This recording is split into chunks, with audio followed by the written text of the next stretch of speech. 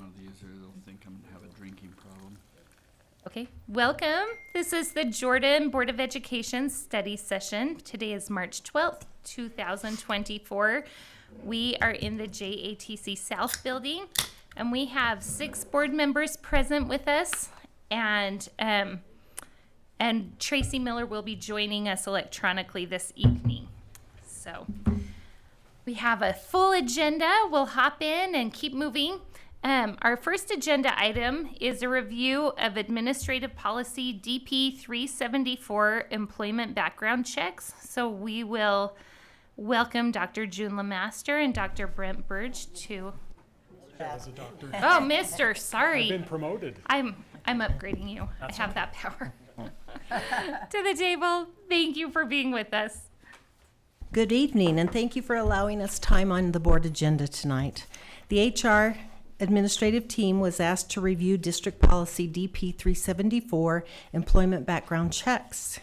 This is a policy we frequently use and have brought proposed revisions to you tonight for your consideration. Brent Burge, to my right, is an awesome work partner and leader to the administrators throughout the district. And even though he looks so young, he is approaching 20 years of experience as an HR administrator. On. Tonight, Brent will now discuss the research he conducted to support these proposed changes and revisions to this policy. Good afternoon. It's great to be here. In your board docs, you should have 2 documents. One is the draft of the policy, and the other one is a document I created with some research for this policy to bring to you today. Up until recently, our policy is anybody with a felony is not working for the district, and until a recent situation occurred, and then we were asked to make some suggested changes to the policy.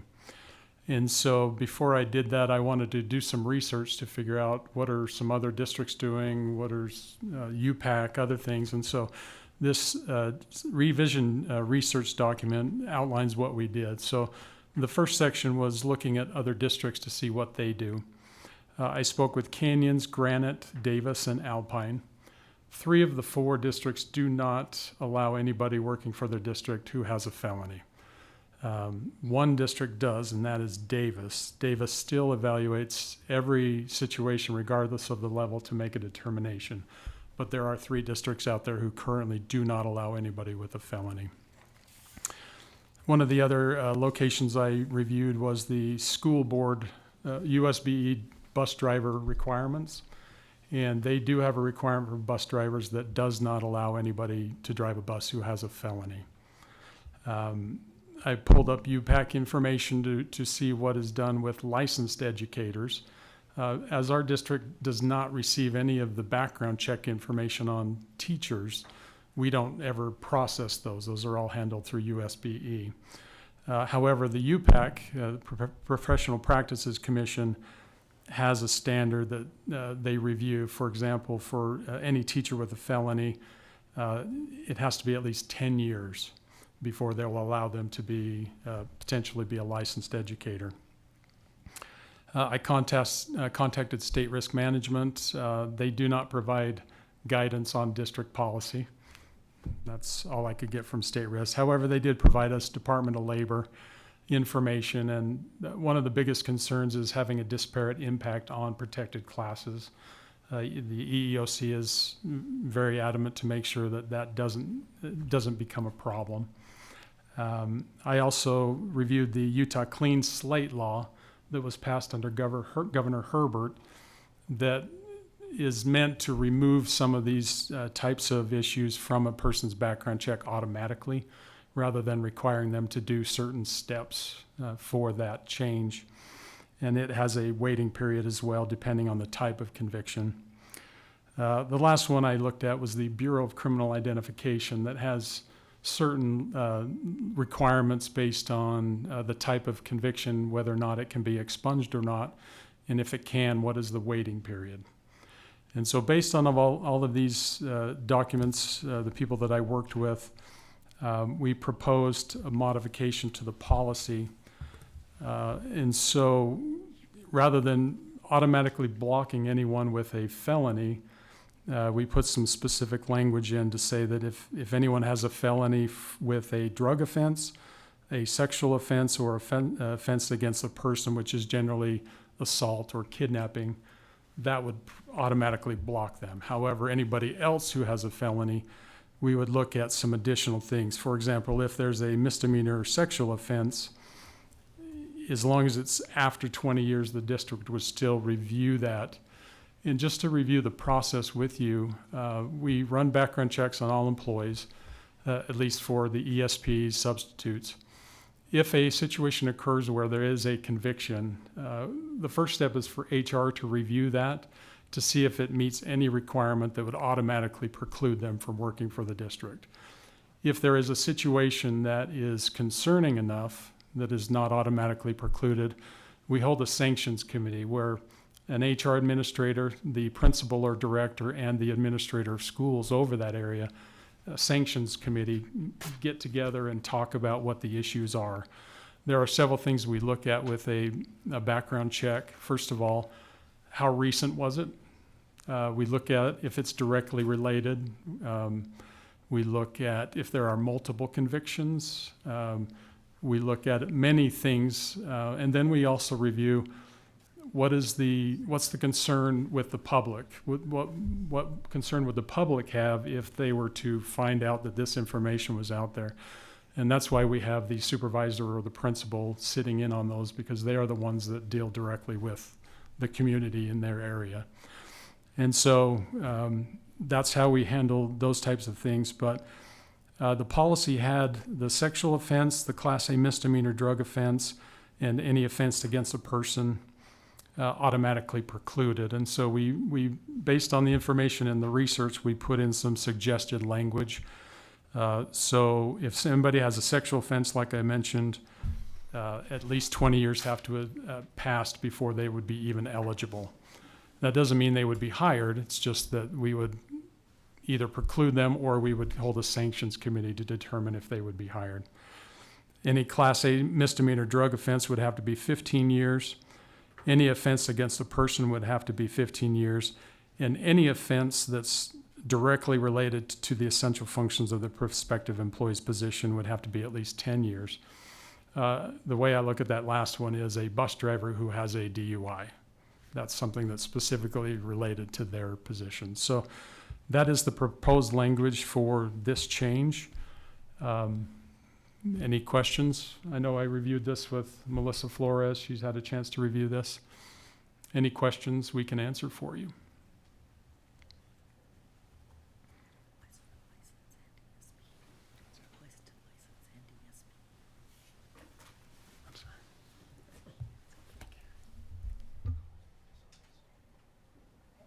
No questions? I just have a request. I very much appreciate the background check to prevent harm against a student.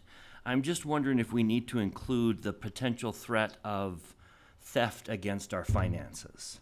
If someone is guilty of a white-collar crime, that they're guilty of theft, I'm convinced that that doesn't necessarily point them to, oh, you're a problem. I want to avoid people who might bring offense to a child, but I also want to make sure we protect our finances. Is there any consideration here for a background check that would, identify someone who is a potential threat to theft, to embezzlement, to mismanagement of funds? I would like that represented as well as the harm against the child. And I think it's already represented in E, where it says any offense related directly to the essential functions.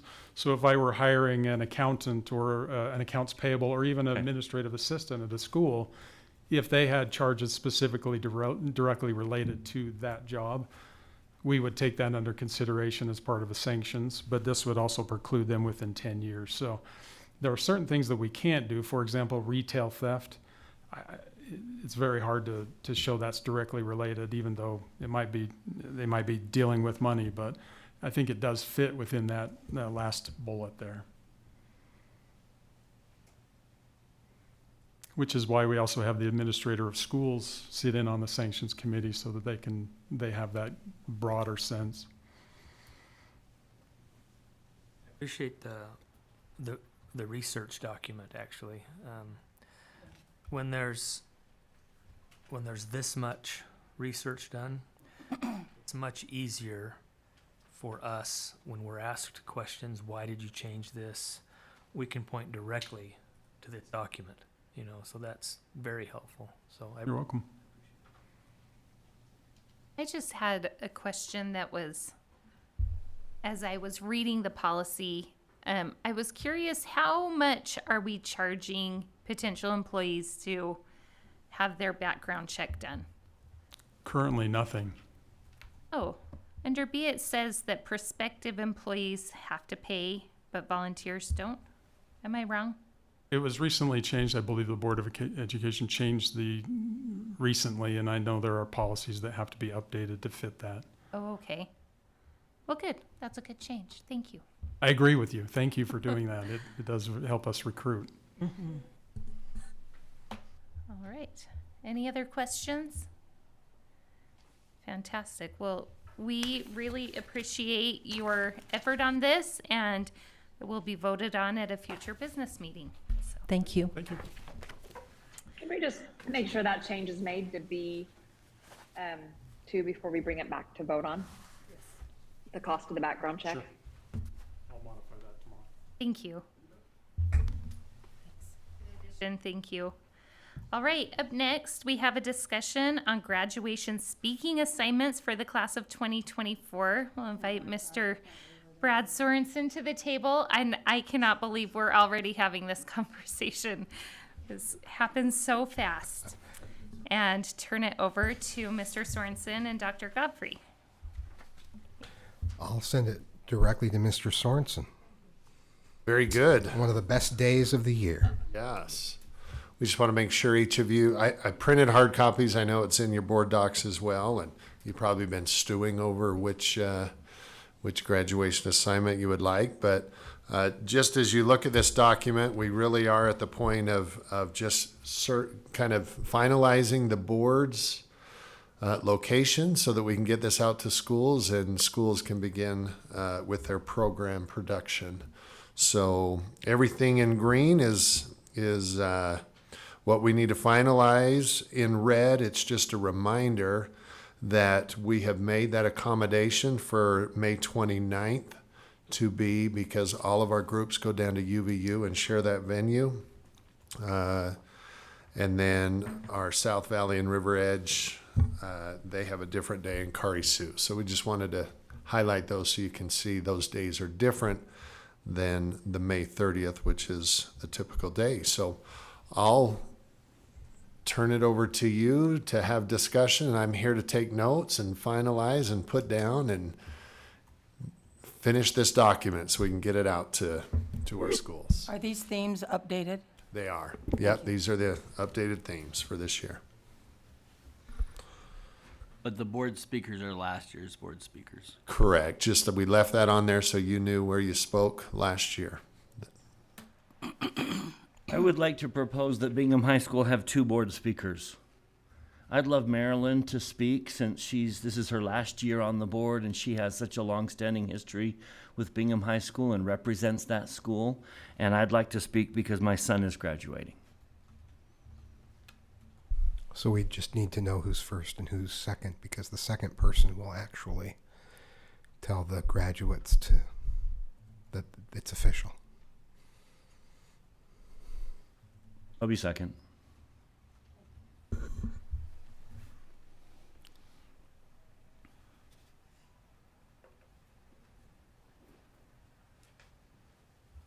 And you can put me Is down that as something we attending need- Bingham. Is that something we need to vote on, or just? Did you get that, Brad? Yes, Tracy Miller will plan to attend, but not speak. I did get that. I don't mind if there's 2 speakers, but is that something that the board has to approve? I don't think so. It's not a policy or a budget thing. If someone objects, then we can take that under advisement. We're gonna get a lot of public comment on it next, couple. No, I don't think so. We'll be brief, won't we, Marilyn? Yes. Marilyn and I have a tradition of being very brief. Without a doubt. I need not worry. I would like to speak at Mountain Ridge. I have a daughter graduating.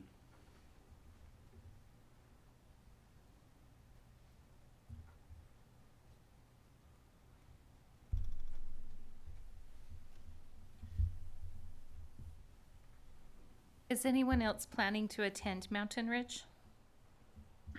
I'm planning on attending it. Okay. We just go down the list and talk about who's speaking and who's attending.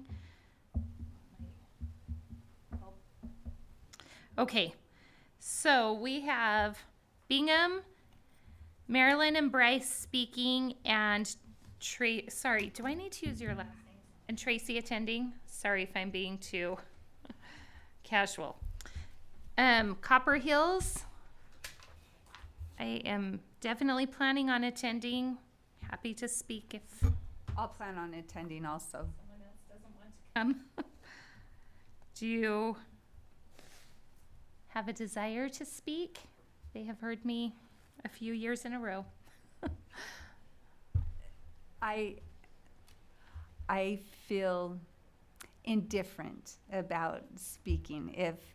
If you do not want to, then I am happy to, but I think it's perfectly fine for you to speak again. All right. Well, I am happy to speak. All right, Harriman. I'll attend or speak at Harriman and Riverton. I would love to be there, but I don't know that I'll be back. So, Brian, would you be willing to take speaking on? Harriman? Yeah. And then we can come back. I'd like to go, but it depends on if someone else was going to do King's Peak or if I'm going to that. I just don't know if I could make it. It'd be close. That would.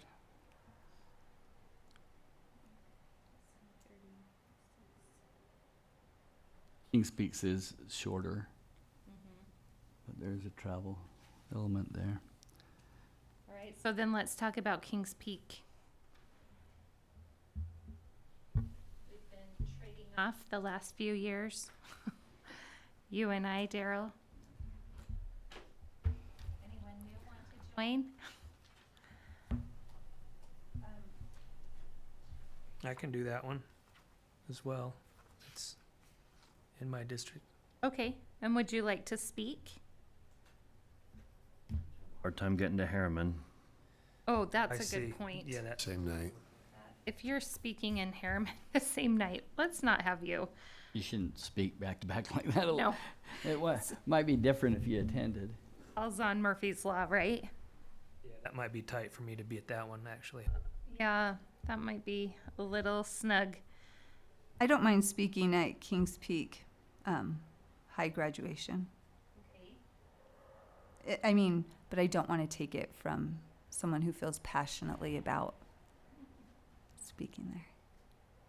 I am a lover of online school, so I will be there, but I'm happy to let them hear a new voice. As would I. I'll be there. Okay, you're gonna try to be at Kings Peak and then possibly run to Harriman after?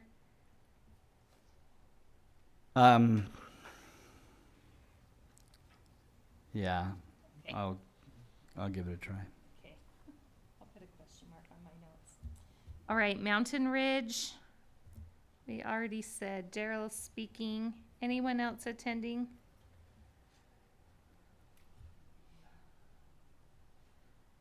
I will be at Mountain Ridge.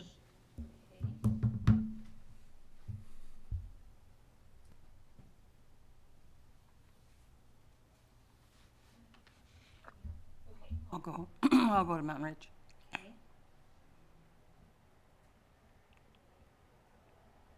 All right, and then Riverton. Be at Riverton's. I will be at Riverton. Who else said they'd be at Riverton? Bryce and Brian.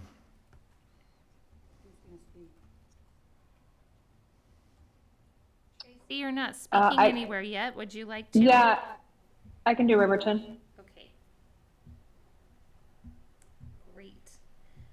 West Jordan. I would like to speak at West Jordan. And I do feel passionately about this one. And I would like to attend. I'm happy to not be speaking, but attending. And I would like to attend.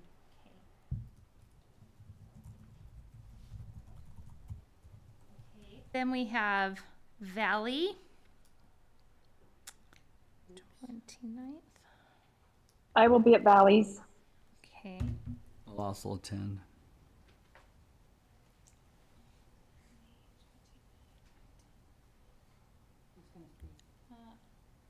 I'm also going to attend this one. Once you go, you don't want to miss one. All right, Tracy, Daryl, Nikki, who is speaking? Looks like Daryl spoke last. Is anyone not, Nikki, you're speaking at Copper Hills, right? Yes. I'm at Riverton. Daryl's speaking at Mountain Ridge, so we were all speaking somewhere. Okay. I can speak at Valleys unless someone else wants to. That sounds great. My iPad doesn't work in the heat. Yeah, good You're times so last good year. off the cuff. I'd have to print that one off. Yeah, remind me to print. All right, then we have South Valley. And you better take me off of West Jordan because I can't make it back from Provo by 3. Oh, So, good sorry, point. I didn't notice that. Okay. South Valley. Gotta. May 30th. 3 o'clock.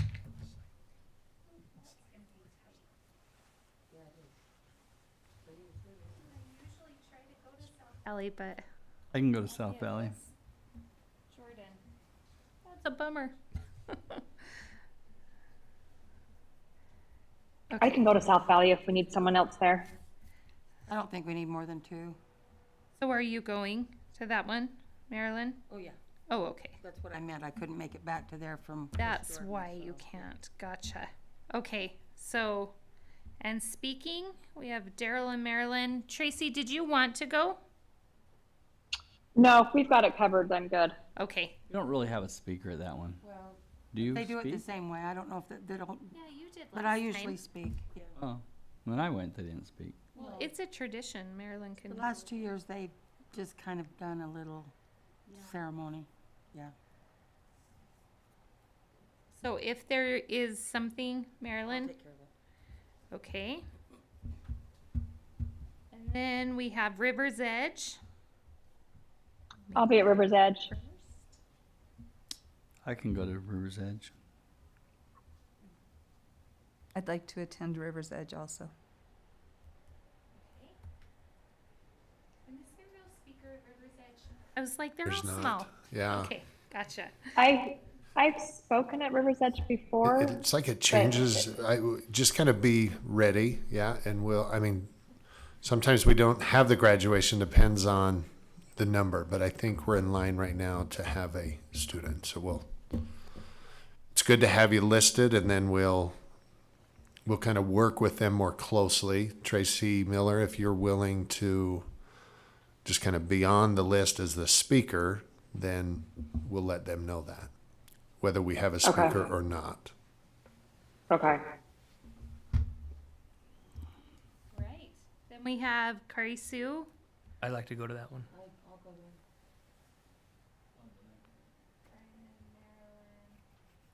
This is the more the merrier, right? You don't have a speaker, so Daryl, I'm also going to attend.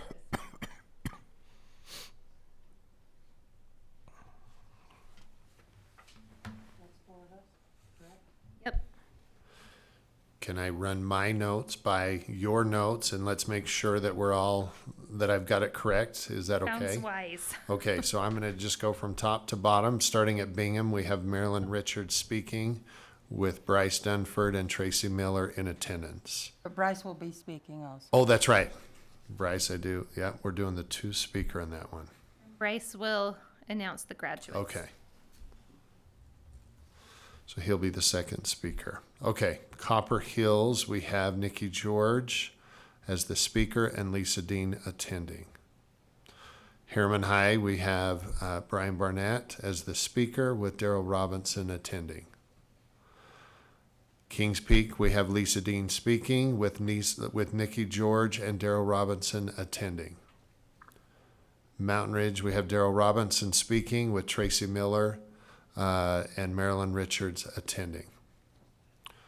Riverton High, we have Tracy Miller speaking with Brian Barnett and Bryce Dunford attending. West Jordan High, we have Lisa Dean speaking with Nikki George attending. Valley High, we have Tracy Miller speaking with Daryl Robinson and Nikki George attending. South Valley, we have Marilyn Richards speaking with Daryl Robinson attending. At River's Edge, we have Tracy Miller listed with Daryl Robinson and Lisa Dean attending as well. And then attending Kari Sue, we have Nikki George, Brian Barnett, Daryl Robinson, and Marilyn Richards. Okay, Perfect. Did I miss anything? Okay, thank you. I did have a comment / question. At one of the graduations that I attended last year, I think there were 3 board members. And it was a little confusing handing out diplomas because we had 2 of us on one side and 1 on the other. Is there a preferred way to handle that situation where you have more than one board member on, handing out?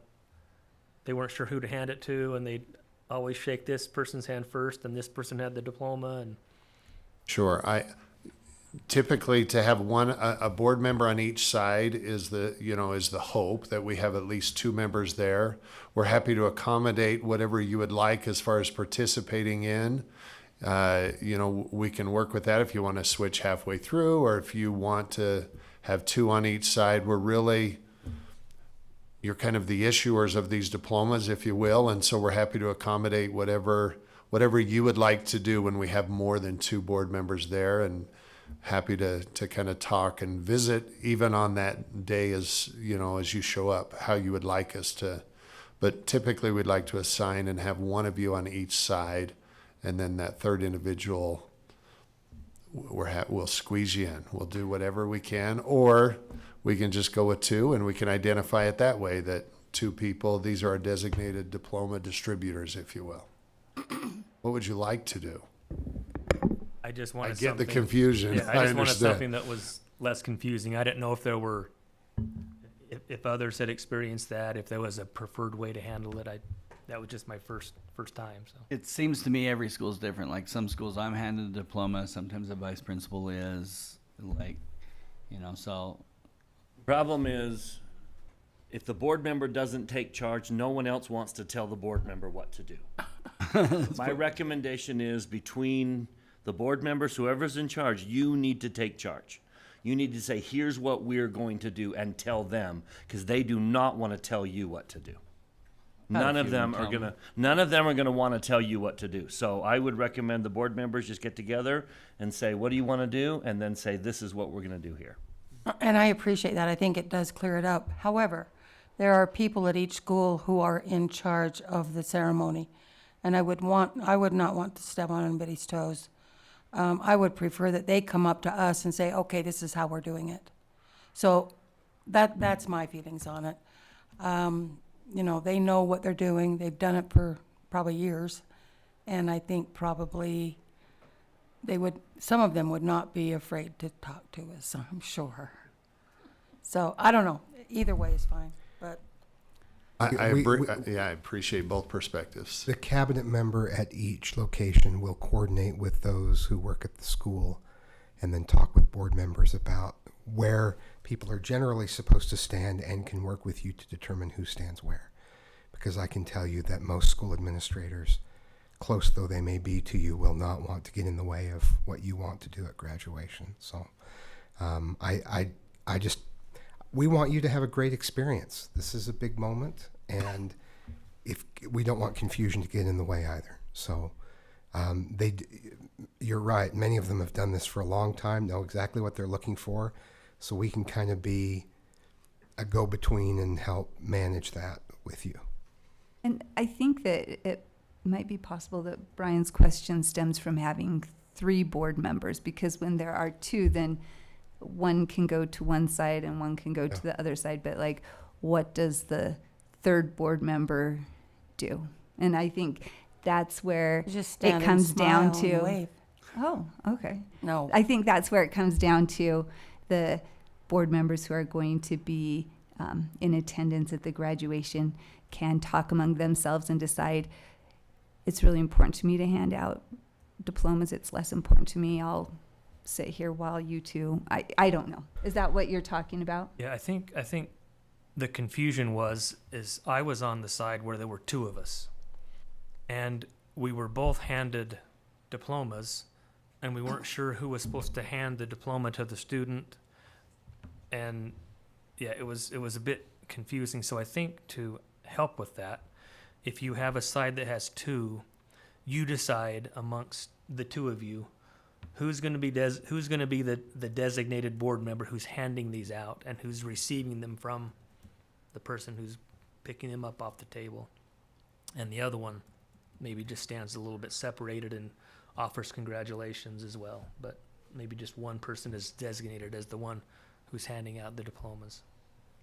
We'll feed them to you. I like moving the stacks and feeding them to you.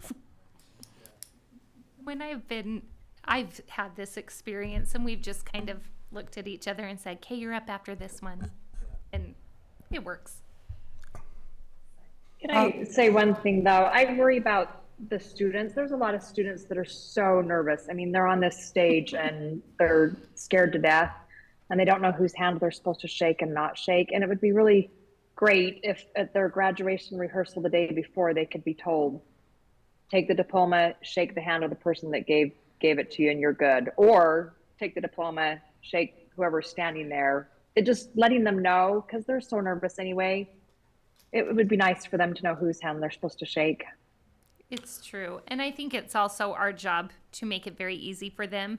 Reach for them with your hands so it's obvious.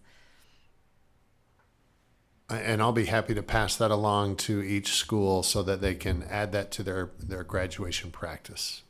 Yeah. I mean, I think if there's They 2 go board shake a members, hand. if the one board member hands the diploma and shakes the hand, the other board member should stand back and not try to shake hands too, because I think that confuses everybody. Tell them they need to shake and turn and face the camera. And Yeah.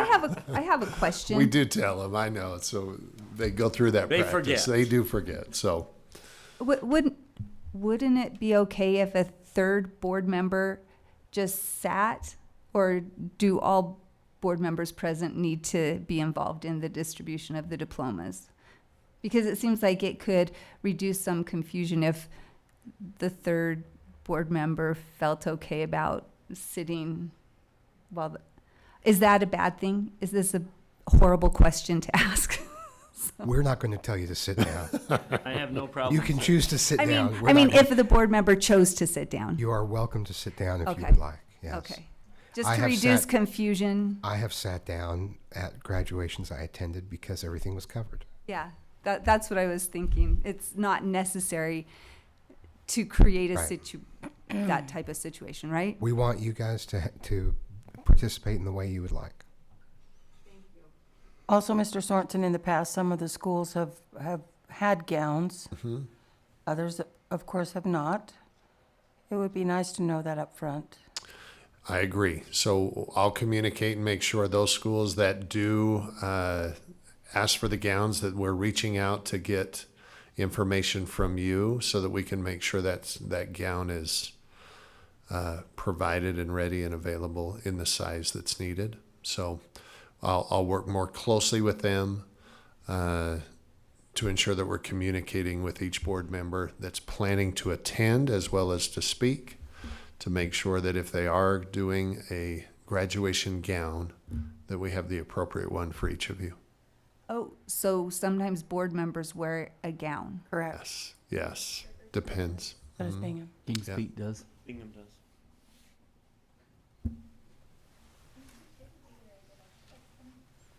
Maybe they just did it because of me. I don't know. Okay, sounds good. Other comments here?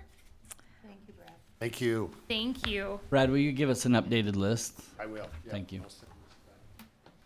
Appreciate that. All right, next up, we have a discussion on the new proposed administrative policy AA451, domesticated animals in schools and offices.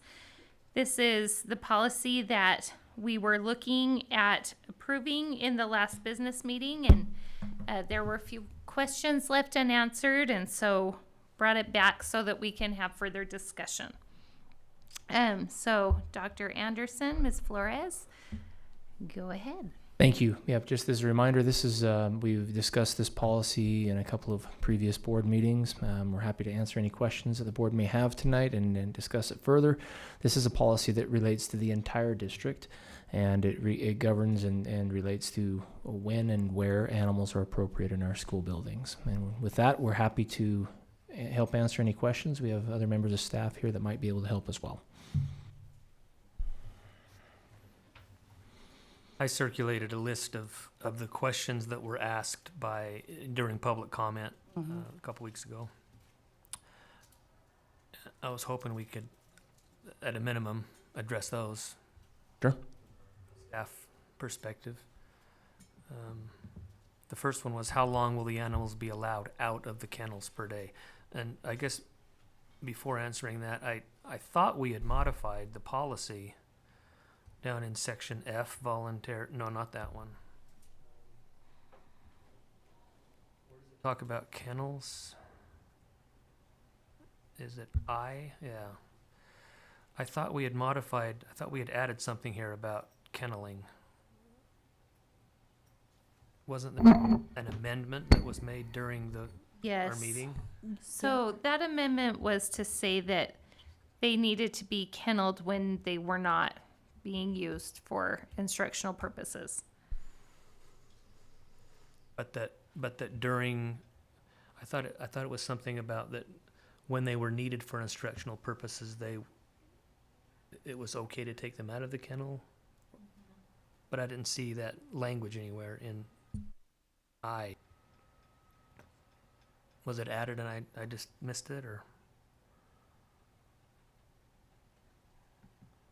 Yeah, I drafted language and sent it over to Mike, but we wanted to get language that you maybe wanted to craft yourself. But we did propose an added sentence to that effect. Can we hear that? The board approved that amendment though, right? I thought we did, but In the last meeting. Yes, we'll add that. Okay, We'll add that sentence. I can pull it up, but if you have it. Yeah, Can we I, have it. can I hear the sentence we approved? And then I'd also like Do to you have hear that, a Melissa? recommended sentence to see if it's better.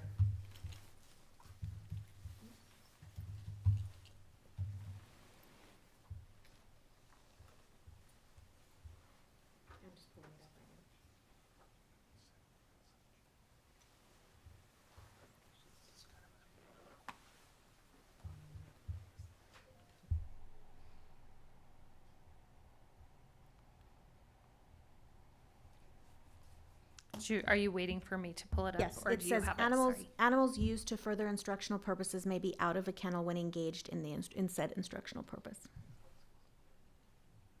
so it doesn't really say a length of time, just during that instruction.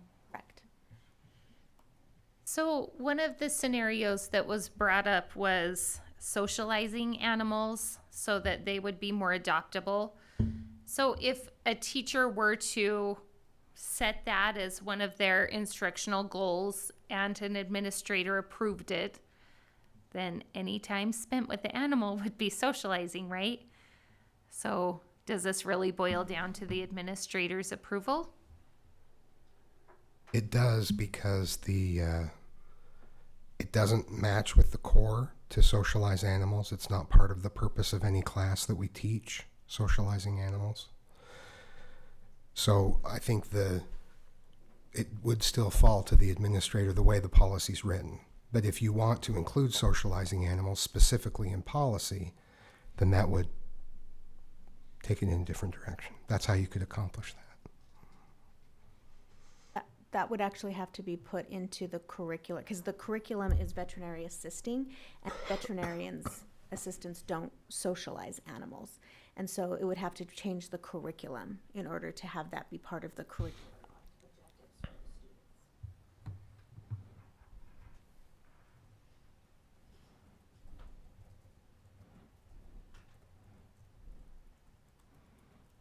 And that is outside of the administrator's final decision.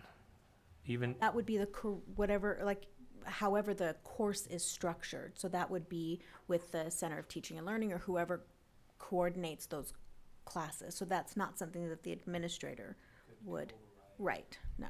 May we have Mr. Skidmore come to the table? Just so that if we have questions, you may answer. Happy to.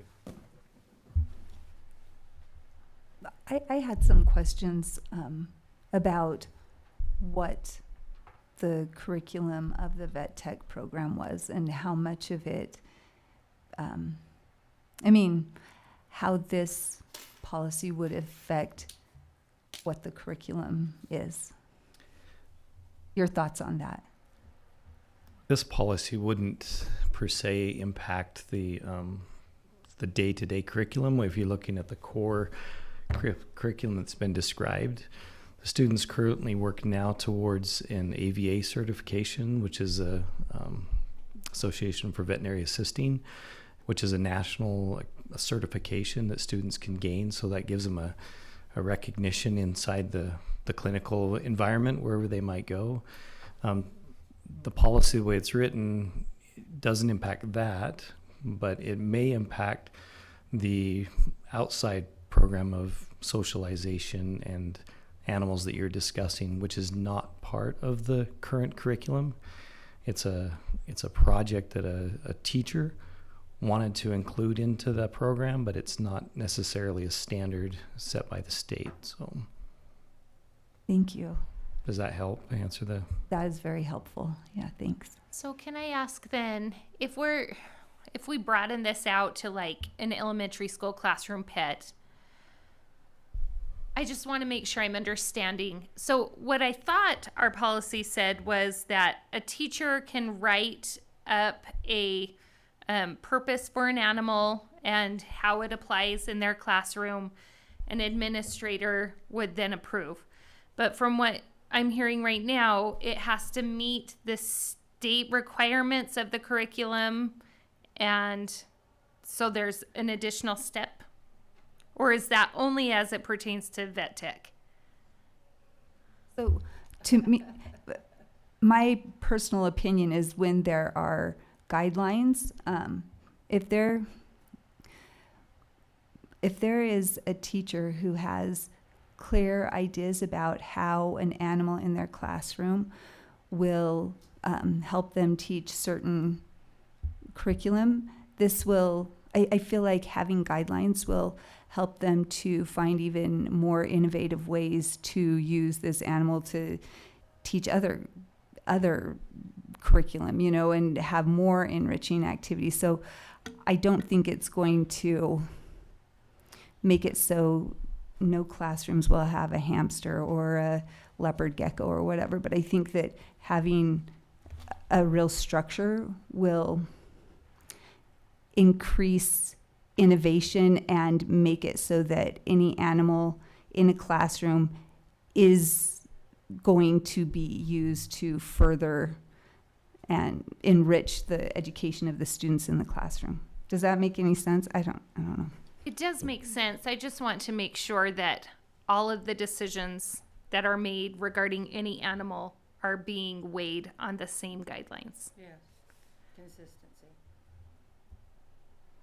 Yes, for example, in the current vet tech program, which these questions that you're addressing, there is no limitation, and there's no, the concerns that have come up because the school administration has tried to set limits. There's no limit. So for example, we could have, under our current guideline, there's nothing that says we can't have 400 cats, or somebody drops them off and then we just are expected to socialize them, but that's not a part of the core curriculum. And so I believe that the policy that you're working on is giving the administration of any program, including vet tech, some ability for that school administrator to make a decision that's in the best interest of the school or the classroom or the environment. So let me ask it this way. We know that cursive is no longer a required skill in our curriculum. But I also know that several teachers choose to teach children how to write in cursive. And that is their prerogative. They budget their time to do so. So in the scenario of an animal, it may not be a part of the curriculum for a teacher to socialize animals to make them more adoptable. Are we saying then that that means that if a teacher chooses to add that as a part of the curriculum, they would be precluded from doing that because it's not a part of the core requirements? I would say that that's a matter between the teacher and the administrator, because an administrator is within their authority to say, you're covering a unit that, if I'm a language arts teacher and I want to teach sonnets for a quarter, it would be appropriate, which would be super fun. The Italian versus the English, but the principal would be very much within their authority to say, this is not something that's in the curriculum that's expected. You're spending time on something that is not related to the core, so you need to alter those lesson plans so that they match the core. That's really what I wanted to know. Right. I don't want a child to not have teaching responsibility in their curriculum, and so they can't have to clean out the hamster cage. Right. That's all I'm saying. Yeah, I think that what that means is that the administrator and the teacher work together to be sure that instruction in the class is related to the curriculum that's laid out for that particular course. Okay. So all of it is an administrative decision, including socializing animals. In conjunction with the teacher, yes. I don't want to make it sound as if it's... Yeah, if the teacher draconian. chooses to write that in a proposal for an administrator. Okay, Right. great. And just to add a little more, and it can't supplant what's already there. So if there's already a syllabus and it says we're going to do these 9 things this semester, and then all they do is socialize animals, then that would be problematic. So if they're going to write it in, it just has to be there so that it's transparent, so that we know, what they're doing. I guess the thing that got to me at our last meeting, the students were so passionate about parts of their program that apparently are not part of the curriculum. How do we answer that? I mean, I want to address that, but how do we do it? Not part of the curriculum. And Right? I From what feel just like heard. this, I don't know quite how to say this, but so I'm just going to say it. I think, and I really love the passion and the compassion that the students have for the animals that they're taking care of, but I feel like there are other entities that is actually their job.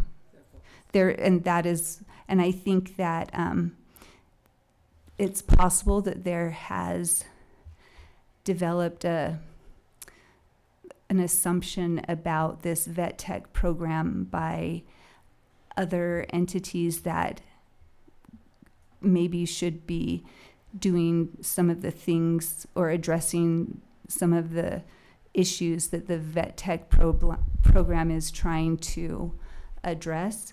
And I feel like that responsibility should not, I feel like it's such a heavy weight. I saw that it was such a heavy weight on those students, and I don't think that they should carry that type of a weight when they are there to learn and get certified and follow a curriculum. And so I think that it is okay for the school district and the vet tech program to step away from responsibilities that are not ours and theirs, and let the organizations and entities that are set up and funded to manage am I speaking too veiled? Anyway, I think that there are entities that are set up and funded to manage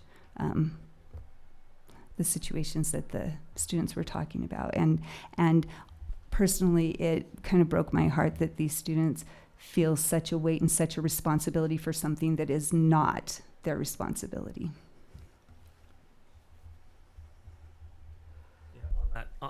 Along that same line, I think maybe at least the first 4 questions that I circulated that came out of that meeting all kind of fall into this category of there's some activities going on in this particular program that are outside the scope of the curriculum.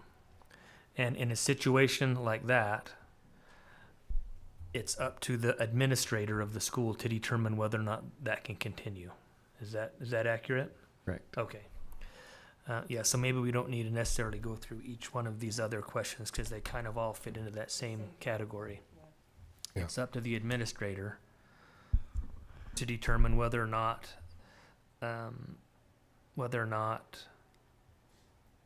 the program, or if something's being done in the program that's not part of the curriculum, it's up to the administrator to decide whether or not that can continue.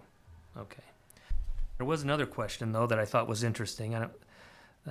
Would it be possible to separate the policy into 2 policies, one for service animals and one for instructional animals?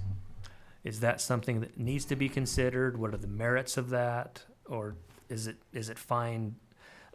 It seems like the patron who commented said, this is never done anywhere else. There's always a separate policy for these 2 types of situations. I don't know if there's a reason for it or if we need to consider that. Speaking of that, I don't know that it's typically a separate policy. Certainly the board could do what they want. One concern would be, as you create more and more policies, people don't know where to look. If we're talking about service animals and other animals in one policy, I think it could be handled in one policy. I don't see a reason to have a separate. If there's a specific enough reason articulated, certainly it could be done. Yeah, I don't know that the commenters specified a reason for them. I don't remember hearing a particular reason. I was just curious if we knew of a particular reason why they should be separated.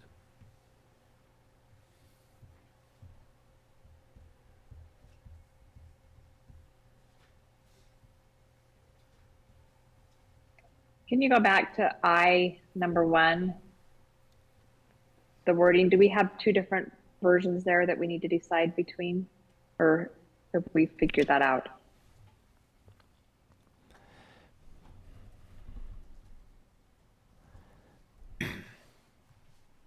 The language that Ms. Flores read earlier was what we proposed. That would be a sentence at the end of I1 that reads, animals used to further instructional purposes may be out of a kennel when engaged in the instructional purpose.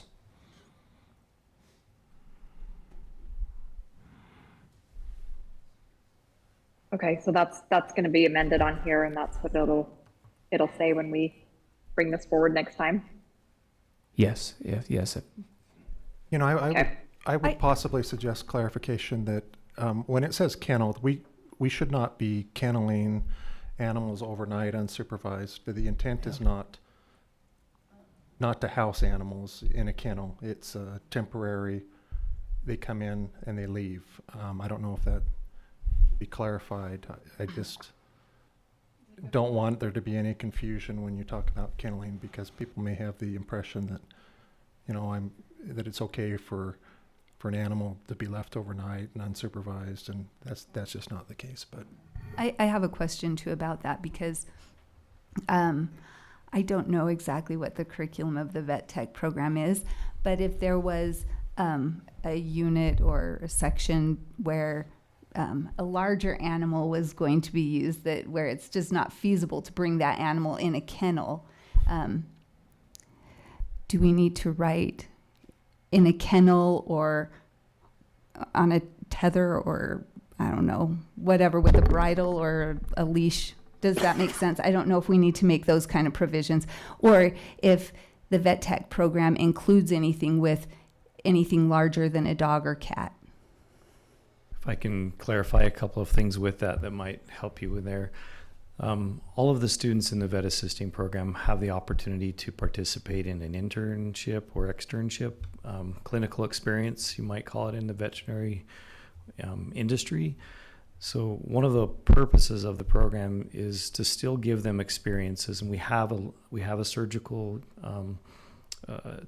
unit, and they do learn all of the pre and post operative, with the goal in that they learn and they practice those things in the lab, and then they're able to go and apply those in the larger industry in their experience. So experiences with small, exotic, and large animals, we believe, should be occurring during those experiences outside of the school, which would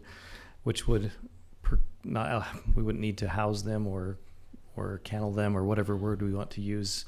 Or even bring them into the classroom. They would never really need to be brought into a classroom. I think they could still be brought in because there are still places for students to learn in a safe environment, which is what the classroom would do, but not have it be repeated and repeated and repeated, or have it be, we probably would never bring in a horse or a cow because of like a goat or but a goat or a lamb pig or a pig, I don't know, a miniature horse. Yes, and we've had those large animals in the facility, but they've never stayed overnight. They come in, they're able to learn, or our hope is that students will go out to those industry professionals, and not to say that the instructor doesn't have those credentials, but broad experience is beneficial to students. And so I want to be clear that students do have an opportunity to do those things.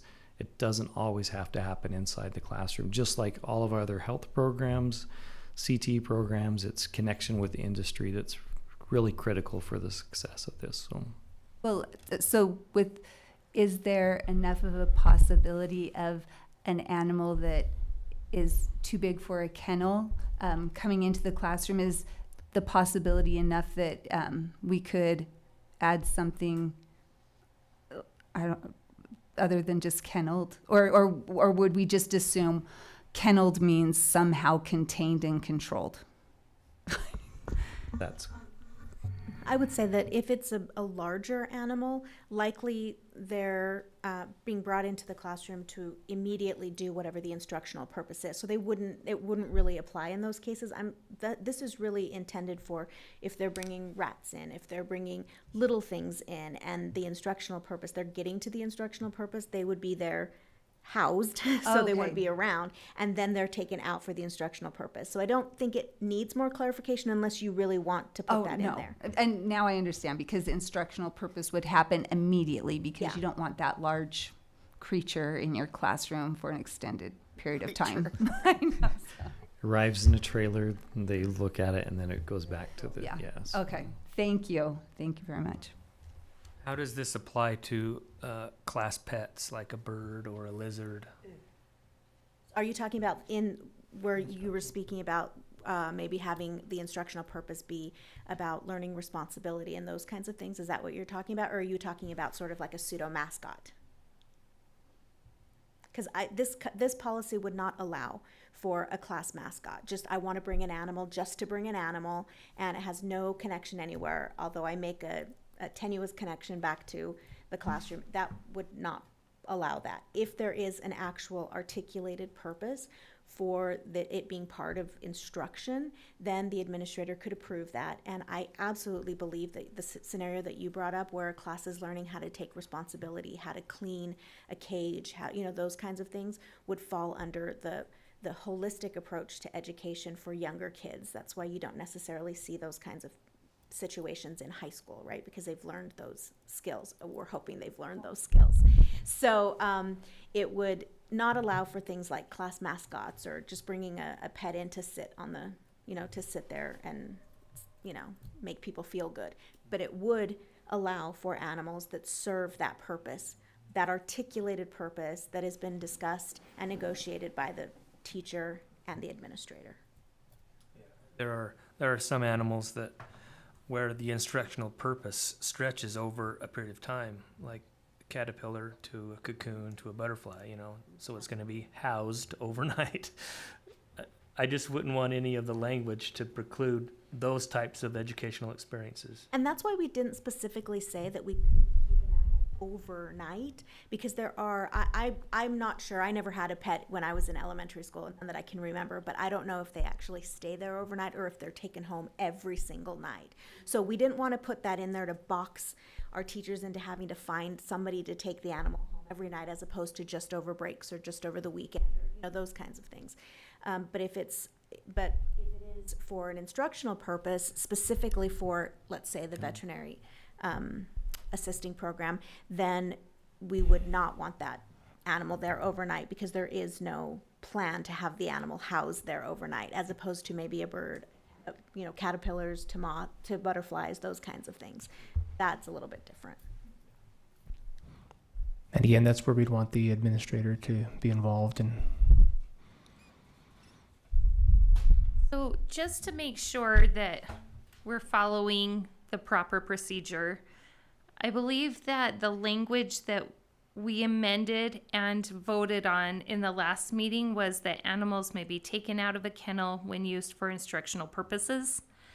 I just want to make sure we can change that without motioning and doing a formal vote. So what I Any read was concerns just there? it was along the same spirit, but it wasn't exactly like that. If you want Exactly. to say it how you just read it, we probably want to have another. I am okay. What I just read was what I proposed in the last board meeting, and as a motion, that was approved. And it's different than what Ms. Flores just read to us. So do we need to take another motion to update the language again? That language has not been approved. Exactly. Only your language has been approved. Exactly. And we We take don't no have that action. So we language in any draft. I think we can just take the clarification that the sentence you read is the sentence you approved last time, and you'd like that included in the final draft. Is that everyone's understanding? Yeah. Okay. And So we'll I'm include fine that using the sentence. other one. I just want No, to make that's sure that's you're the one doing that it was right. approved, and that's so we'll include the phrase that you just, or the sentence that you just read. We'll have it posted for a vote next week. Yes? Animals may be taken out of the kennel when used for instructional purposes. Yes. Thank you. Will you read Melissa Flores' version one more time? I just want to compare them side to side. You bet. Animals used to further instructional purposes may be taken out of the kennel when engaged in the instructional purpose. I think that's clear language. And that's the approved language from last meeting. So the one that he just read? The one the board approved, so we would Oh, need he a read the motion other if we one. switch Yeah. over. So that's what I'm saying. We need a motion if we want to change it to what Ms. Flores read tonight. Correct. Okay, I thought we were using your language, but is I'm Tracy fine saying with we're either, using but the other? Tracy said it sounded clearer, Okay. right? I'm making a motion to switch over to the recommended language. I'll second. All in favor? Aye. Aye. Aye. Great. All right, other Thank you. discussion to this policy? Everyone has questions answered? Perfect.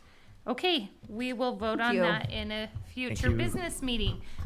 Thank you for popping up unexpectedly. We appreciate that. Thank you. Thank you. Voting See- on that next time then. Yes, thank you for keeping the CT programs in mind as you make these decisions. We appreciate it. Thank you. Thank you. Yes, we'll add that to a future business meeting for a vote. All right. Up next is agenda item D, the discussion on woodshop portable. So we'll invite Mr. Larson and Mr. Skidmore. We should have had you stay. Sorry about that. Thank you. About a month ago, we received word from Granite School District that Granite School District had 3 very large portables that they were looking to a surplus. That notification included an invitation to come look at them, a tour, if you will, and see whether or not any LEAs were interested in purchasing those portables, which really is a combination of portables just kind of put together. That's why they're so large. We had a team of people, 4 people, that went and reviewed those portables, looked at them, and one was of interest to us.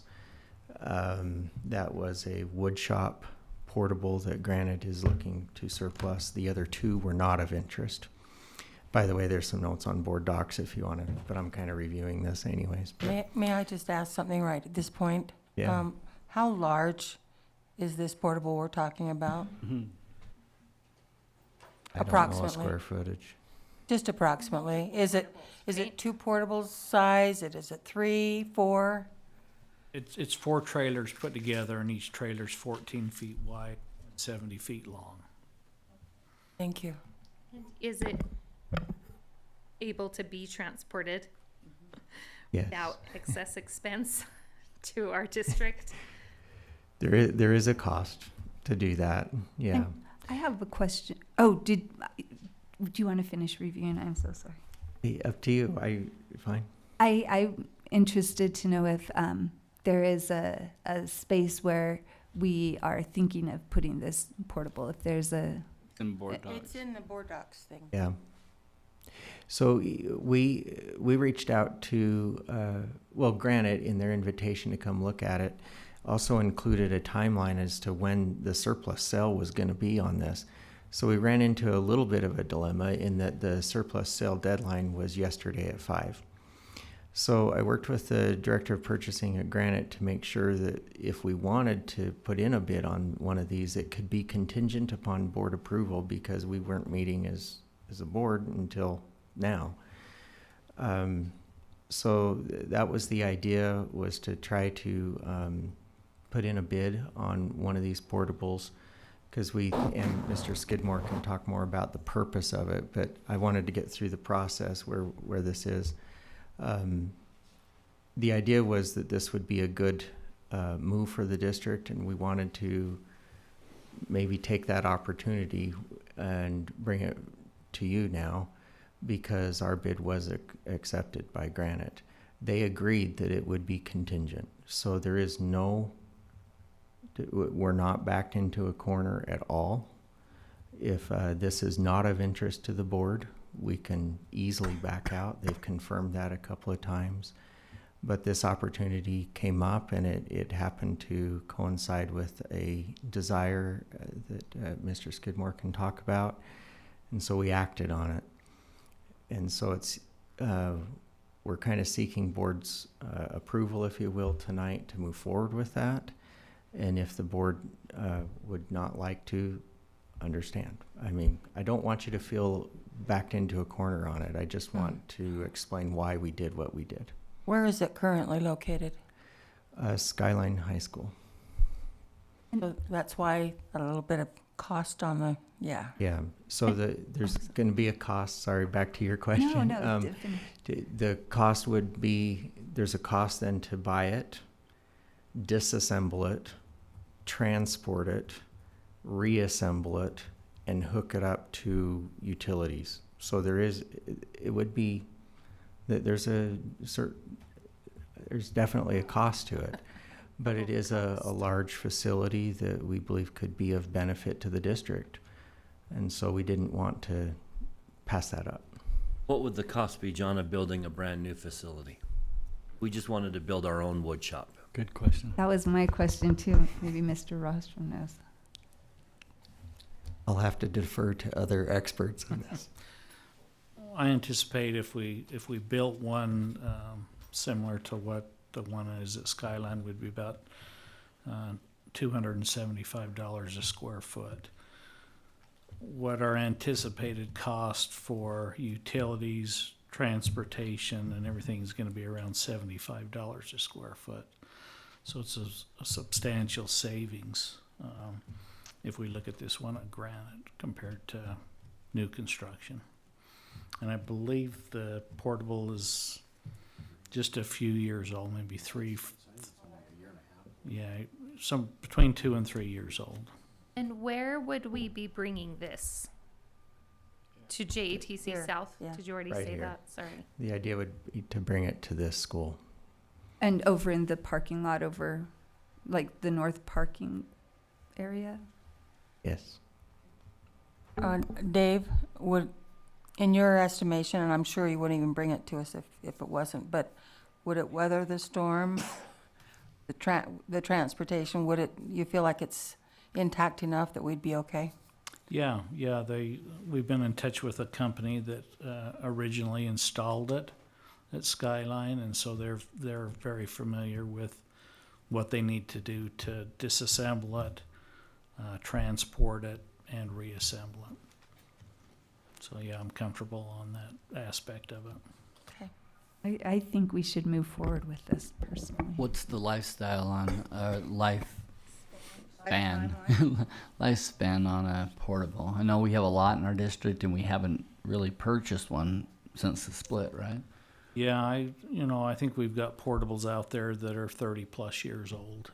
Wow. We've done some renovation work as far as mill work and, some lighting upgrades in that, but they seem to hold up for quite a while.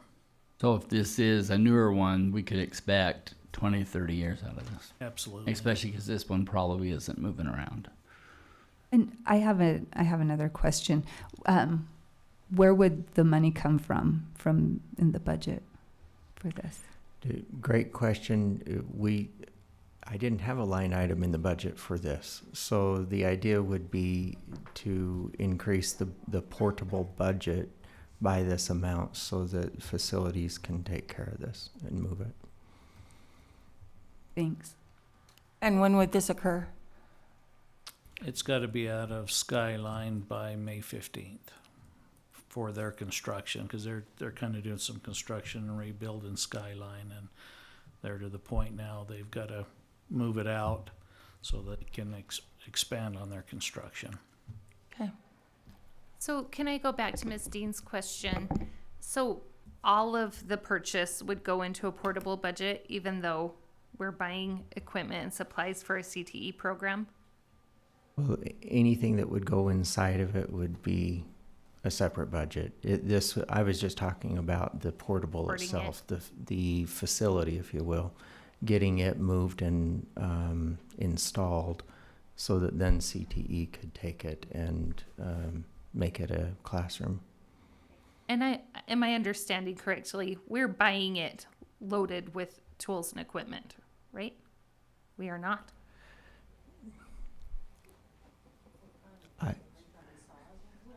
Well, that's what I was told before. Oh. Was that we were.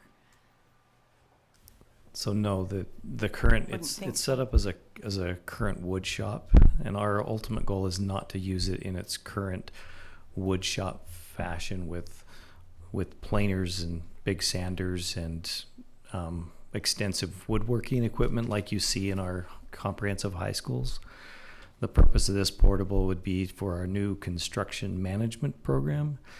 So what you would see in the classroom and in the lab space would be areas where students could build and practice framing, plumbing, electrical, and HVAC work in a controlled environment before we send them out to the industry, or in cooperation while we work with the industry. So it really would be small hand tools, skill saws, drills, nailers, air compressor. So it wouldn't, the current equipment will stay with Skyline High School, and so it doesn't come fully loaded. So the setup expense would be minimal from an equipment perspective. So this is part of our mission to expand our CT offerings and to meet the industry demand of the construction industry, specifically in those trades I mentioned, electrical, plumbing, and HVAC. So that changes my questions a little because I understood that very differently. So do we not have enough portables in our district that we could create this ourselves? I know you told us to build from scratch price, but do we have excess portables? That would have to come from the AOS's that's done some evaluations on that. I'm not, can't answer that for you. We haven't built any portables since the split. Haven't purchased any others, but it has required a lot of moving of portables in order to do that. Sometimes spending a lot to move them to where we temporarily need them and then moving them back. I would say that we've already looked for next year and we just broke even on how many we need and how many we were able to scrape together. But that's always a question about how much pain you want to create at a school. If you eliminate, a health and wellness room or something, then you can maybe pull another portable. But this is unique because it's all connected, and so it's a larger facility where you could do some different things than if you pulled 4 portables here. So I think that's an important question, but we, for those listening, we have, is it 5.5 elementary schools worth of portables out there? So it's a good question, but we, based on our discussion a few weeks ago, we have just what we need at this point. What's the cost of moving an existing portable? So if we were to take 4 or 5 portables in the district to move here, And each one varies. I believe last year we were about 36,000 per move. well, that's not too far off of the cost to move this facility. Distance it is. It's distance, but like if you look at cost, if we're gonna bring the same number of square footage of portables that we already have in our district, the transportation cost is pretty similar to bringing this facility. I'm in favor of this. This portable is also built different. It's been reinforced structure-wise from a floor perspective to handle the weight of heavy equipment. So it is constructed probably different than the traditional portable. It is, yeah. And it's nice just because there is a classroom setting that has walls around it, but then the rest of the area is all open, so it's a nice open space. Do we need a motion for this? Remind me the name of the program that we wanted to house here. Construction management? Construction management. So it includes some carpentry. It's an introductory to 4 of the trades: carpentry, electrician, HVAC, and plumbing. It also includes a construction management component. So in partnership with either the University of Utah or UVU's construction management program that gets students into more further aspects of the architect and construction engineering program. So everything we do with CAD design, but it allows them to now experiment and move into that world, which is in high demand and even in our school district. So hopefully we can find recruit our own, grow our own. Is that the phrase that we use sometimes? So That's it. So we've wanted a construction management program for a little while. Since the split. Since the split, we've wanted one. If this opportunity hadn't come along, what would we have done? Would we have done anything with construction management at all if this opportunity hadn't come? Yes, we're moving forward. We were planning to move forward with this, and they would be out there in the parking lot. Okay. So that was kind of that was the original plan, was to use that parking lot for a construction management. We weren't sure exactly how we were going to move forward. This opportunity came along and we said, hey, this is going to work out well. Yes. For this program. This Okay. was an after we were planning to move forward without this, and so this came at an opportune time. An opportune time, if you want to look at that, yeah. I'll make the motion that we purchase the portable from the Granite School District for $100,000, including, and in addition, approve the moving cost and renovation cost at appropriate level. I'll second. Right, we have a motion by Mr. Robinson, a second by Ms. Richards. All in favor, say aye. Aye. Aye. Opposed.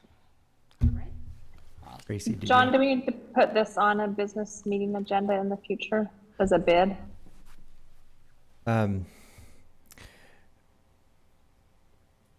we just received approval, so we could go either way. If the board would like it to be on there, we can.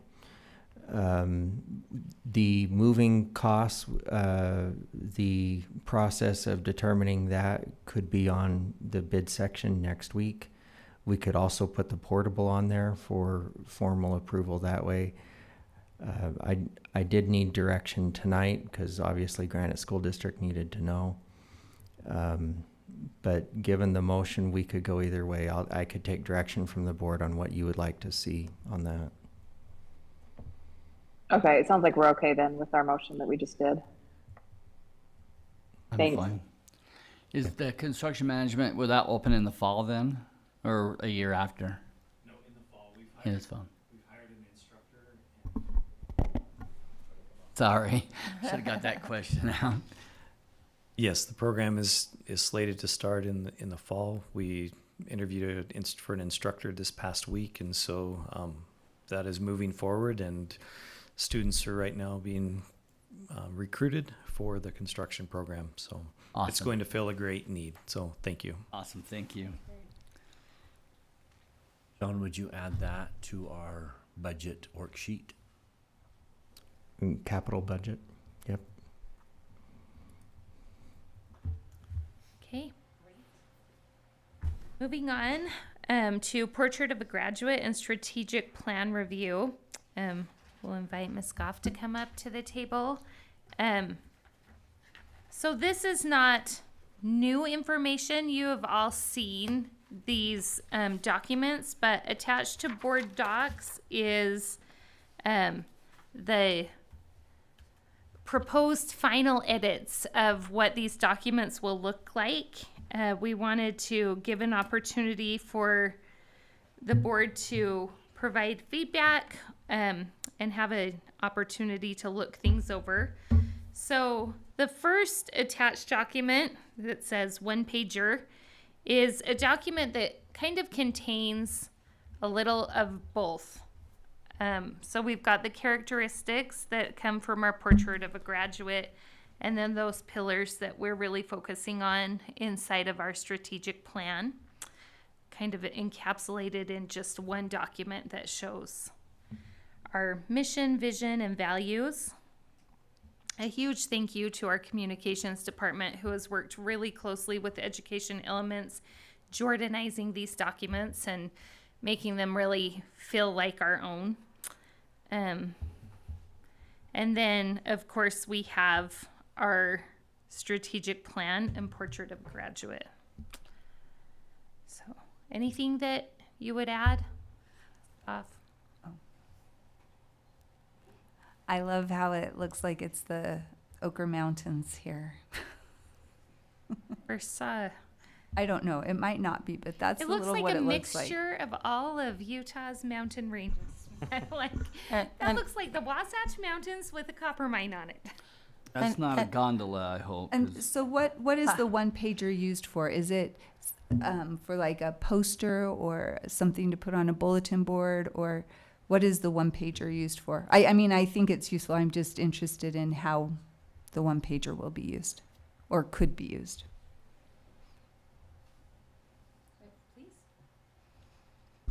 I think it could be used in a lot of different ways. The whole point of it is to summarize a lot of the work that's already been done, and so it gives an overview of, like she said, the pillars and the mission, vision, values. It kind of has a lot of different pieces, but yes, it would be more for advertising purposes.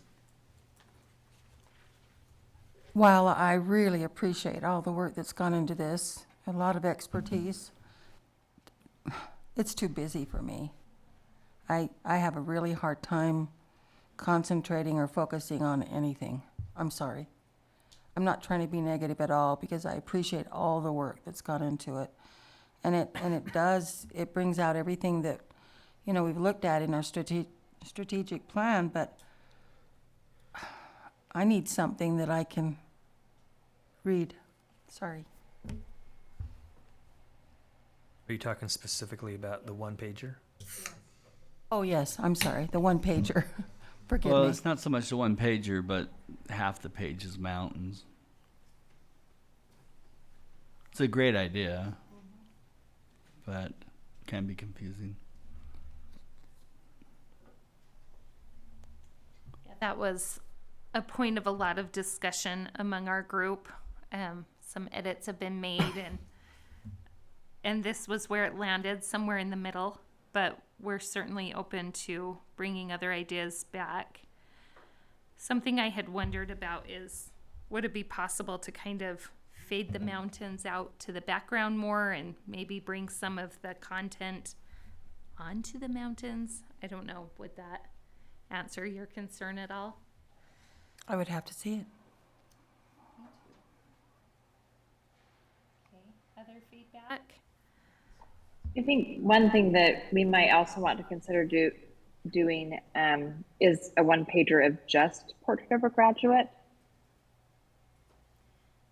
Have a one page more visual of just that. So Jordan Graduate is and these things.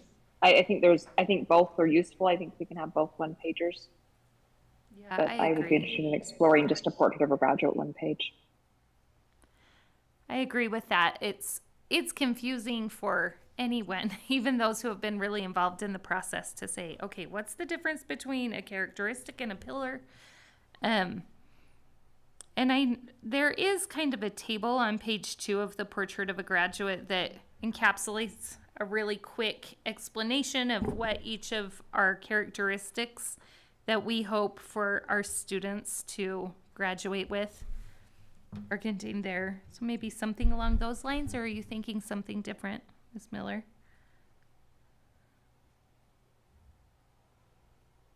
No, I think we could take this page 2 and make it into, just tweak it a little bit to make it into a one page poster.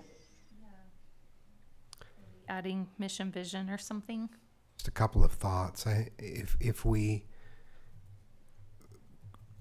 think whatever we create, the one pagers and the strategic plan and Portrait of a Graduate, that would be the basis for posters or banners or online advertising,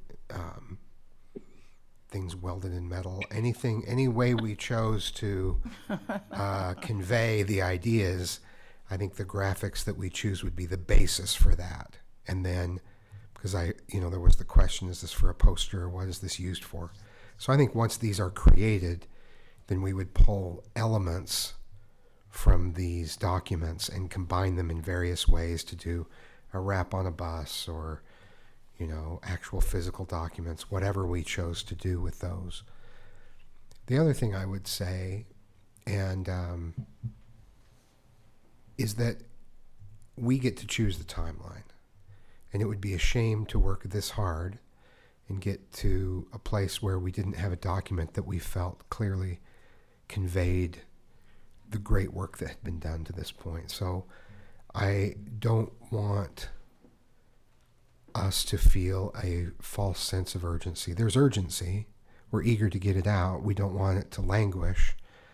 But the only deadline is a deadline that we set up for ourselves. And we can launch in the fall as easily as in the spring. And, I think it's worth taking the time to get it right. That's just my thought.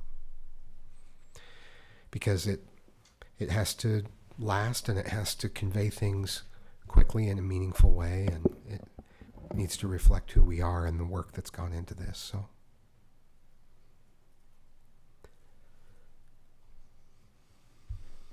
I personally would like to see it built more around a school instead of skiing and mountains. I think that's the confusing part of it. Also on the website, there's inconsistency on the numbering. Like I really like under belief where they go 1 and then next line is 2, 3, where everything else is like 1, 2, 3, 4 in a run-on sentence, which is hard to identify where one ends and the next one begins. Tell me where you're looking so I can follow. So I scanned the website. On that bottom, it has the QR code. On the QR code. Thank you. So, and I thought it was just on the phone, but I actually pulled it up on the phone versus the website. So I just think it would be easier if you're numbering things that each number starts on new line. It just makes it a little bit easier to read. That's just for me. If I'm the only one, then that's fine. I'm not sure if that QR code is accurate right now, because that's our old vision. I mean, not old, current vision. It's not showing our new. Not our. So it will be replaced All right. once this is approved. Yeah, because it's not online Delete yet. delete that comment then. And so I was looking through the strategic plan, and there were just a couple little things that that I saw. So under the high quality instruction, I love proofreading. Just I'm going to preface this with that, but under strategic objectives, the 5th bullet point where it says we will provide students with learning experiences that builds skills and mindsets. To me, it seems like learning experiences that builds, it seems like there's not agreement there with, it seems like experiences that build. I don't know if it's just a little thing, but sometimes when I'm looking at brochures and I see something that seems like it doesn't agree, it wears on my brain. And then another part in culture of belonging, under the strategic objectives, under the first bullet point when it says we will give time, and it's okay to read this stuff out loud, isn't it? Because I saw that it was confidential to the point. Okay, we will give time and weight to social growth and emotional intelligence in every classroom and provide resources and support to parents that, reiterate. Okay, when I first read it, I didn't read the and I just saw iterate learning outside of school. I made a mistake there. Okay, but then on the 5th bullet point where it says we will incorporate restorative practices into our systems, I'm thinking the in and to shouldn't have a space between it, that it should be one word.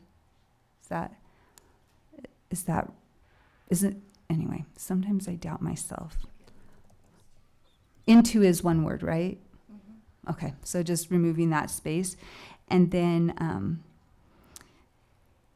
under effective communication, well, and I didn't read Portrait of a Graduate this closely, but I've been really busy. And then under effective communication, where it says we will empower and encourage greater participation in the district and school decision-making process by enhancing communication with all stakeholders, including students, parents, teachers, staff members, and patrons. I was just thinking that possibly where it says parents, we could put families, just because I know it's not the majority of students in our district, but there are different, there are students who live with grandparents or are in foster homes. And so I thought by making it families instead of just parents, it could feel more encompassing of who belongs, who we're effectively trying to communicate with. But I'm open to whatever. Anyway, I really loved this document. We did have some discussion on whether or not to use parents or families. And we settled on parents because that's who the primary, I guess, responsibility is. I see your point about families.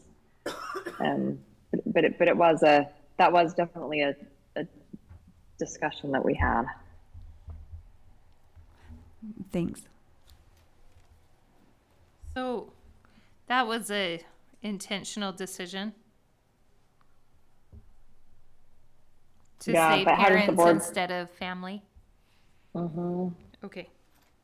But how does the rest of the board feel about it?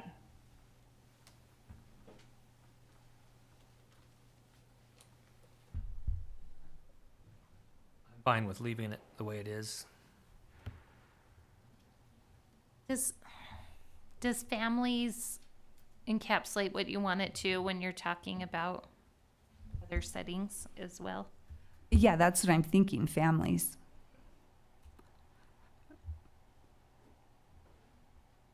because sometimes it could be a brother, sister, aunt, uncle,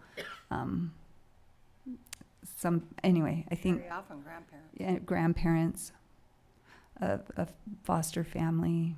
I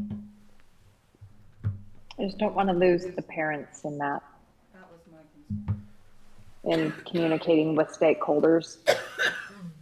Utah But Code, if we've communicated with Big Brother, we've done enough because we've covered the family. I just want to make sure the parents got communicated too. Utah Code frequently uses the word parent.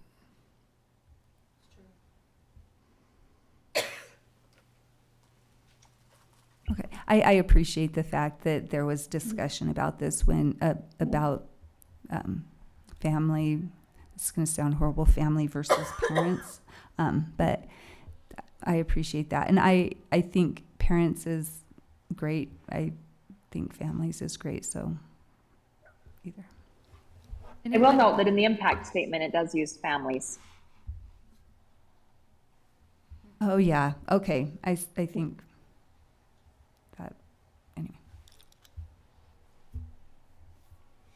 Okay, so I'm hearing we're okay with parents in that bullet. Anyone feeling otherwise? Okay. And even under impact metric, I was reading it all separately, and even under impact metric, it says increased trust between families, staff, and district. And then in the impact statement, you know, when families, employees, and community members are more informed. So it is mentioned. That's great feedback, though. Thank you. I had personally made a request for, I want this to feel like a district plan, and so I don't love that West Jordan Middle is framed right above the words are right above the picture. I think there was some discussion that there might be a replacement picture put there. I think that but I picture don't was see it in the final. changed. Okay. Wasn't it?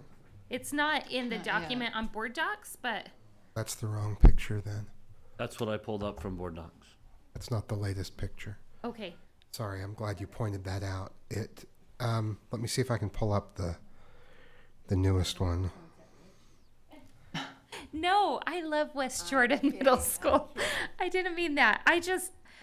I learned through this process This won't work that for I'm people who are easily at home. distracted. But what do you think about that?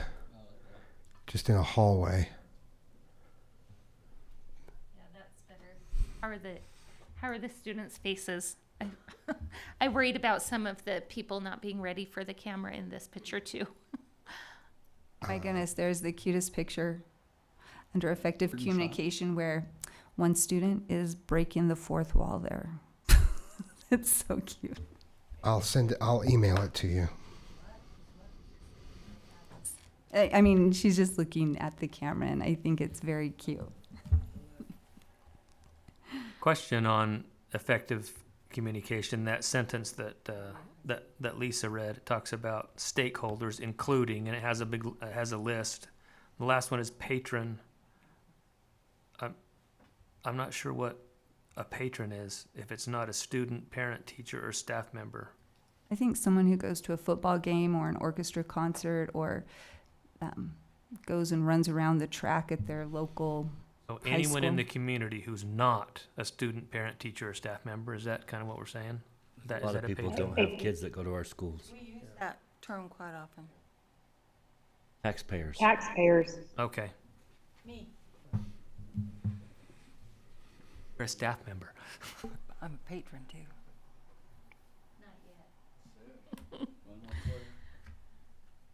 All right. These are great comments. Anything else that you'd like to include in the notes?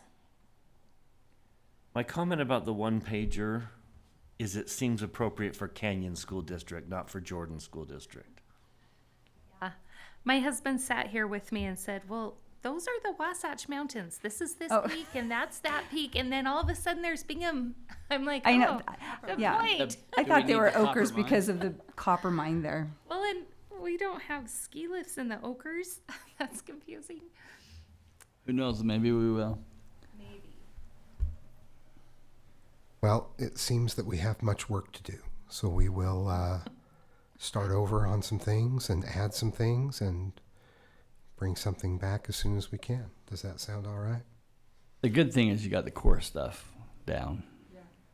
And I do love this idea with the flags and the pillars being different and meeting together at the Jordan flag. Anyway, I like that visual personally. I mean, even if it's done differently, I like that idea. What I would hate to see is version 2 come back with a different theme, not the mountains, not the copper mine, not a ski lift, but it's still something that the board doesn't like. I mean, do we have any suggestions for a theme that 2 or 3 different possible themes that we could send back to staff? I really love the mountains. Maybe if they were the Ochre Mountains, but I don't. I like. I like Or the to mountains staff. too, but I will say that every Utah portrait of a graduate that I have seen has been built around mountains. I'm ready for something fresh. Beehives. Were there some other themes that staff was considering? I'm not aware of any other themes. So I think that's a great point. If we want to move away from the mountain theme, then, I mean, they were intended to be the Ochre Mountains after they've been developed for skiing. It's because you do have the mine there. Mine isn't So, plateaued at the peak anywhere. I think the other versions didn't have a theme, just kind of pictures of students and people.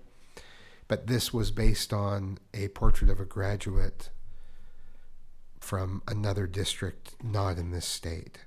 I haven't looked at a lot of the in-state ones, the in-state portrait of a graduate, and if other portraits of a graduate in the state, but if others have that, I mean, I think that's an important point. We do want it to stand out. If it matches what other districts are doing, and it feels like canyons, then we probably haven't hit our mark yet. So we can bring back multiple themes, or if the board knows of a theme, then we can work on something around that theme. Right now, I'm going to email you the cover photo, the updated cover photo, just to get your thoughts on that. So give me just a moment there. And I was thinking, I don't mind the mountains, but if they were maybe kind of like a watermark, not so obtrusive, and then maybe get the information out in front so I can read it. I can actually read it. I don't know. And I think mountains are very popular.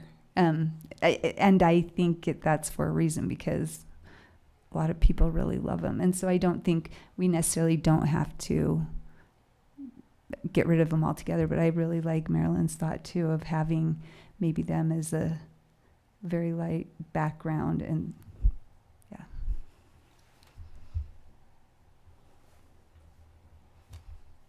Other than the words and the graphics, Marilyn, what did you like on that particular page? The white space. She really liked that. You really want to take me on? I'm just teasing you. I'm just teasing you, Marilyn.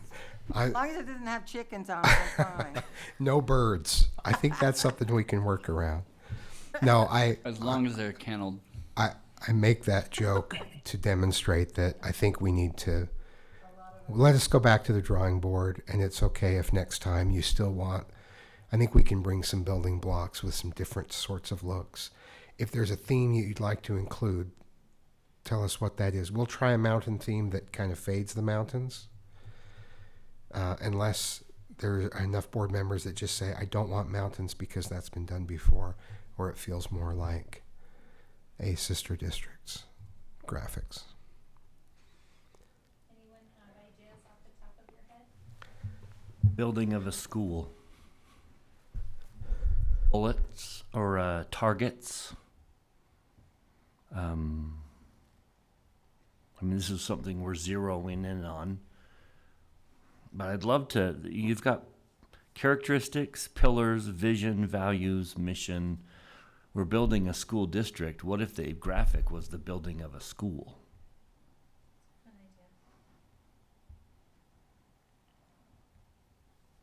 Building of a school with some faint ochre mountains in the background.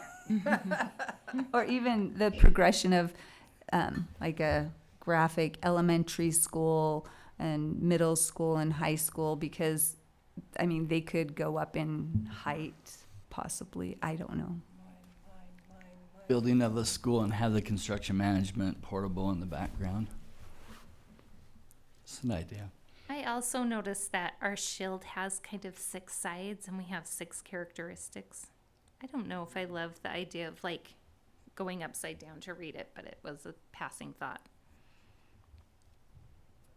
Well, it wouldn't have to be upside. I mean, like, oh, It's listed. it would. The sideways ones would be sideways, but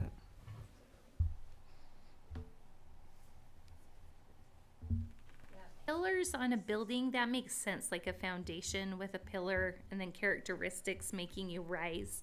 I like that idea a lot. that makes me think of Jordan High School with all the pillars. The old one. Okay. Any final comments? I emailed you the cover photo. Tell me what you think of the cover photo. I think I did anyway.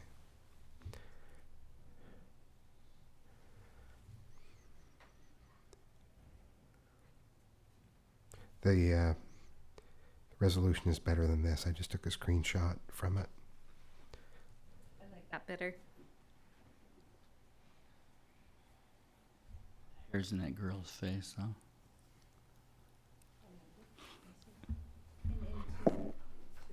I think it's great.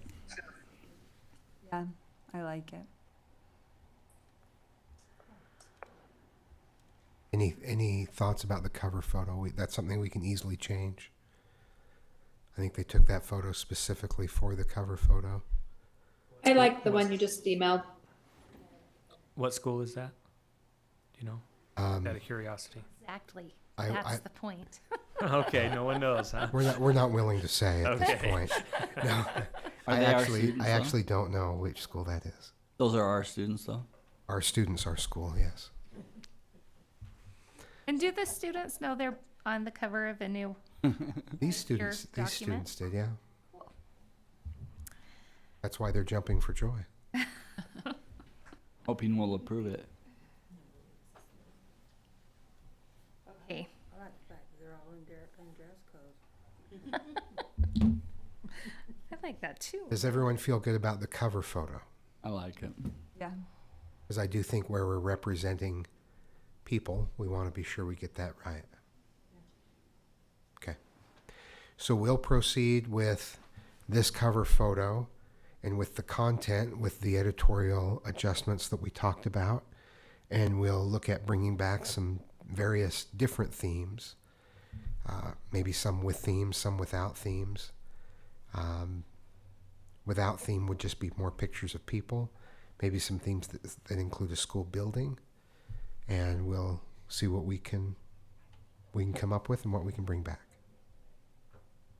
And I didn't hear, maybe I missed this, but still working with a possible mountain theme too. We talked about a mountain that's faded, yes. Okay. You like including a mountain? Yes, Tracy? if it's the Ochre Mountain, if it's the Ochre Mountains, I'm still good with it. No skiing, but include the mine? Yeah. Okay. So mountain, The layers of the copper mine are very iconic to this corner of the valley. yeah. They need to be They a need to- mountain without a peak. Like that is what's iconic. It's peaks and then it's straight and peaks. The copper mine is not at the base of a mountain. Sorry. That is my front window view. Well, we I could look just at it often. Go from Butterfield Canyon south and not have the copper mine. And, we don't need, I don't know. I like the copper mine too because iconic. Yeah, that is Jordan. We've got That's so our many view. copper schools. Yeah. I Jordan like it. School District can be seen from space. That's really what we need to say here. Yes, If you one of the use wonders of the world. If you use the concentric circles of the copper mine to show the values or the characteristics, then it kind of comes to a center point, which is what we're trying to get to. You could use the shape of the copper mine as the target you're trying to hit. Like the aerial look. Okay. Thank you. Lots of good ideas. Thank you. All right. Moving on to a discussion on kindergarten start date adjustments for 2024-25. Dr. Godfrey. We talked about kindergarten last time, and the board asked me to bring back more information about two options: virtual instruction for the first week to allow for some time for teachers to meet individually with students, and half days.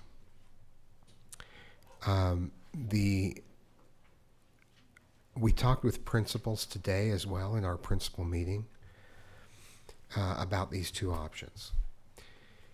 First, the other option so we've really talked about three options at this point, as I recall. One is to pay for 3 extra days is the number that's really being talked about, and that would cost about $165,000 to do a $500 stipend for each of those 3 days for all of our kindergarten teachers loaded. To provide busing for a half day, so that additional busing in the middle of the day. And the idea there again was to have students come in the morning for the first week, even if they're full day kindergarten students, and then meet individually with their teacher in the afternoon.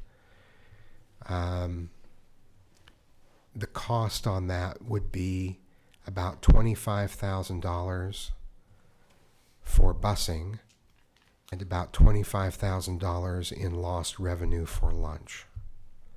So the cost for that is about $50,000 compared with the cost of paying for some additional days of $160,000. The virtual option does not have the busing cost, but it would result in a loss of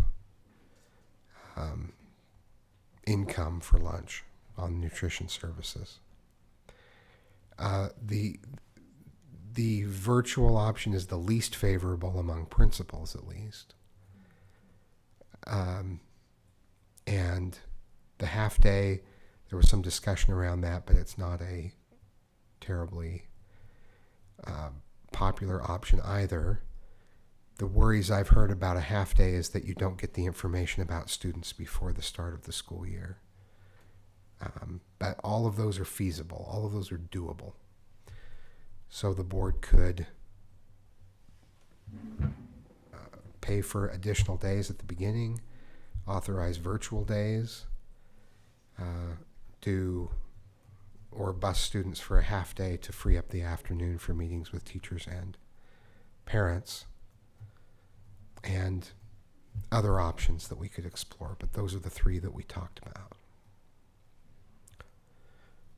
And you talked about whether you would want to wait for the budget process or whether you'd want to just approve additional days or one of these options. So that's the research that was done. What questions can I answer, or what would you like to? Dr. Godfrey, on the 160,000 for 3 days, were those 3 days before school starts, or were those to free up the first 3 days of school? That's a good clarification. That would be paying teachers 3 additional days before the start of school. And I would recommend maximum flexibility. If you want to work these 3 additional days, you have that choice, and you can use those to contact students, contact parents, just additional preparation. There's a lot of preparation, of course, that goes into kicking off the school year for any teacher, but kindergarten in particular. Labeling even of everything is an issue that I didn't realize. So there's a lot to be done. The 3 days, I think, would be before the start of the school year, flexible work days, in addition to the work days that every other teacher receives before the school year starts. Is it feasible, though? I mean, we were giving them, what, 10 days to meet with all the parents? 10 school days? There were 12 days. 12 days. And now we're going to do it in 3? Well, one factor is that most are doing full day instead of half day, so they would have half as many students. I think you might want to give additional days if someone has 2 half-day sessions. I think there are fewer teachers that will be in that situation in the fall, but the feedback we've heard from teachers is that 3 days would be workable. Now, it was 6 days at the start of the year and 6 days at the end of the year. So this is still, it's 3 days instead of 6 at the start of the year, where many teachers will have half as many students as they previously did. And they're no longer testing, right? And the test is not required. So some teachers will still use the KEEP test. Some teachers have, Their own as I discussed last time, some brilliant systems of their own to assess where students' needs are and how their level of preparedness. So I think you have those 3 options. And if you choose to pay for additional days, you can choose as many or as few days as you wish. And you can choose whether to authorize that now or later as a part of the broader budget process. What are the considerations with waiting? Does this put our teachers in a hard place if they don't know until the budget process? Kindergarten teachers are excellent planners, and they are able to, I think, put a plan together. And I think it would reduce stress to know, okay, we have some time, we can start to make this plan. And some may meet toward the end of the school year because they want early information about students and their preparedness so that they can balance out class loads and say, okay, we're going to balance out those who are well prepared and those who maybe are less prepared. But it depends on the school, depends on the area. I think the sooner kindergarten teachers know, the better, because they're able to plan that way, and they may be able to use that time to assess students earlier in the summer. But you need to decide how comfortable you are doing that now versus as a part of the broader budget process. But financially, the largest expense would be the $160,000 for the 3 days. Right. So if the board said we're okay authorizing $160,000 for kindergarten, they could choose how they spent it at an individual school, because we've covered them. If they all went to the 3 days, we've covered that expense. If they choose less, I think we would just say every teacher can work up to 3 days for the $500 stipend. And you can choose whether to do all 3 or not. And some would choose not to, possibly. But if you approve that amount, then you know that you're covered and there's no. But are you suggesting that we need to do a district-wide, or that each school could have their own approach? Because I'm just saying, if we approved the expense, could one school say, we're just going to do a half day? And another school say, we're going to do a virtual day. And this school say, we're going to do the 3 days. I see what you're saying. But all have been approved because the expense was covered. And I would like it to be approved by school, not by teacher. And I want to kind of have them report what they're doing. I would love to give 3 more days to every teacher that we have. If it's just a prep day, I think it needs to be different. I need to know what they're doing different than any other teacher with a prep day. Okay, sorry, I have these 2 different questions that I'm answering. So tell me I'm not sure I understand your question. So I think it's similar in some ways. I think it ought to go by school. That's what you're saying, kind of. The school comes up with a plan. Is that what Bryce is saying? I'm asking, is there value in just the board approving the dollar amount and leaving the flexibility to the schools and say, you can choose a half day, you can choose a virtual day, or you can take the 3 days? And that's what I was. Because we've covered the cost no matter what you choose. We've approved the cost no matter what you choose. So you would say to a school, if you want to do virtual, you can do virtual. And we'll cover the loss of the lunch. Right. If you want to do the half day, we'll cover the cost of the busing. And if you want to do the 3 days, we'll cover the cost of the 3 days for your teachers. That's what I was saying. Is it there needs to be value a in school just plan. simply saying the board doesn't have to come up with the plan? The board just approves the dollar amount and allows the school to choose which of the 3 plans is best for them. You could do that. The only thing I would add is that you could say that each individual teacher can make their choice if the school chooses to do the 3 days. So if the school chooses virtual, everyone needs to do virtual. If the school chooses busing, everyone needs to do busing, or the half days, because some are, yeah. So if the school chooses virtual, everyone at that school is virtual. If the school chooses half days, everyone does half days. But if the school Chooses the maximum of 3 days. chooses you a don't maximum have of to 3 take the days, 3. the teachers don't have to do the 3 days. Correct. I would favor a district-wide plan so that parents know what to expect. I understand the desire for a greater range of choice, but that's the board's prerogative.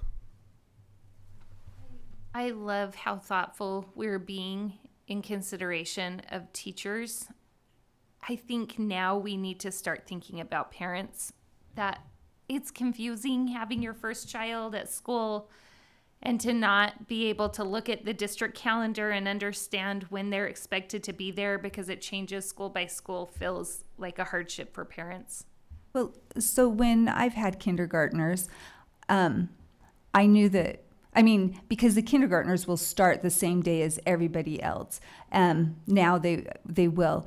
And I just got a letter or an email that said, can you meet with us? Or an email that would say, when can you meet with us? Or a letter that said, will you come and bring your kindergartner?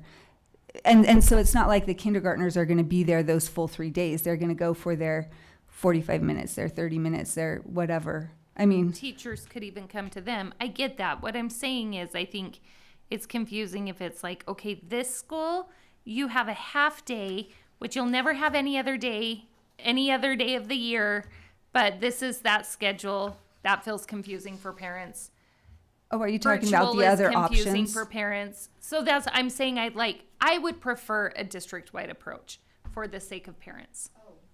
If you want consistency for parents, then it ought to be a full day, because those half days are very difficult for They're very difficult. working parents. Are you talking about are we considering doing letting schools choose between virtual and half day, or That's just the That's what proposal that Mr. Bryce- Dunford just Oh, proposed. okay, I misunderstood. Okay, yeah, I agree with you. I think it would, yeah, I prefer a more district-wide approach.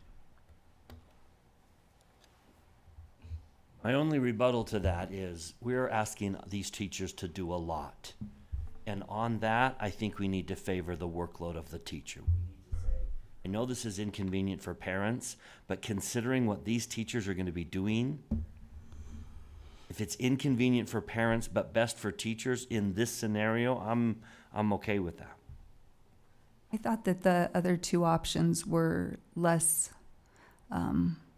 preferred or less viewed less favorably. Am I wrong? I thought that the principals and teachers, their most preferred option was the third one with just the 3 days. I get the sense that is That's the preferred. option, because there's a level of simplicity, I think, for teachers and parents to start on the same, for every student to start on the same day with a full day of school. Sometimes parents are starting school for the first time too, so virtual instruction when students are just starting may be difficult. A half day when you're going to be at a full day. I take your point. I think it's very important for this to be what it needs to be for teachers. I think additional prep before I have not, there may be those listening who do feel negatively about 3 days before the school year starts, but no one that I talked to was negative about being paid for 3 days before the start of the school year. As long as how that time is used is flexible. So let me, The half days and the virtual would be very out of the ordinary. Starting everyone with a full day on the first day would be much more conventional, consistent, but still compensating teachers for time before the start of the school year, I think, provides the maximum flexibility before school starts. But I understand your point, and we can do whatever the board chooses to do along those lines. Kindergarten teachers have a huge task, and we want to make that as easy as we can. And we want a smooth transition for parents and kindergarten students as well. so let me push my virtual idea. And I don't mean to be deceptive. I don't mean to break any rules. But my thought was, the kindergarten teacher says to the parents, we're not going to have, the students are not going to come to school on the first week. They're not going to come. It's a virtual day. I'm going to start the day on a Zoom call. If you'd like to join, or if you don't join, that's fine. But I'm going to be available on a Zoom call for any parent that wants to join at 8 o'clock, and I will briefly summarize some things about kindergarten. If you're not on the call, that's fine. If you want your child to be on the call, that's fine. But I'm going to be on the call for an hour, and then I'm done, and then I spend the rest of the day meeting with parents about their child and doing the testing. So the virtual is really just an option that I don't even know if that's possible. I'm just saying, I'm trying to think like a kindergartner teacher saying, I'll start the day on a Zoom call, anyone who wants to join. Now we've met the technicality of the day. Now we're done, and I have the rest of the day to meet with parents. We do that 5 times, and then the following week they start coming to school. It's not that we're having virtual school. It's just that I'm going to be as the teacher, I'm going to be on a Zoom call for an hour to anyone who wants to join. Yeah, it needs to be instruction, not a parent meeting, and not discussion with parents. So it would have to be student instruction for it to be. And when you said we wouldn't have it wouldn't be virtual instruction, or it wouldn't be a virtual school day, then we don't receive funding for that. Okay. So I would be very cautious about setting it up as a day that only technically counts as a day. I wouldn't want to. Does that make sense? Yes, and I don't want to be deceptive. I was just. Virtual instruction for a student just starting out is of concern to me. But just because I don't want to be doing quasi-instruction, I want that to be genuine instruction. I understand where you're coming from on it. That's just, I don't have a high level of comfort with that approach. But from a technical standpoint, if we altered what you proposed and said, I'm going to do a virtual lesson for students for this period of time, then that would meet the requirement. I'm guessing that if we went with Bryce's suggestion to just leave it open to the schools to decide how best to handle it. First of all, I'm sure the schools are concerned about the parents as well, not just us. Sure. But I'm guessing that if we went the direction of opening it up, the vast majority would go with the 3 days anyway, even if we forced it. I suspect that's true. That would be my guess. So it's a question of how much consistency you want versus how much choice you want. And any choice you give should be something that you're comfortable with. So could the testing be part of the virtual instruction? Well, every child has to have a chance for instruction every day. And you wouldn't have a chance to test every child every day virtually. But a portion of the testing. I haven't given the KEEP test, but I don't know that would be feasible. Now, there could be other testing that they do with students that day so they could connect, but I'm not sure how effective virtual testing would be for a kindergarten student. Does it have to be a face-to-face, or can it just be an assignment that's handed out and completed at home? A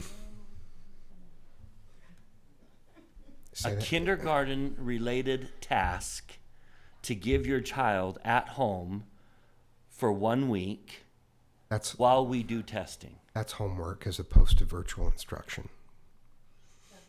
I appreciate the. I'm trying here. I know. I'm trying. But I'm trying to be candid as well.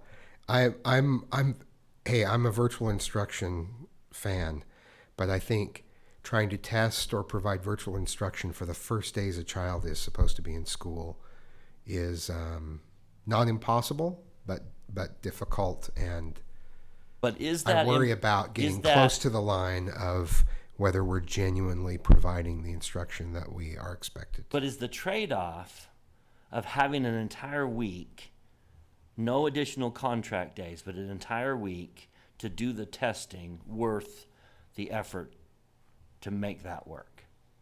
Or are you looking at me saying, great idea, Bryce, but it's not worth it? We can do this in 3 additional days in addition to the contract. Let's just go with that. It's a pretty big cost, I would say. It's a pretty big cost, but to Mr. Barnett's point, if you want to give the flexibility to do those 3, if you're comfortable with all 3, then you can give the option to all 3. To Ms. George's point, if you want the consistency, then you can just say, this is what everyone's going to do, and you choose how many days you want to do. As I said last time when I met with kindergarten teachers, the thing that I heard is that there was some interest in having students start the first day with everyone else for the full day. So there is something that's attractive about that. And meeting those November goals becomes a little easier if you have some additional days of instruction.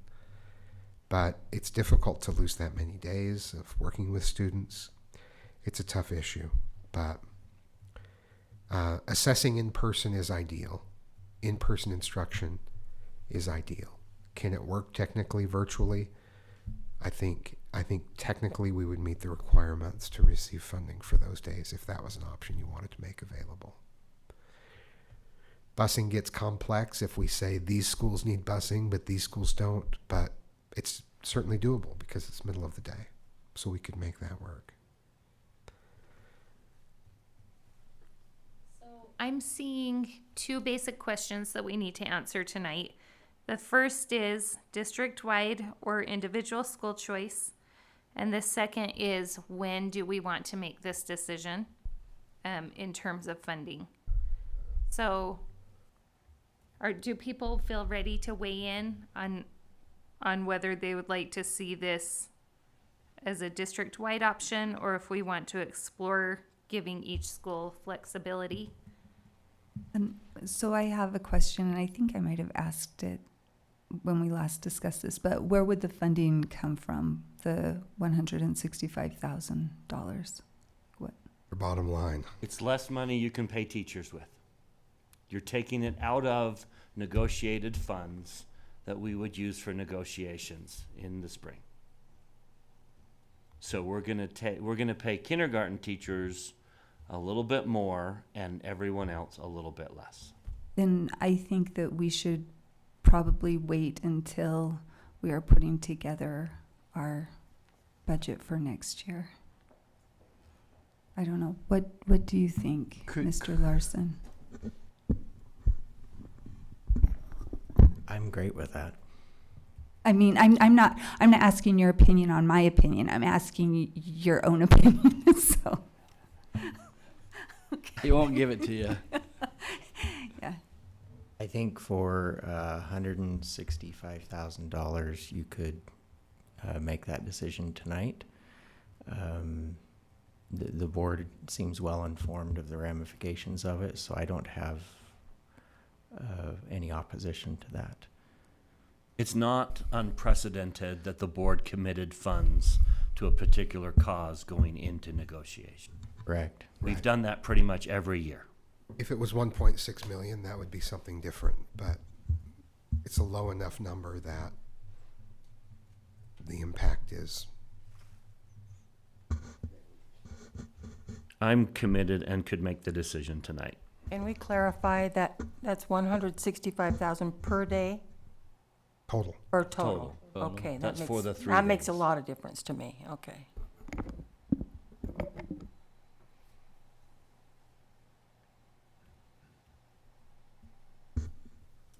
Else have My proposal would be to go back to kindergarten teachers and give them the options and see what they would develop as a team now anyways, and then bring it back to us and see if there's a majority of one way or another, and then approve it during our budget. I thought that Discussions. Dr. Godfrey already went and talked to He didn't various talk to conclusive, it was more. various kindergarten teams and administrators about this. Do you mean like find out exactly what they're going to be doing those 3 days and What's the school plan? What would the school want to do? If See, I would propose that teachers get to choose individually how they use that. Kindergarten teams work very closely together as well. I would trust kindergarten teams to make great use of those 3 days. Is that what you're saying? No, what I'm saying is Which are the 3 options? a virtual half day. What do you guys want to do? And just see how many we have of those and kind of dig a little deeper to see. And I'm in favor of approving this during negotiations. If you know that you're comfortable with all 3, you could make all 3 available. If you're more comfortable being consistent, then it wouldn't make sense to ask teachers what their approach would be. So I would prefer consistency, but would be okay with a variety if that was a dominant request among them, I guess is what I'm trying to say. I think I'm ready to vote tonight, and I would align myself with Ms. George. I want consistency. I'd go for the 3 days. and I do, I mean, now I feel comfortable voting on it tonight, and I would just offer the 3 extra days. I'm not comfortable with how effective the virtual or the half days would be. These are all optional days. They can take one of the days. Optional. Up to 1, 3 2, days. 3. Yeah. And I would vote no for tonight just because, again, I haven't had an opportunity to talk to teachers, and I don't think we have enough information from them. This impacts every teacher in the district, not just kindergarten teachers. Mr. Barnett, do you have a preference? I'm ready to vote. Yeah, I'm going for the consistent approach.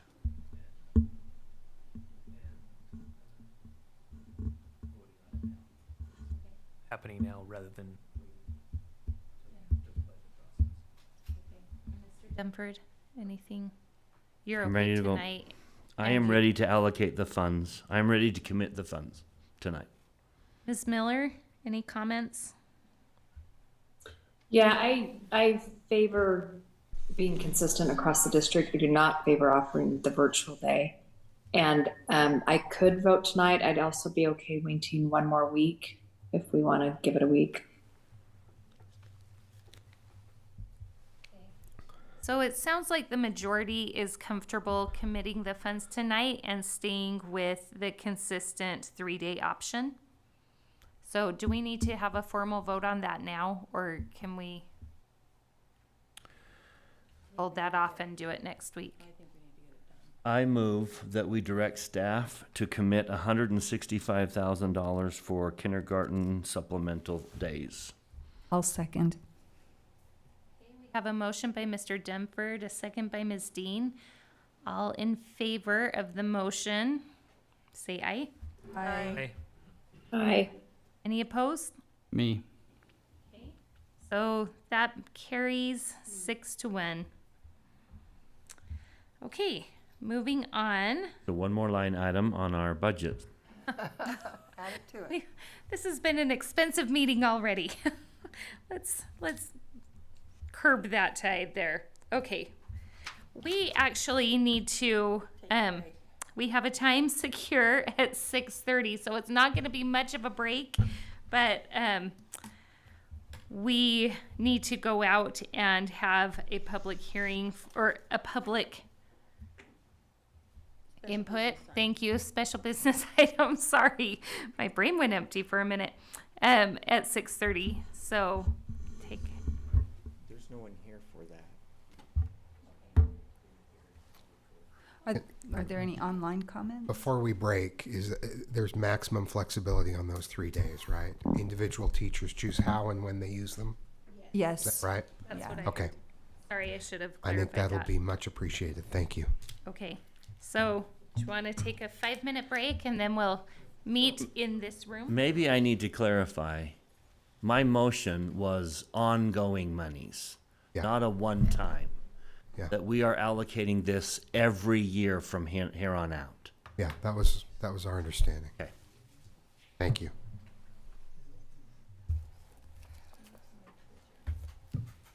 Unless a future board changes that, right? Okay. We'll be a 5-minute break and be, well, less than 5 now. Be back in 2 minutes. Be strict with that time because no one's here.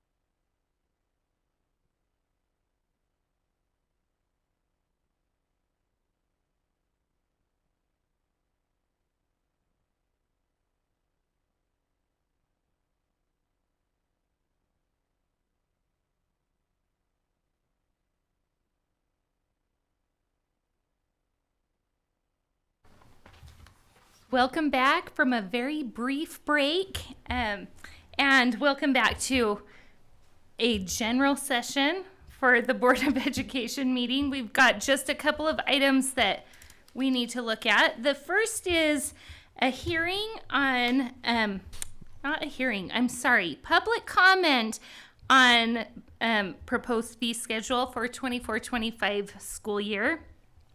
We do not have anyone signed up, and as of right now, no emailed comments.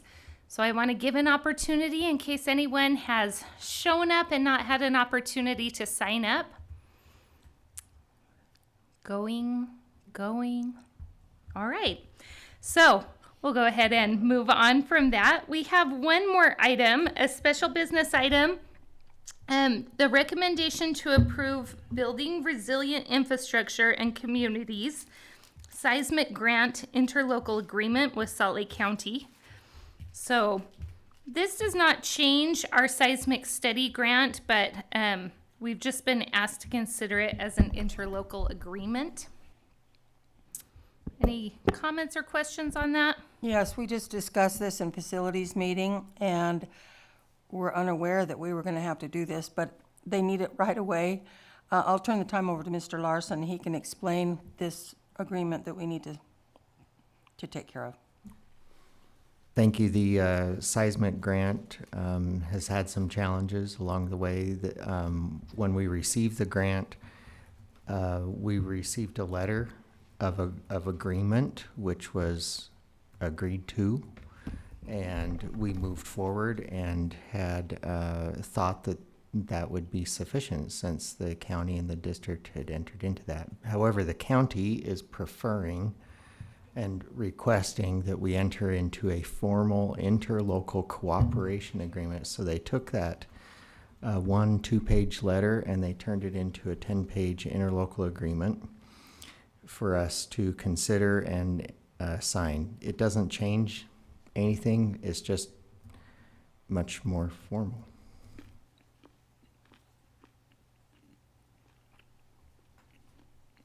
Anything else that needs to be added? So it's a recommendation to approve the Building Resilient Infrastructure and Communities Seismic Grant Interlocal Agreement with Salt Lake County. Is that a motion? That's a motion. I'll second it. All right, we have a motion by Ms. Richards and a second by Mr. Robinson to approve the recommendation to approve Building Resilient Infrastructure and Communities Seismic Grant Interlocal Agreement with Salt Lake County. Any discussion to that motion? Okay, seeing none, all in favor, say aye. Any public Sorry. comment, just by chance? Oh. Any public comment? Thank you. All right. Now, So, sorry. no, please. No, this is Discussion different. first. No, I had a different discussion. Okay. All in favor, say aye. Aye. And any opposed? Aye. And so we had this patron just walked in and she has a public comment about the fee schedule. Is it too late for that? Is everybody okay with taking one? Great. And I'm okay. Oh, you can sit right there and use that. Come join us. We're having a comment today. For clarification, Ms. Miller, your vote sort of came in late. Were you an aye in favor of the interlocal agreement? She was a no.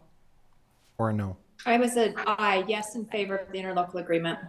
Okay, yes in favor. Thank you. Do we need to formally request that we go back to the fee schedule? Paul, do we need to formally request that we go back to the topic of fee schedule? Okay. All right. Well, we will give you the floor. Please go ahead and state your name and for the record, and we would love to hear what you have to say. Sorry, this makes me nervous. Public speaking is never my forte. It sucks. My name's Deidre Corona, and I am just like mainly concerned with how the school fees are. Being a single mother, I do have one son that is on IEP, and then my daughter that will be in August. she's about to turn. She's really excited for this. However, it's just like for me wanting to put her in school becomes like really hard and not that manageable. I just want to know like sorry, it's like it's really nervous. Is there like any ways to help like low income families, stuff like that? I haven't really received help or like got much help from like the state because to them I like make too much income, which doesn't make any sense because I'm only a single mom and I have 2 kids. One's on disability, one is not, and they just kind of overlook my daughter because they just see like my son is on disability, and it's just like a little bit harder for me to try to try to put her to school although she wants to. And I'm currently taking on a second job, and I just like it's $100 monthly. That's $100 that unfortunately I don't have. And like I said, it's just me, and I've like seen like other school district, other counties have like lower incomes for monthly fees for school. And then I was like, oh, I don't know if we're part of that or like how to get that lower, or even like a scholarship or a grant, because it's not easy trying to put both of them in school. I mean, like I said, I have one on disability, and then the other one is just I'm gonna have to pay out of pocket every month until she's like graduates high school, even then in college. So yeah, that's why I don't know. Thank you so much for coming and sharing that with us. Any other comments? Walk in. I have a question about that. So when they ask for a fee waiver, which we can give for lower income, is it like an exact dollar amount? Because a patron contacted me once and they missed it by like $10 and there's no flexibility. So I don't know if we can address that or not. Yeah, the state sets that as far as That theirs. legislators or school board, do you know?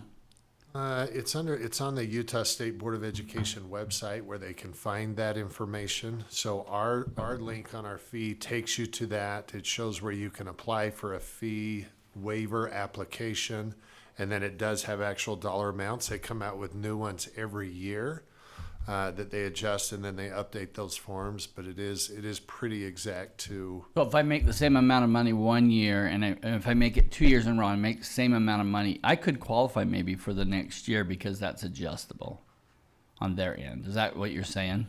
It typically does adjust year to year. The state comes out with a new form every year of what that amount actually equates to. So it could change it does change year to year. So we wait for them to update that on there.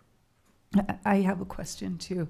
Do administrators of schools have some flexibility if a family who has special circumstances comes and says, we don't fall within the state's guidelines to qualify for a fee waiver, but these are some extenuating circumstances? Do administrators of schools have the ability to grant a specific type of fee waiver? No, but they certainly can work with families. We have had schools that have worked with families on almost, kind of a payment plan, if you will, or looking at that. So every situation they can work with. But as you know, it's the administrators at the local school that meets with each family in this process and it determines, whether they meet the fee waiver requirements or not. Thank you. And I have another question. Are there any school programs or schools that require like a $100 a month payment? I'm not sure. Okay. I understand that question, but typically the fees are expected to be paid At the beginning of the school year? At the beginning, just one time. Okay. And then depending on their participation or involvement in other things, there may be another fee that comes along. So my recommendation is always just be mindful right on our website that we have that. You can see the information. There's a direct link that takes you right to the state. You can see the amounts that the state has set to determine that based on dependents, right? I mean, it does kind of go through that as 1, 2, 3, 4, and how much your tax income. So administrators actually look at the family's previous year's tax information to make those decisions. Thank you. Yeah. And I would imagine the Jordan Education Foundation could help a family in that situation also with a variety of needs and services. They probably couldn't waive fees, but there's other resources that we have in our district that can help a family. Possibly, yeah. I don't know what the foundation does under that sense, so.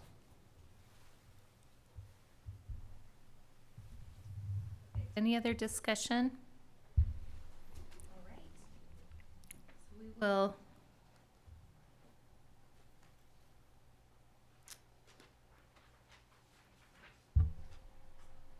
Wondering, do people want to take a little break as we're going back into the other session? Or do you want to keep soldiering through? That was pretty short. Oh, preschool? Yeah. Oh, for preschool, for preschool. Thank you. Okay. Like our fees are. Oh, thank you. I couldn't read your lips, I'm sorry. Forgive me. Right. Let's take Anyone need it? Okay, let's go ahead and go back into a break for 10 minutes, and then we will pick back up with our study session at 7 o'clock.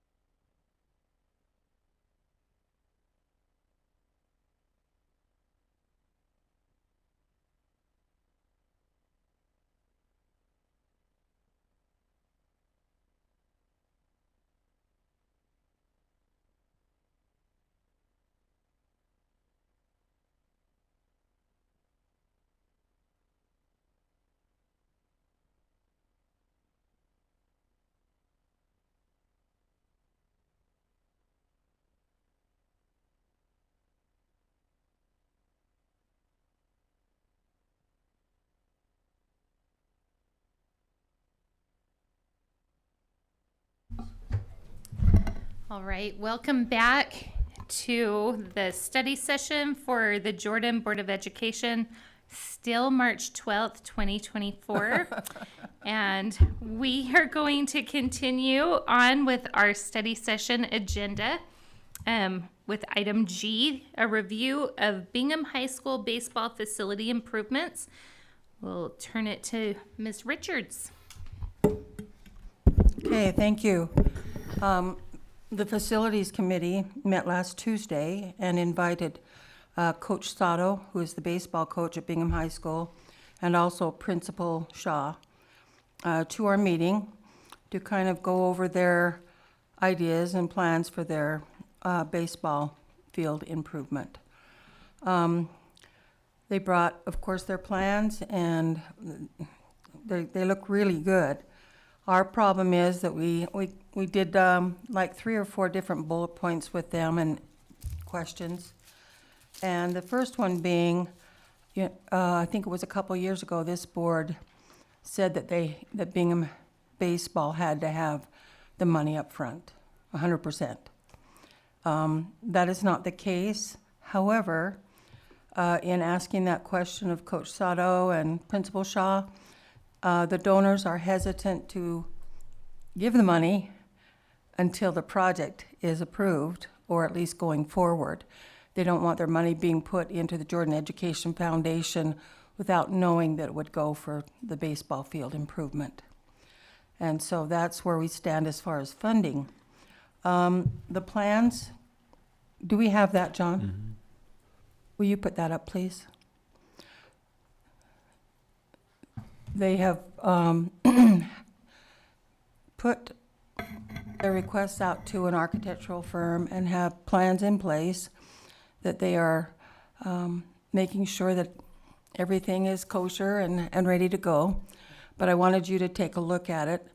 This is the rendition of what we're looking at for Bingham High School.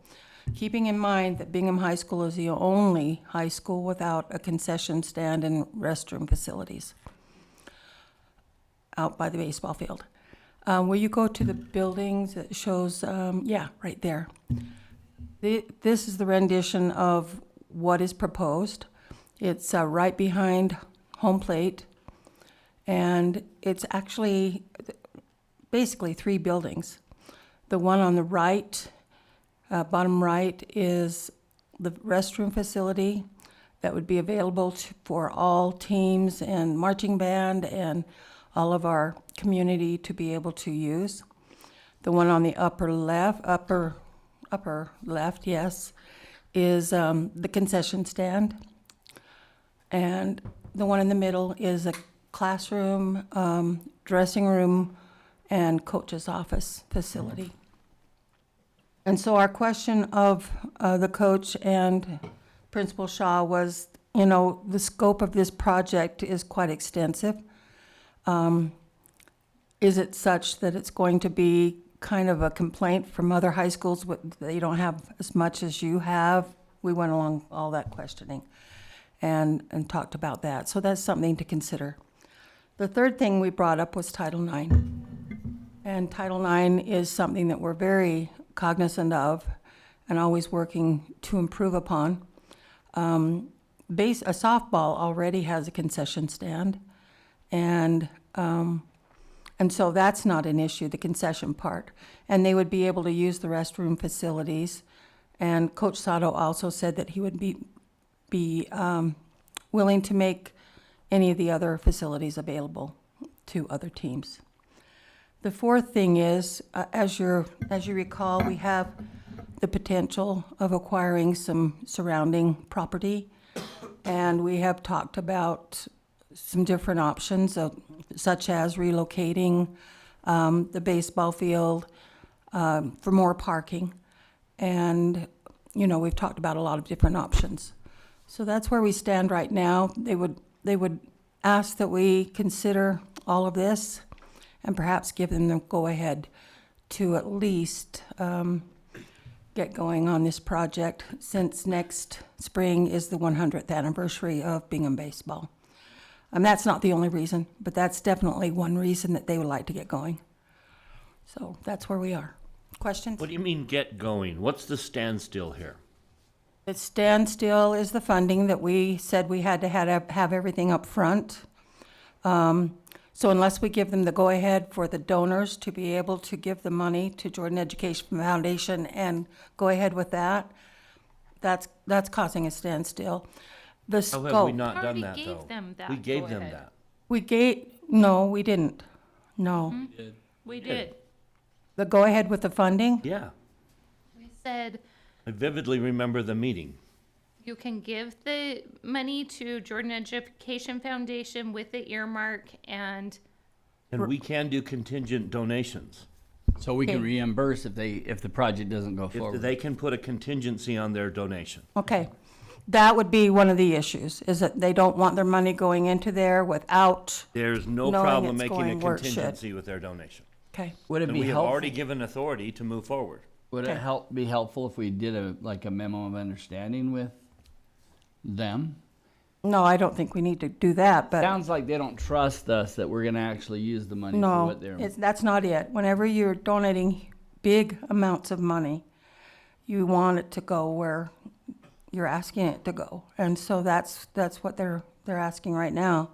The other thing is the scope of the project. That's holding us up a little bit. I'd like to discuss that right now. How do you feel about it? It's up there.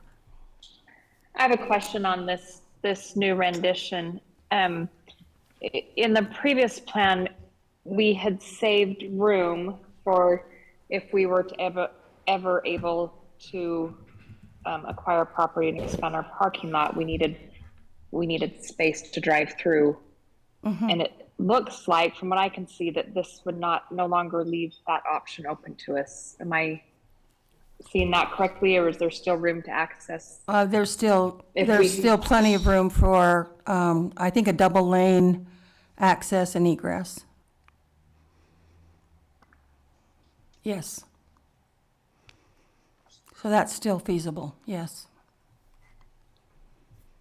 so I guess where I'm feeling a little unclear is what do we need to do tonight? Is this just an update or are you asking the board to make a decision?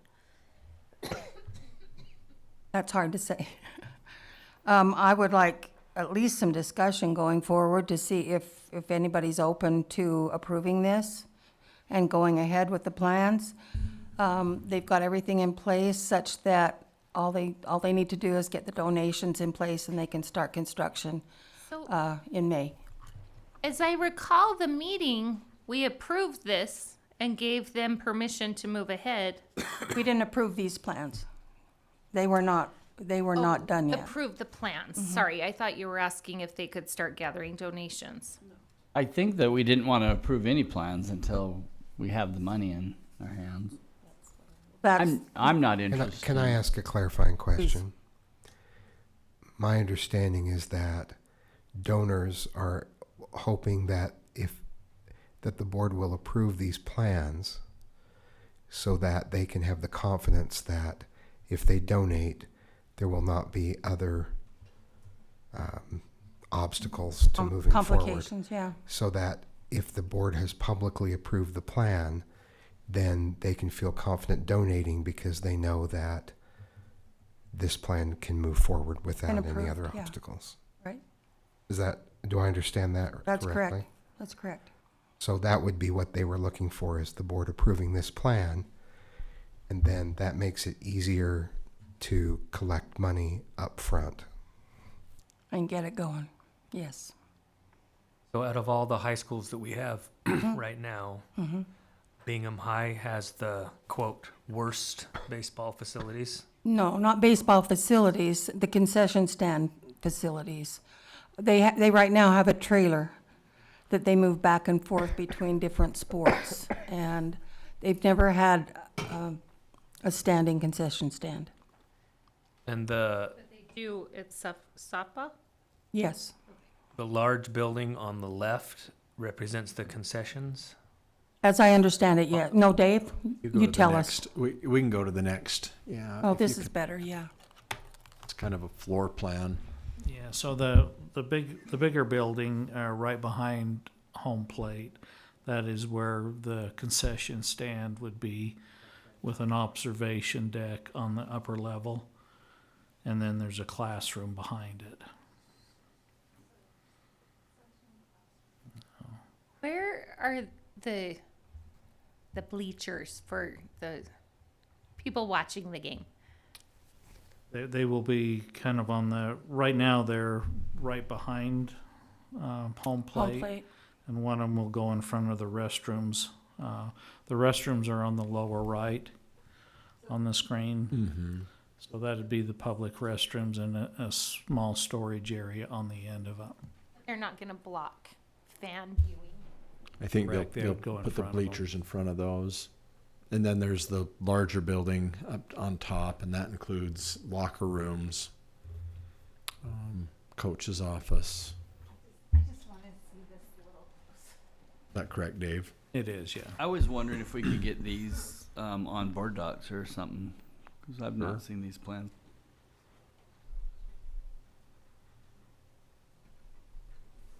And so after, if this were approved, when it's completed, Bingham will have the best baseball facilities, and that's a potential concern that you wanted to talk about, right?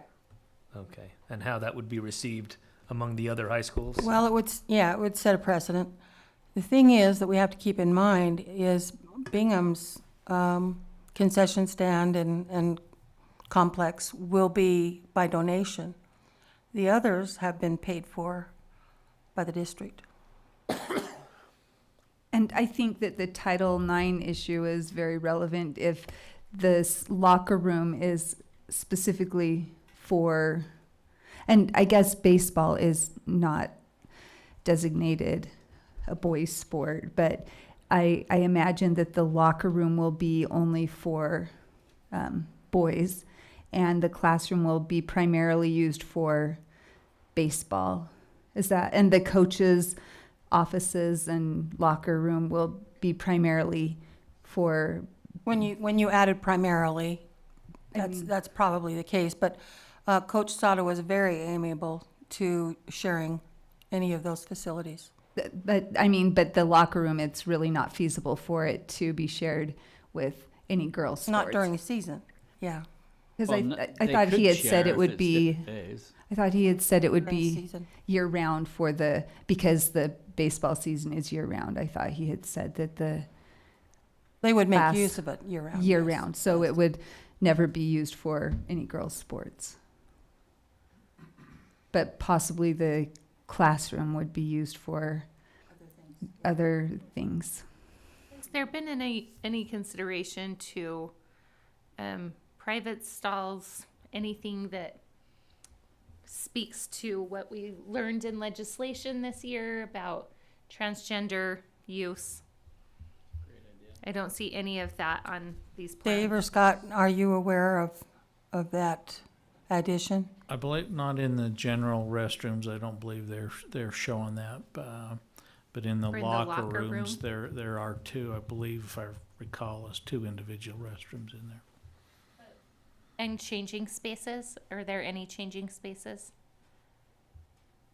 It would just be in those individual rooms in the, yeah.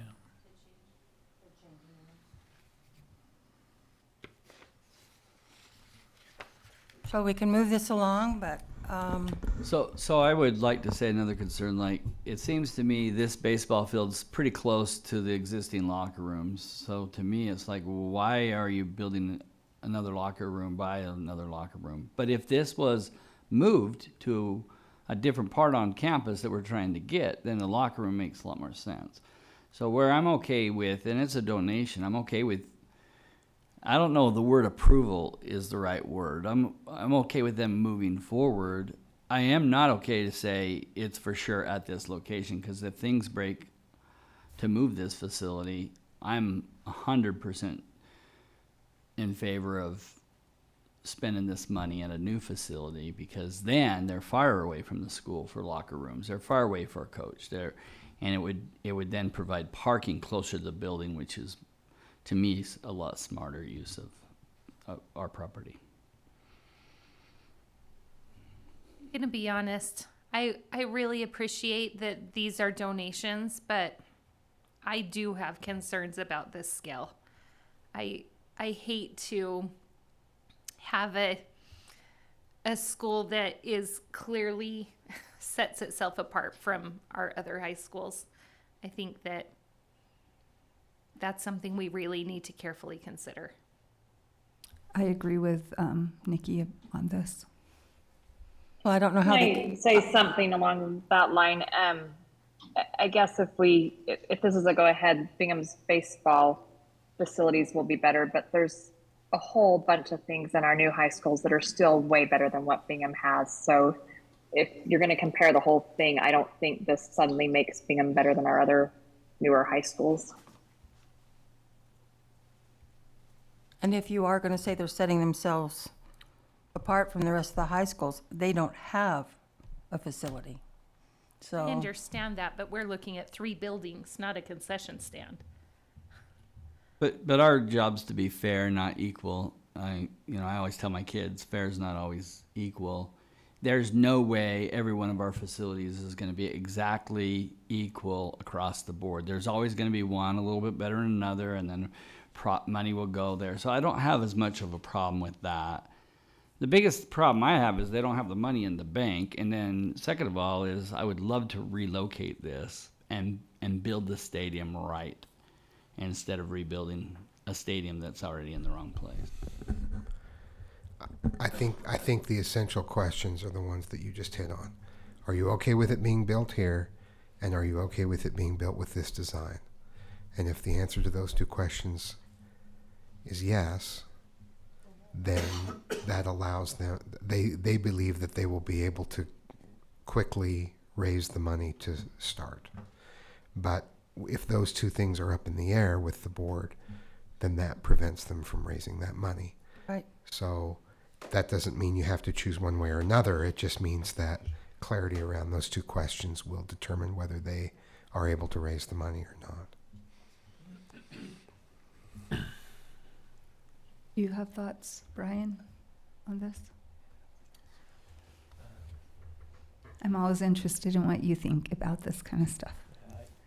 I don't know enough about the location of, I couldn't see on any of the, it's just, yeah, if you There- take a drive through, you'll see it right now. there are better locations for it or other locations. Well, If we What was acquire mentioning? neighboring we don't property. have those properties yet. And And it's down the road several years. I'm a little concerned about setting a precedent that we might not be able to, adhere to down the road because we don't have donors in place at other schools. That's a little bit of a concern to me as well. Yeah. This happened with Bingham with their football field, though. Like, they were the first to be turfed. They went out and fundraised it, and then we found the resources to bring others up to do the rest. And again, so like they're way at the bottom right now. It will move them to the top, but it's not like it's not over the top. I mean, my biggest concern is putting locker rooms near locker rooms and putting coach's office near coach's offices. And so like if that was farther away in campus, then I would be in favor of that. But every other team has their own locker room. Baseball does not. There's a basketball team locker room. There's a football team locker room. Is there a cross It's not country team or? It's not a generic. There's not a generic locker room. I didn't know that. I didn't know. My Does- daughter has a girls lacrosse locker. So all of the sports have their individual locker rooms in high schools? There are a number of locker rooms at Bingham. There's the main, just the main boys locker room. That's just the general locker room that I would imagine most people use. And then in a renovation several years ago, there was a team room put in. Yeah, there's two sets of locker rooms, two of the male and 2 of the female within the building. And then the football team has, and the basketball team has one on each side of the gym. Okay, so there is a specific boys basketball and a specific boys, well, specific football locker room. Is that at other schools in the district? Do the other schools have specific sports locker rooms? And that I'm not sure of. You know, Brad?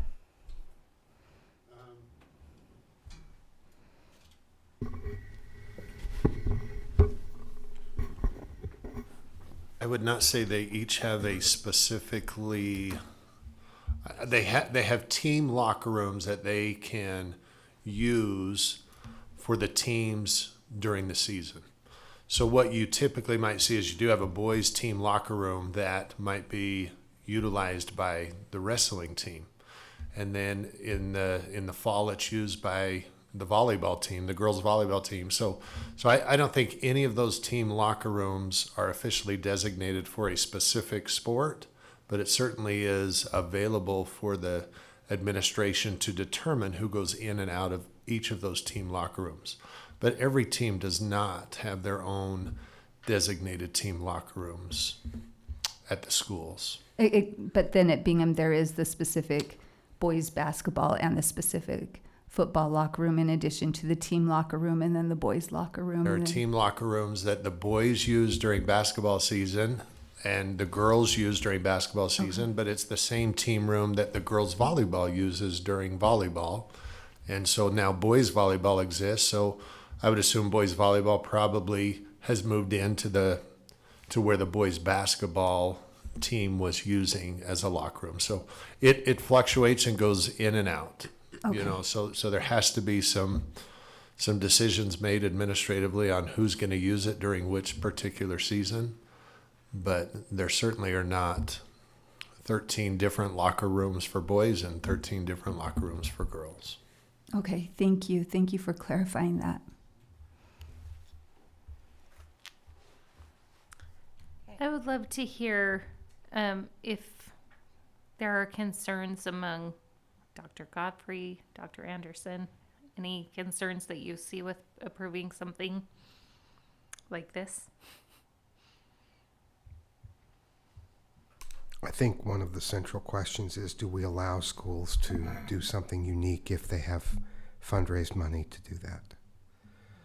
Because there is a question about raising the bar and going beyond. But to Tracy's point, I think if you look as a whole, there are variations from school to school on what is available, and there are advantages and disadvantages at every location. So I would say this, I would be very hesitant to start a project that is not fully funded. I agree. However, I feel comfortable with the design and the fact that this does go beyond what's available at other schools is something I'm actually comfortable with, as long as there's a donor that will pay for that. I know that creates some inequity because not every school is able to raise that kind of money. But I think I would be comfortable with the board approving this plan so that they can raise money, but unless all of the money is raised in advance, then the project shouldn't start, I guess is what I would say. I think as a part of it, we would need to take a look generally at the facilities and how they're used and how they're allocated to be sure that they're allocated in a way that's equitable. I'm not suggesting that they aren't, but this is a new factor that would require maybe an analysis to be sure, as Mr. Sorensen mentioned, that in each season, each team has appropriate and a fair access to bathrooms and locker rooms. Baseball is not a boys' sport, so that factors into the Title IX question. So on all the technicalities, I feel comfortable with it. I understand the desire for it. We've allowed for other improvements to buildings and athletic facilities specifically based on donors. the scoreboards and other things that have happened at the stadiums, we've not prevented that from happening. So from that aspect, I'm comfortable with it. But the board is in a unique position in your capacity, and so I'm respectful of whatever decision you come to. But in response to your question, I'm personally comfortable with the scope of the project, and as long as it's funded in advance.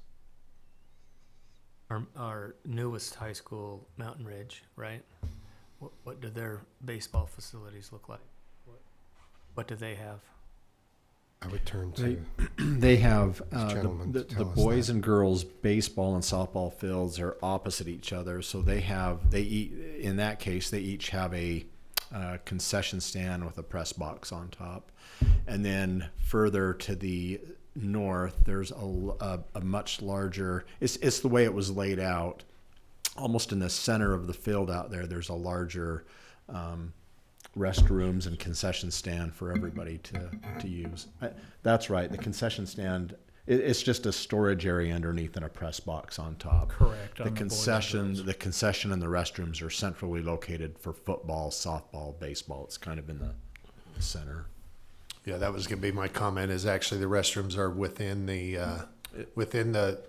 fencing of the football stadium, but in close proximity. Yeah, you can see right there. This will show you. There's the restrooms that he's circling, and then each has a smaller storage press box with storage underneath.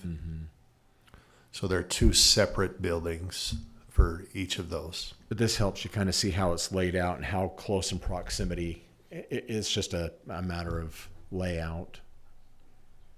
And this is similar at Harriman High as well, isn't it? Correct. Yeah.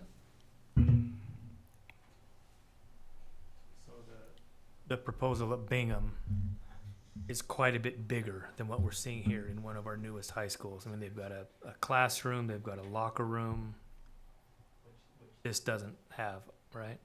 Okay. Yeah, we're about double the square footage. And you can see the challenge of the baseball field where it is versus the softball. They're at the opposite ends of each other. So it certainly complicates the ability to use one facility or have things in close proximity that way.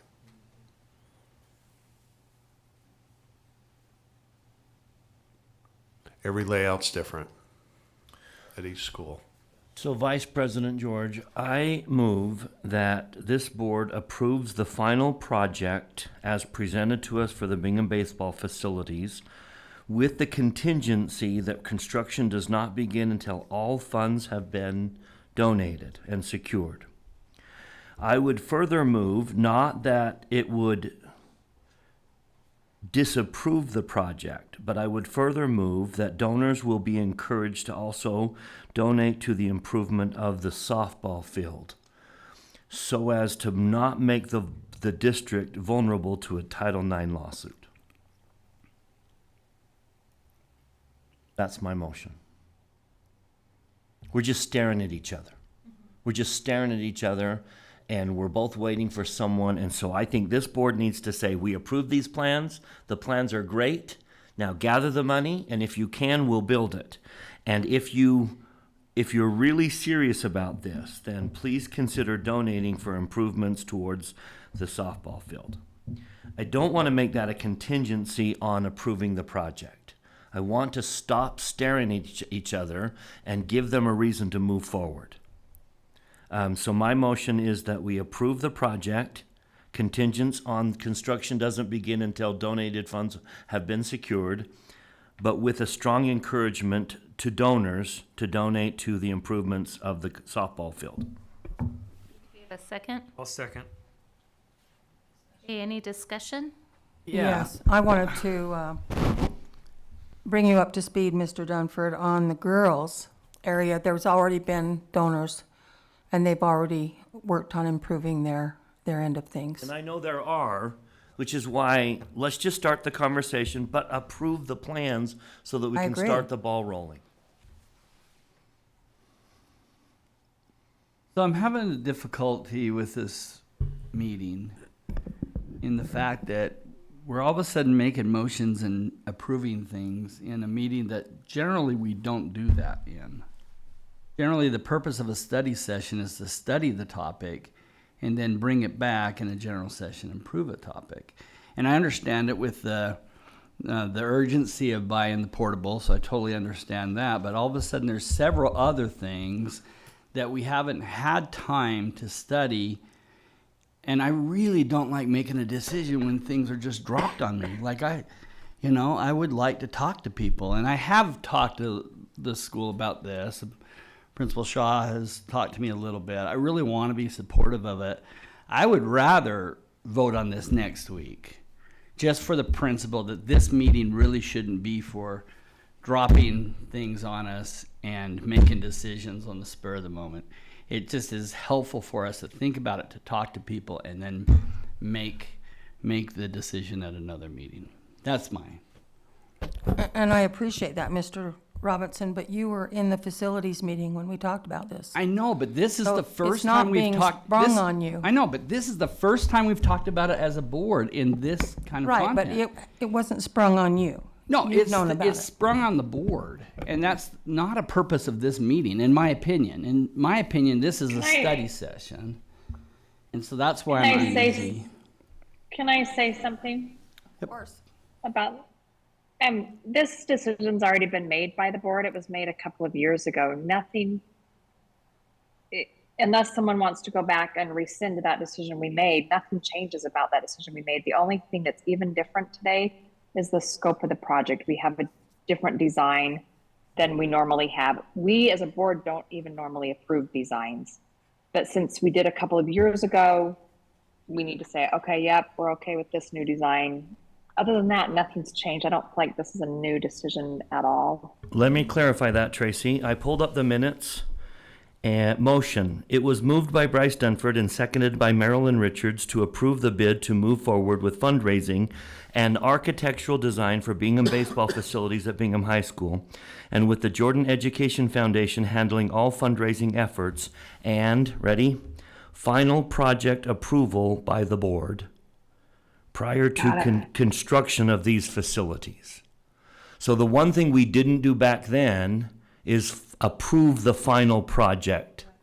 And that's what they're waiting for us to do, is to approve the final project so that they can begin to gather the funds. We said we wouldn't do that until the final funds were in there. We didn't say that. That was my understanding. Not Yeah, thank say you. that That- this was for the contingent clarification, on Bryce, that gathering helps. funds. No. The only thing, the contingent, Jordan Education Fund Foundation would handle all fundraising efforts and final project approval by the board prior to construction of these facilities. Now, I made it a contingency on my motion that the projects the funds be received before construction begins. But that was not a condition of our meeting back in 2021. I think it was. I went back and listened to it this week, and I remember talking about that in 2021. It's not in the minutes. Okay. Well, there was no commitment of money by this board. Correct. Correct. So it is contingent regardless. Okay, we have a motion and a second. Is there any more discussion? I'm interested in the likelihood of the baseball field being moved ultimately if the school district does in fact ever acquire adjacent property. I would think it would be unlikely if we move ahead with this project. Well, we have plans to that end, right? But if They involve moving the baseball field. There were a number, in the event that we were to get additional property, there were a number of concept plans that were presented with different ideas. Some to move it, some to leave it where it's at. Thank you. Looks like we are ready for a vote. All in favor of the motion to move forward with the gathering of funds with no construction beginning until we have all funds in place, say aye. Aye. Aye. Any opposed? Me. Me. Okay. Motion passes. And again, 5 to 2. probably, if it waited a week, I probably would approve it. This was just not the right place. I just feel like, in light of the fact that I'm not sure this is staying, I'm not ready to move on it. Can I ask a question on something that Mr. Robinson mentioned? This meeting, typically, we're not voting and making decisions on things. We're discussing items. Is there a particular, and some of the items we've talked about, I had some urgency to them. But is there some other reason why the items that would require a vote were included on today's agenda? Yeah, I'm just curious, because I agree. I would rather leave the voting to the business meetings and the study to the study sessions. Was there some rationale for including several votable things on today's agenda? So we could talk a little bit about that, if that's okay. I think we talked about it like a history of a board in the past, never making a decision ever in a study session, and then some decisions from other boards have changed that. And maybe we ought to just make another time that we can discuss, like, procedurally, like, what do we want as a board? Because maybe what's happened is we've shifted a little bit on the purpose of this meeting. And so I'm coming with this a different lens than other board members. So whether or not it's a summer session or whether or not it's a topic in a future meeting, I think it'd be nice to circle back and talk about procedurally what this meeting's all about. That's my motion. I think that's a good idea to bring that subject back.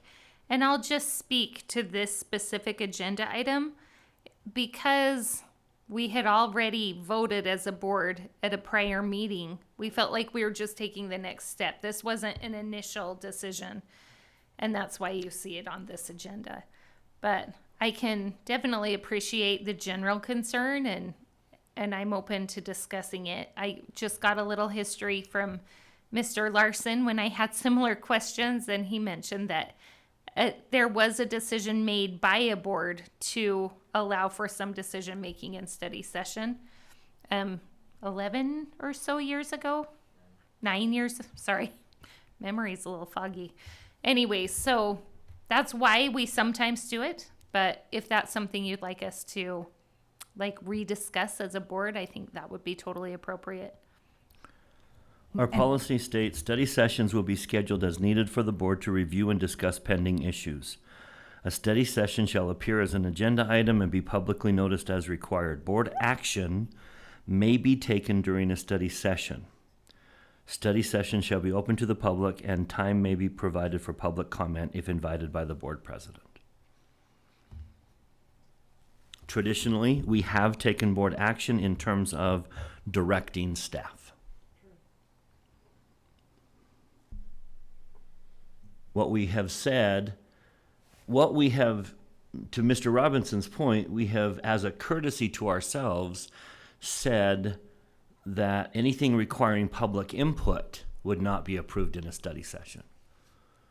But we have taken considerable action in study sessions.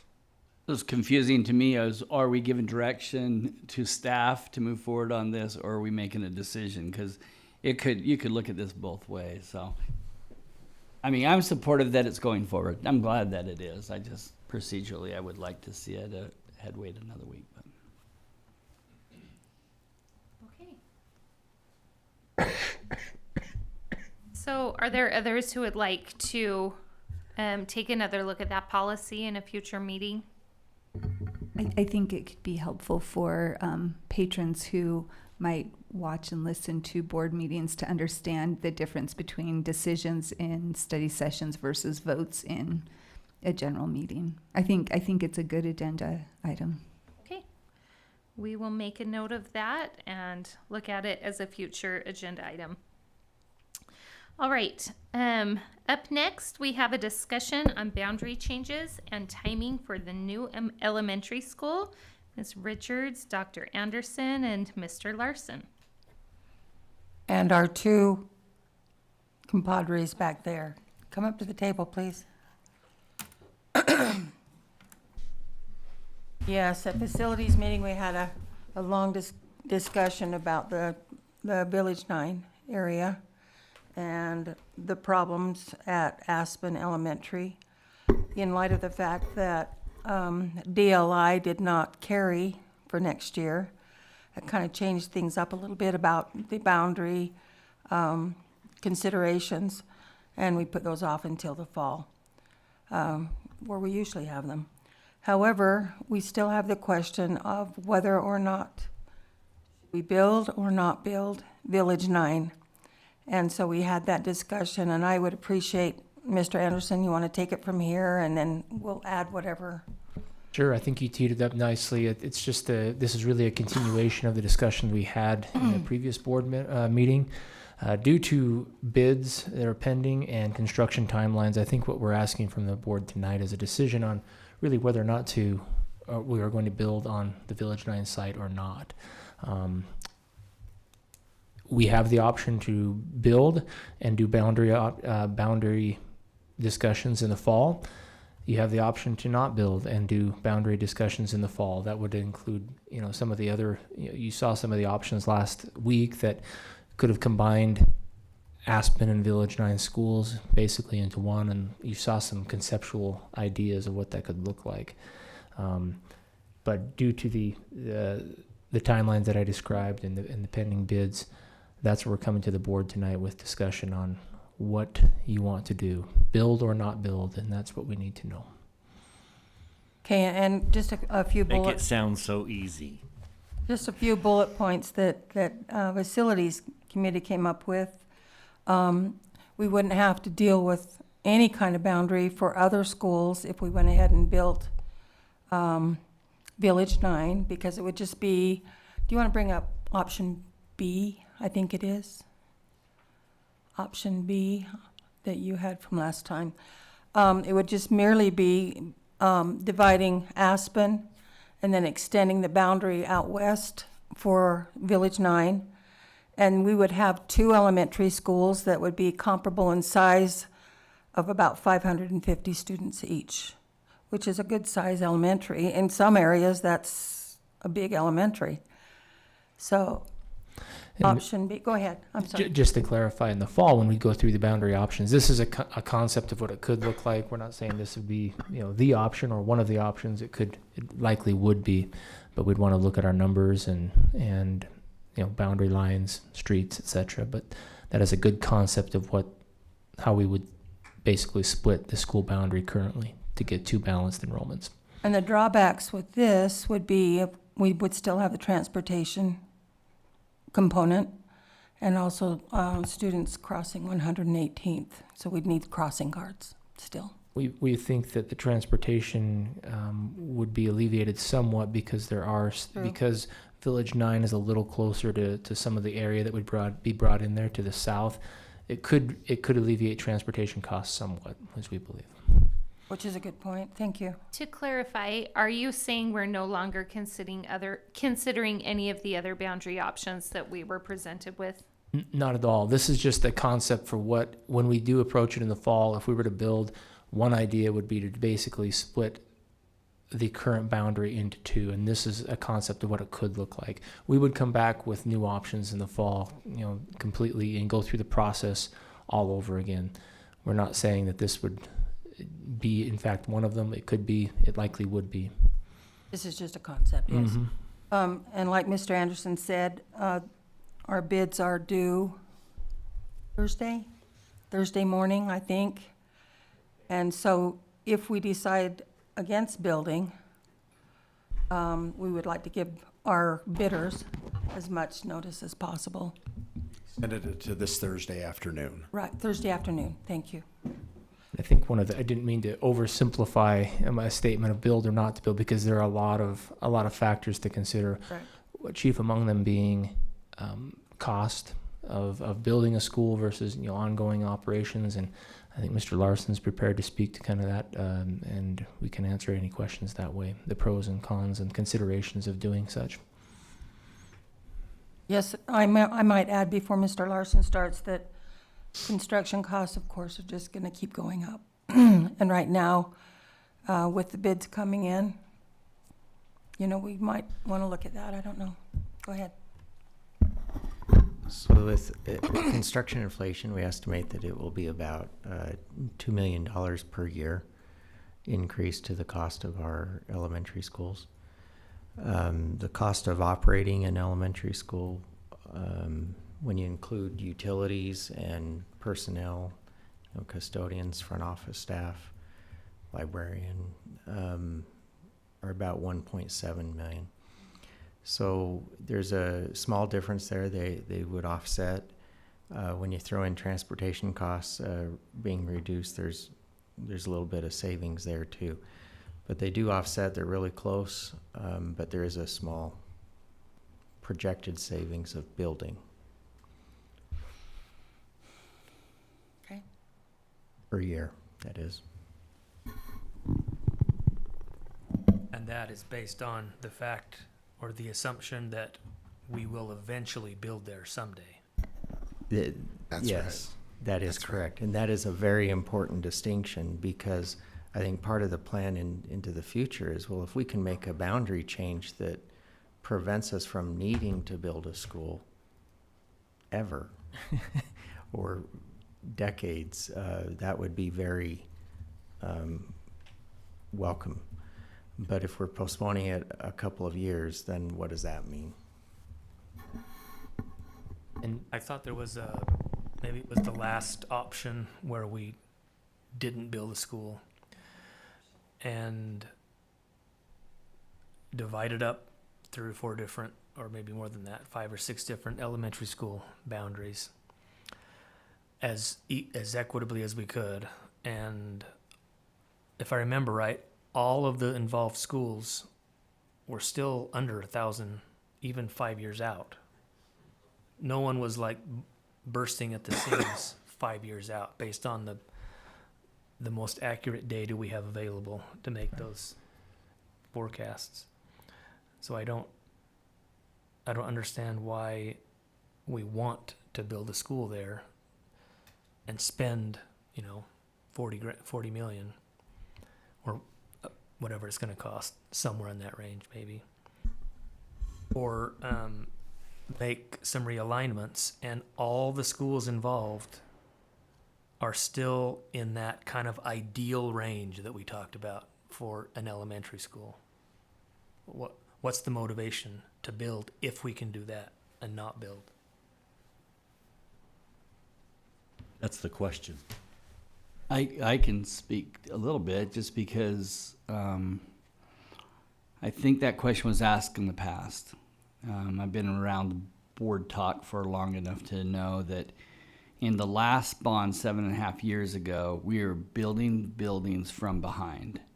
We had overcrowded schools. We were looking at even double sessions. We had teachers almost teaching in the hall, like at Harriman High. It was just way overcrowded. And I think you could make an argument that some of the mental health problems that Harriman had was because of the overcrowding. And I don't know if you can blame it on that, but certainly some have. And we just put ourselves in a really bad position. We got behind, mostly because there was a failed bond. And we could wait until we have to build a school and be reactive, or we could do what our board and our district does well and be reactive or proactive and move ahead. This area, I always look at like a future bond. Is there going to be a future bond? But this area would probably likely on a future bond house the high school. And by building a school with lease revenue bond every few years, it does kick that can down the road for a future bond. And it gives us a better ability to pay it off and maybe even refinance it or build it, back in or something like that. And so I do appreciate, we talked about this in the past. This week I spent some time. I talked to some principals about this. I drove around the area. This is unique. I didn't realize this, but houses are already built all around this property.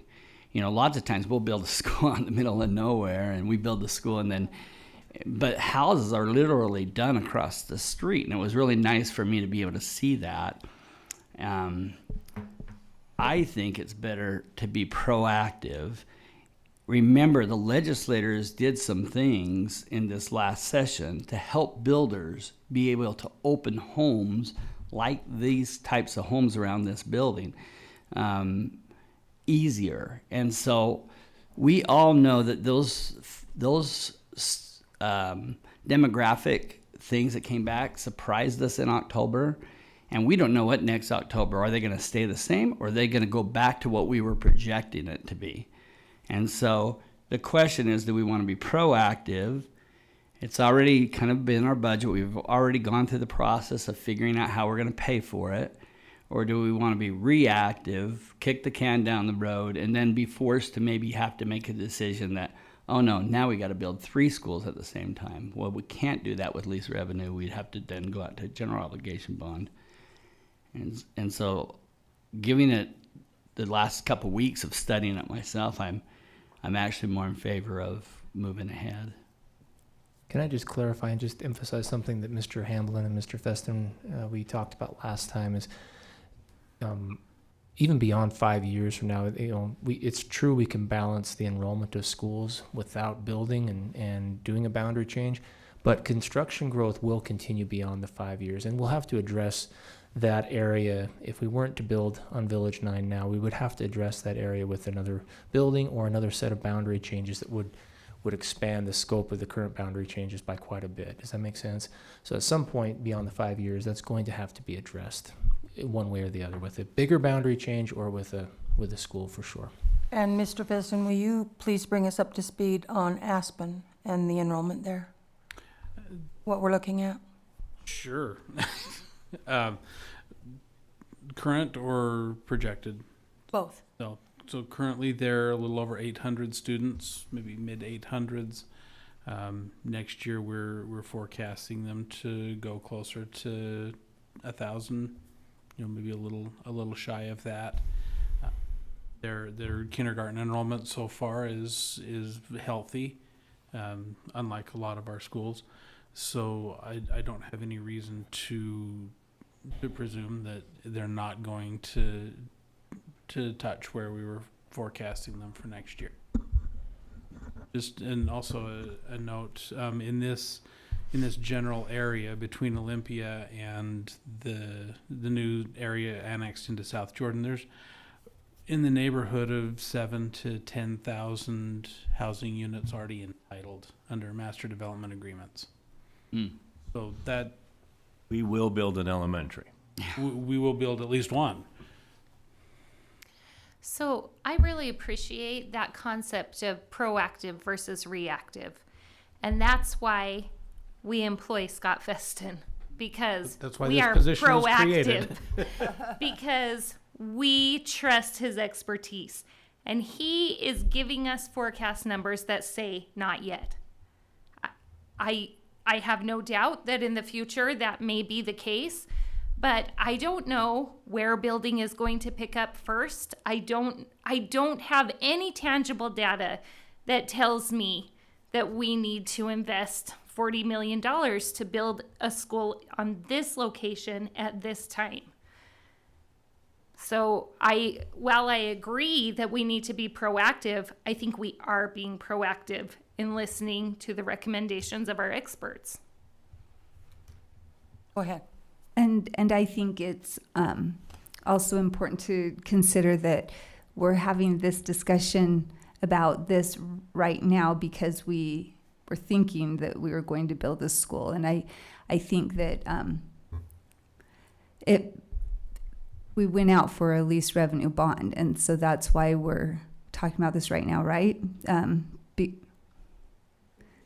We have not gone out for a Okay, lease we revenue bond haven't. yet. Okay, No, so we it's haven't. just, It's in process. There's But been it's- plans made. Plans made for it. Okay, so usually we would be talking about all of this in October as far as boundary changes and not making decisions about building schools.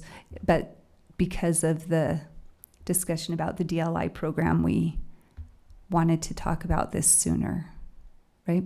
And so I really think that it's okay to talk about this more in depth with the whole district in mind in October without making decisions about building in a school right now. You know, I think for me it'd be helpful to have a vision of what's going on across the district, if that makes any sense.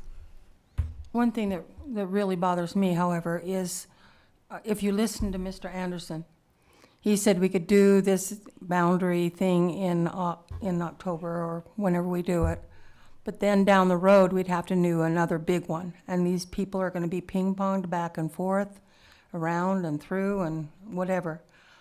I worry about that. I worry about, and yes, maybe the same students won't be ping-ponged, I don't know. But I worry about the changes for families. We're going to need a school there. I mean, we might as well face it. We need a school there. And I think the sooner the better. That's my recommendation. I asked I have John. a question. Go ahead, Tracy.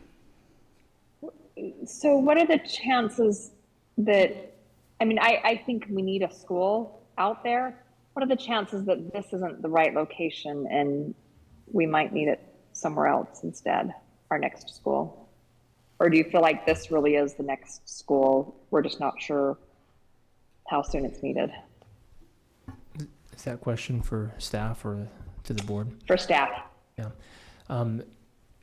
There will be no question as to what Mr. Feston says. There's going to need to be a school out there at some point. Boundaries can only go so far, and even big ones at that. Whether it be Village 9 or another property that we have in the Olympia Hills area, that's the question that we could address. I think I just want to emphasize tonight, if we choose not to build tonight, then we kind of just set the table for what boundary options will look like in the fall, because that option and that timeline for opening a new school will be pushed beyond where we can not deal. We would have to deal with aspects. We eliminate options A through E. Right. But you're Yes, saying we variations need of them, to yeah. make those changes before next school year? Because 1,000 students at Aspen doesn't seem outrageous to me. These changes would be for the fall of 25 if we wanted to, depending on how our projections look in the fall. It's possible that with portables, Aspen could go one more year beyond that. There will be no boundary changes for the fall of 24. Boundary changes would be for the fall of 25 only, whether there is a new school built or not. So if a new school is built, then those boundaries are longer lasting and less involved. If a school is not built, then there will be some back and forth, and it will involve more schools. Summary? Yes. Yep. So that's does that answer what you're asking? Doesn't seem to. Yeah, it does. So can I chime in on something? I think what I heard her say was that what's wrong with having 1,000 kids in an elementary school? We've done it before. And I do just have a caution on that with Aspen, because so many of their students don't speak English. They have a lot of refugees and a lot of kids coming and going. In that circumstance, 1,000 is, I think, a much greater challenge. A smaller school would certainly meet the needs of that rapidly changing population better.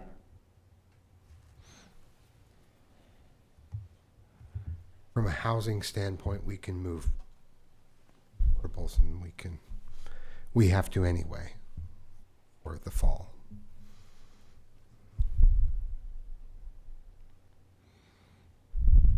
So as I understand it, if we take no action, we move forward with the build, because that's the direction we're going. So any proposed action needs to be to not build. So let me get a motion on the table. I move that we instruct staff to not move forward with the construction of a Village 9 school at this time. I'll second that. All right, any motion to that? Or, sorry, discussion to the motion to delay the decision to build. I wanted to speak and share something. I asked John to share with me our $245 million bond that we did in 2000, and it was 16. I just asked him if we were to do the exact same bond, build the exact same schools, what his estimation was. And in the 7.5 years, it's a 90% increase. So the construction increase was 90% since I've been on the board. So that's almost like twice as much for every school. And so delaying it, now if it follows the same course, it could not inflate as much in the next 5 years. But delaying it could actually cost taxpayers more money. So I'll vote against the motion. Nikki, do you have other questions that we have not addressed? No, I don't think I have other questions. I have made some difficult decisions in my own community because I rely on the information that Mr. Feston brings to this board. And I don't understand why our board would decide, well, we're going to make a decision on what might happen that isn't contained in those projections, because there's a whole lot of empty space in the areas that we made those decisions on out by Sunset Ridge as well. And I don't know where that building's going to pick up, and I don't have any data that indicates where it's going to be pick up. And so my real hesitation here is, it feels like we're working from two sets of rules. These projections are good enough to make one decision, but not another. I'm really uncomfortable with that. I feel the same way. Yeah. There's an amount of trust that we put in these individuals, and they do a good job at it. They're talking to cities, they're talking to developers, they know when permits are being pulled. They have the most up-to-date information. And in the past, we've made decisions based on the information they provide us, knowing in the back of our minds this isn't set in stone. We understand it's a forecast. So why are we deviating from that and hoping or assuming on our own this is going to be a booming area? We don't really have any evidence to support that except our own hunches. The best evidence we have comes from them. The best data. And there's no data yet. Maybe there will be in the fall. But right now, there's no data to suggest that we need a school at this location. So I have just as much trust in them, but the forecast that they gave us in October was a surprise to them and a surprise to every one of us. We have years of projections that gave us every indication that they would need a school in this location. That's why we've been moving forward. We have 1 year that was changed dramatically, that changed all of it was like a bomb that was dropped on us. And so we're going to throw out all these years of what we've been working for because of one set. Ideally, I would love to postpone this for 1 year and get October and have 2 years and then make a better decision. That's what I would rather do, is I would rather just hit pause. Let's see what October. 2 years of projections like this is a whole lot different than 1 year that's so different from any other year we've ever received. And so I wholeheartedly agree with that. That's what the motion is. Just to table it for a year? To not build it right now. We're not saying no forever. We're saying We're just no not today. accepting the bid, and we're not moving forward with the building right now. That's the motion on the table. So if I could add to that motion, make a substitute motion that we would review this again with the October projections, that would get my vote. I don't think you need to make a motion for that, but you're Will welcome already to. be happening. That's our It would standard. make, it is a substitute motion. It would make it more comfortable for me. Cause I'm okay with postponing it a year, but I'm not okay to say no. So we have a substitute motion But on what's the the table. difference? Because then I can look at October's and we can then look at that and say, is it 1 year? But if you say no, aren't you doing that anyway? If you say no, you're still going to do that in October. Well, maybe, maybe not. If I make that substitute motion, then it's required that it does come back up. But let's suppose you don't, and we approve this motion. What can't you do in October that you would want to do? Oh, I could bring it back up, but I would then need to get other people to agree. By making it the motion, it would But definitely. it comes up be every October. And We not do this only- every single October. Not only do we do this every October, we've already asked staff to come back to us with a broad plan, a far-reaching plan. And so, in my opinion, everything is on the table, and we've already asked for that. So I can support what you're saying, but I don't see a need because I feel like we've already done it. I have a need, but if others aren't supportive of that, then I'm okay. Okay, so we have a motion on the table, a substitute motion to, Don't have a We don't have a second for the second. substitute motion. right, I'll second the substitute motion. okay. That's what I was just going to say. Do we have a second to that motion? So the motion on the table is that we delay the decision to build on the Village 9 property and that we revisit when we receive our October count. Did I encompass that well? Okay, so any more discussion? Are we ready to vote? May I clarify just something? Because if we do not build now, we'll likely want to start the boundary change process as we have in the fall. Typically, we come to the board beginning in September.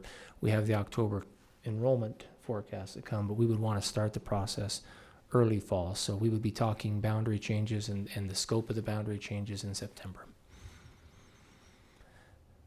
I'll tell you, one of the updates in the legislative session is that the boundary notification laws has changed somewhat. So we have a window of 30 days that we have to notify them in. So that helps in terms of the window that we have to work within to approve the boundary process. But typically we begin in earnest in September with boundary options. But we wouldn't approve them until like November or December. So we could notify and be working towards different boundary options, including do we build or not to build, and then contingent upon what our October numbers look like. Yes, can I break down what you said there? If you are to deciding in the fall to build or not to build, that would, with the understanding it will, a new school would not be ready in the fall of 25 if you decide to build this fall. I'm looking at Dave for confirmation of that, but yes, it would postpone the new school opening until the fall of 26 at least. Correct. So I understand that we have traditionally waited until, or begun the process in September, but is it feasible to do everything if we waited for the October count? Yes. That would be my proposal. I'd really like to see do the data. boundaries. But you're saying we have to commit to build in September and then see numbers in October? If you No. if you want the new school to open in the fall of 25, that has to be decided right away.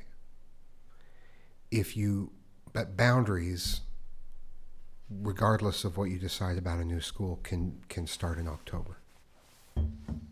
But determining whether to build the school has to happen right away. Does it need to happen tonight or next week? Bids are due Tonight? Thursday. Yeah. Yeah, I would recommend out of courtesy to our contractors that we make the decision tonight. Okay. They spend a lot of money and a lot of time preparing these bids. They're huge projects, and so out of courtesy to them, better to cancel it. How much do they spend, do you think, on a bid? I've heard average of up to $30,000 if you consider all the labor hours and, getting all the bids from all the subcontractors and that. We just want to, If we delayed that protect for a year, would it cost them another 30,000 to do a bid, or? It would, because there'd be different numbers from, for all the material and stuff like that, so. a piece of information that just budgetarily I need you to know is we're about, I'll just say $600,000 into this project already. So there'll be costs showing up regardless where this goes. So Because of the design and because of all the Yeah. work on the property. and we had to order some electrical equipment. We did. There's some long lead items. The electrical switchgear is like 18 months out. So we actually ordered that. That was about 150,000 in that range. So We can still use that. Correct. Yeah, we would just have to store that. I just wanted you to be aware the budget's gonna, there's still gonna be a cost that shows up for this school. Sorry, I guess I'm supposing what the vote's gonna be. I ought to wait for the vote. So plans can be used for that site, for that school, if we use the same plans going forward. And the electrical equipment can be used at a future time. We haven't wasted our money, but we have spent it. And the timeline is decide tonight whether to build, and then in October after the presentation, we can decide boundaries, regardless of whether there's a new school or not. How many, are we allowed to discuss how many bids have been received? Or can't talk about the number of bids that came in? They haven't come in yet. They come right down to the wire. The last day or day and a half is when they're really. How many do we usually get on an elementary I school? believe there was three or four pre-qualified. So if, let's just say there were going to be 4. 3 of them are out $30,000 anyway. Correct. Right? Yeah. Because there's only going to be one winner. Okay. So yeah, for the one that would have won, they spent $30,000 that they might have to spend again. And they spent that money without a secure. They don't know that they're going to get the bid, so That's the business they're it's in. the cost of doing business for Correct. what they do. Yeah. Okay, any other discussion? All right, so we have a motion to postpone the building of the new elementary school on the Village 9 site, and to re-examine the issue after we receive the October enrollment counts. Right? Okay, all in favor, please say aye. Aye. Aye. Those opposed? So, hold Opposed. on for 1 minute. Tracy, was that an aye? Aye. Aye, okay. And then all opposed? Nay. Okay. So that motion carries 5-2. Okay. Up next, we have. Wait. Oh, sorry. I would like to make a motion that we instruct staff to immediately get the word out to the bidders and to not read any of the bids as a protection to the bidders. That we go on public record that we will not read any of their bids. I'll second that. Okay, we have a motion and a second that we get word out to our bidders in a timely manner, and that should any bids come in, we will not read those bids. So any discussion there? All right, all in favor, say aye. Aye. And any opposed? Okay, that motion carries 7-0. All right, thank you so much to those who have been so instrumental in making these important decisions. All right, our next item is a legislative update. So we will. Are we doing the update Oh. on the process of lease revenue? That just I was did- neglected, right? So, Ms. George, letter I, update on the timing and process of lease revenue bond. Given Thank the you, decision sorry. on letter H, I think we can forego I, and I will work with bond counsel and the financial advisor on halting that process. Thank you. I There'll be apologize. some I'm cost there. eager to get through the list, apparently. Well, we did real quick. Record. Super fast. Okay. All right. In that case, we'll move on to the legislative update. And, well, all of the people doing the legislative update just left the room. Okay. Thank you. So, Dr. Anderson and Mr. Larson. Thank you. I need to get Apple TV rolling here.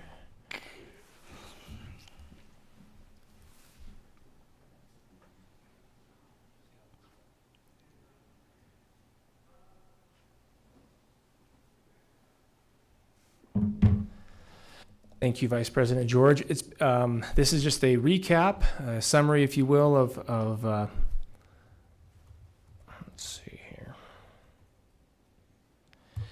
of the session. Please, this is just a summary, so we're able to have a discussion. If you have questions about specific bills or you want to push pause and talk about and go a little deeper, we're happy to have that discussion at any point along here. If you go back, just let me know. Recapping just the legislative priorities for the board, you can see this not only on the screen, but it's in board docs as well. Back in the fall of 23, the board put these forth. We met with our legislators in December to share these with them, and you can, just as a reminder for what they were. Question? Yes.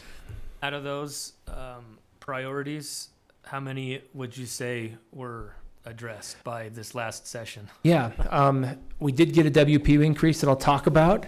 There was high growth funding mechanisms, but I would not say that turned in our favor in the legislative discussion. They did talk about high growth. They talked about affordable housing and tax increment projects, but that did not necessarily fall in our favor.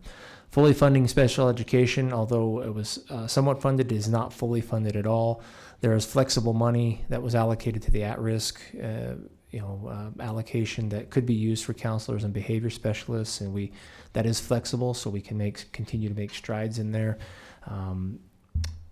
Correcting the initial ESA increase did not happen, and exempting schools like Valley, that's more of a discussion that's happening at the state board and governor's level. Did not have a discussion at all in the legislative session itself.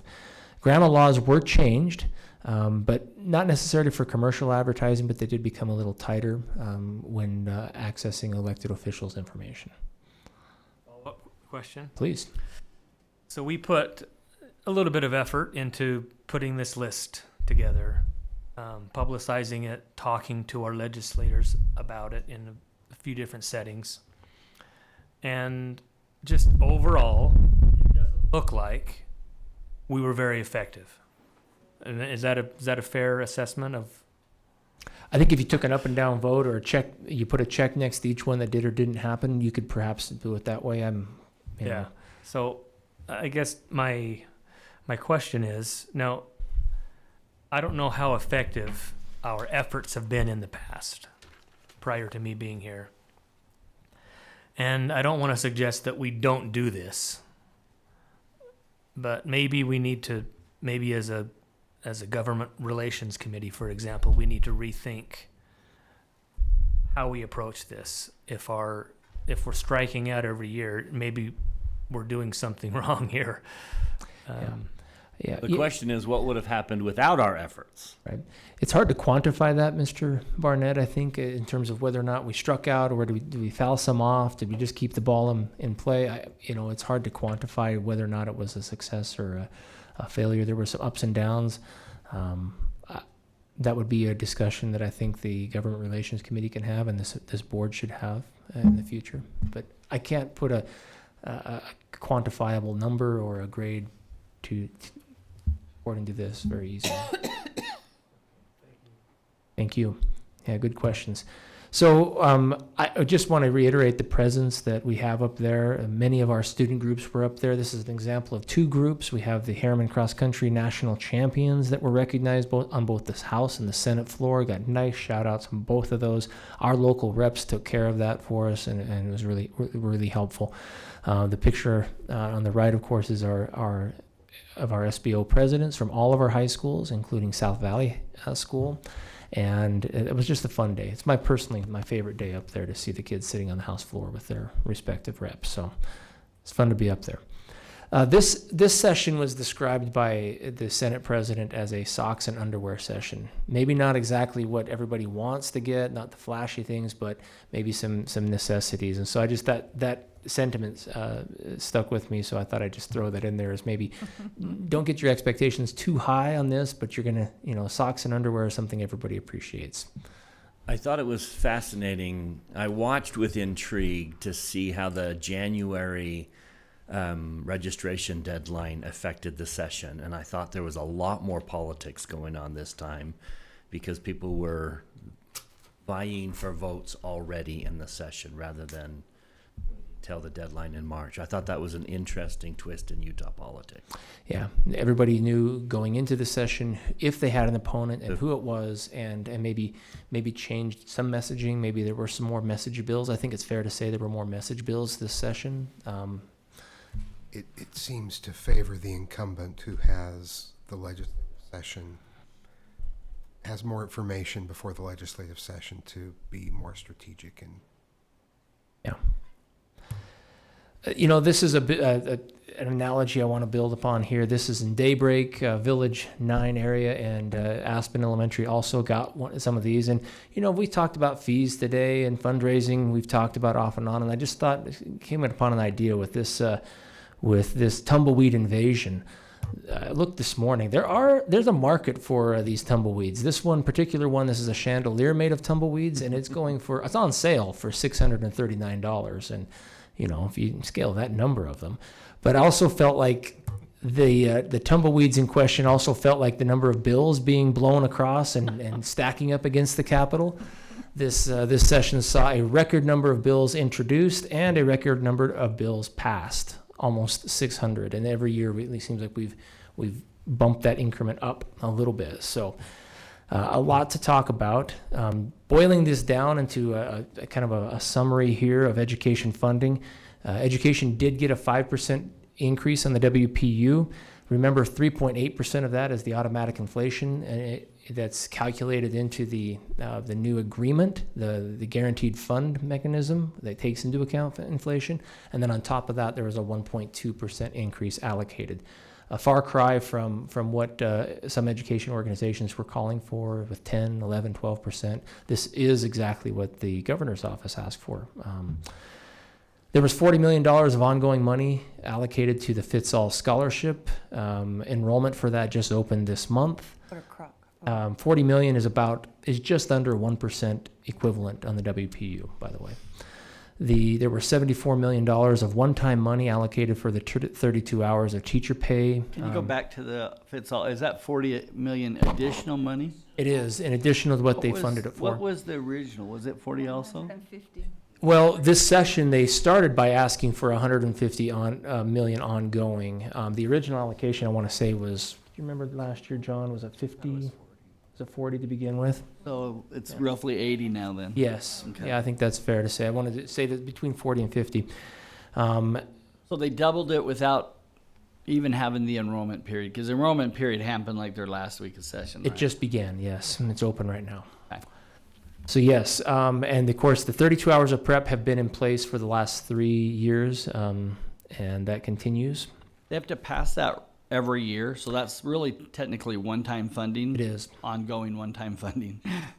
Well, So they have to vote for it every year. They do, because it is technically one-time funding. And do our teachers know that that's like not guaranteed? Because if they ever pull that, then that's not on us. We make it known that this is a one-time allocation, and it may not be from year to year. We've been specific about that, but to your point, it does become at some point after several years a hope. And people started expecting it.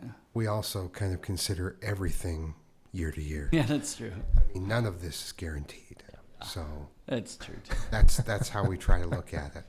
Not in a cynical, dour way, but I think your point is an important one, but if you get too hung up on, well, TSSA money, has to be approved every year, and land trust has to be approved. They can go away with then you signature of a don't bill. spend it the way you really need to because you're afraid of that. Now, it's different when it comes down to individual people being paid a certain amount, but the way our salary schedule is even organized and structured, it shows that that's money that comes from the legislature. So we try to communicate that message, but we also don't want everyone feeling like they're hanging by a thread. Was there talk at all to get rid of the 32 hours this year? Or is it just kind of rubber stamped? I didn't hear any talk, and I think it was brought up. The bill was introduced in the middle of the session. It sailed through. It was very much a bipartisan, very popular. We can afford that. We agree with that. That's great. One-time money. Yep. This is new, $6,000 stipend for student teachers. This was Karen Peterson's bill that allows student teachers to be paid while they student teach. Many programs don't allow them to have jobs, and so this is a stipend that would allow them to have some money during that time. And that is allocated for teachers pursuing a Utah license. So presumably most of them would come from in-state institutions. And then there was $150 million of one-time money that's designated for the bill was called the Market-Driven Teacher Compensation Bill by Senator Fillmore.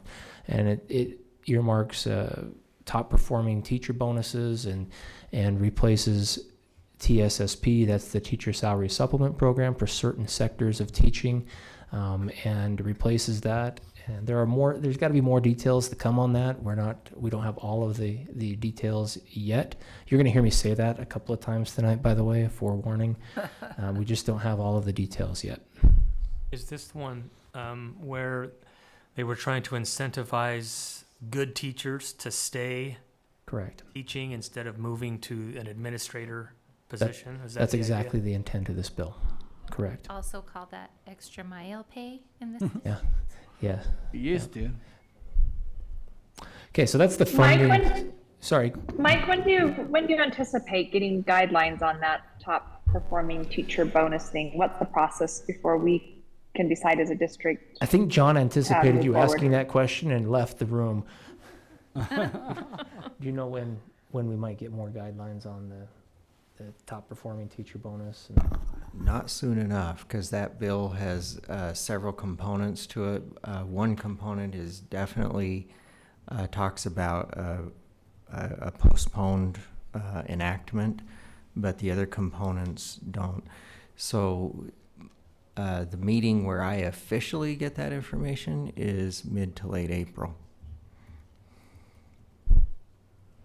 There you have it.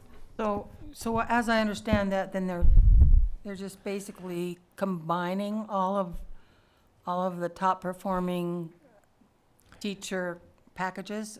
Is this like the science teachers and the math teachers? That's the TSSP, Right. and on top of that, there's an opportunity for LEAs that want to look at teacher pay, to use the Utah State University School for the Futures. That's the chosen vendor for this bill, to look at metrics by which they can decide which teachers are the top performing. And so because of the amount of money, not every LEA would likely be able to qualify for that anyway. So it could become in the form of a grant application, could become, so there are a lot of different ways this could happen. Yeah. I've said before, I think that's going to be the hard part, is how to determine. Yes. Those two. Indeed, yeah. We're waiting, like I said, for more details on that. And the only grant that Mr. Larson cares for is on the front of a $50 bill. Right. He likes it. So there were several past bills. There was bills that dealt with social media and age verification for those apps and those platforms. As you know, the state is pursuing litigation against social media companies. We talked already about the need for affordable housing and growth in the area. That impacts us, and tax increment finance discussions. That was a big topic on several fronts. For those of you that are baseball fans and like the idea of that, the pathway was paved for Major League Baseball to come at some point to Salt Lake City, as well as National Hockey League. So more to come on those for sure. But those are past bills. But drilling down more specifically for education-related bills, we discussed the board the HB 257, which is transgender bathroom use. It defines certain things. It allows for students who want to use the restroom of their choice to set up a privacy plan for those students that feel unsafe or being bullied. This law goes into effect May 1st, and we encourage all of our principals on a case-by-case basis to contact and work with their administrators of schools or general counsel for specific questions on this.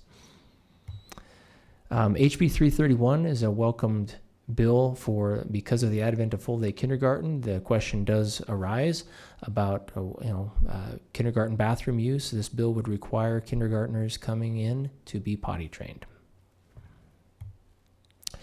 This is one that was, of course, we had on the agenda tonight that has potential ramifications for us. We worked with the sponsor in several ways in this bill.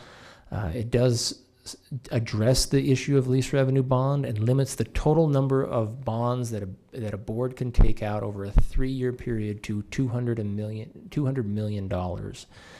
It does require, there's some specific language that we now have to do in order to issue a lease revenue bond, and it does require a hearing.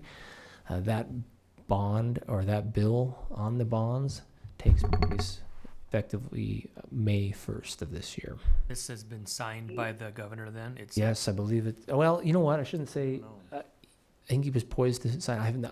I shouldn't say yes yet, but. So those green check marks means it passed. Doesn't necessarily mean it's law yet. Correct. Okay. Yeah, not necessarily. So good clarification. It passed both houses. And USBE did vote to ask the governor to veto this one. I haven't heard what's happened since then.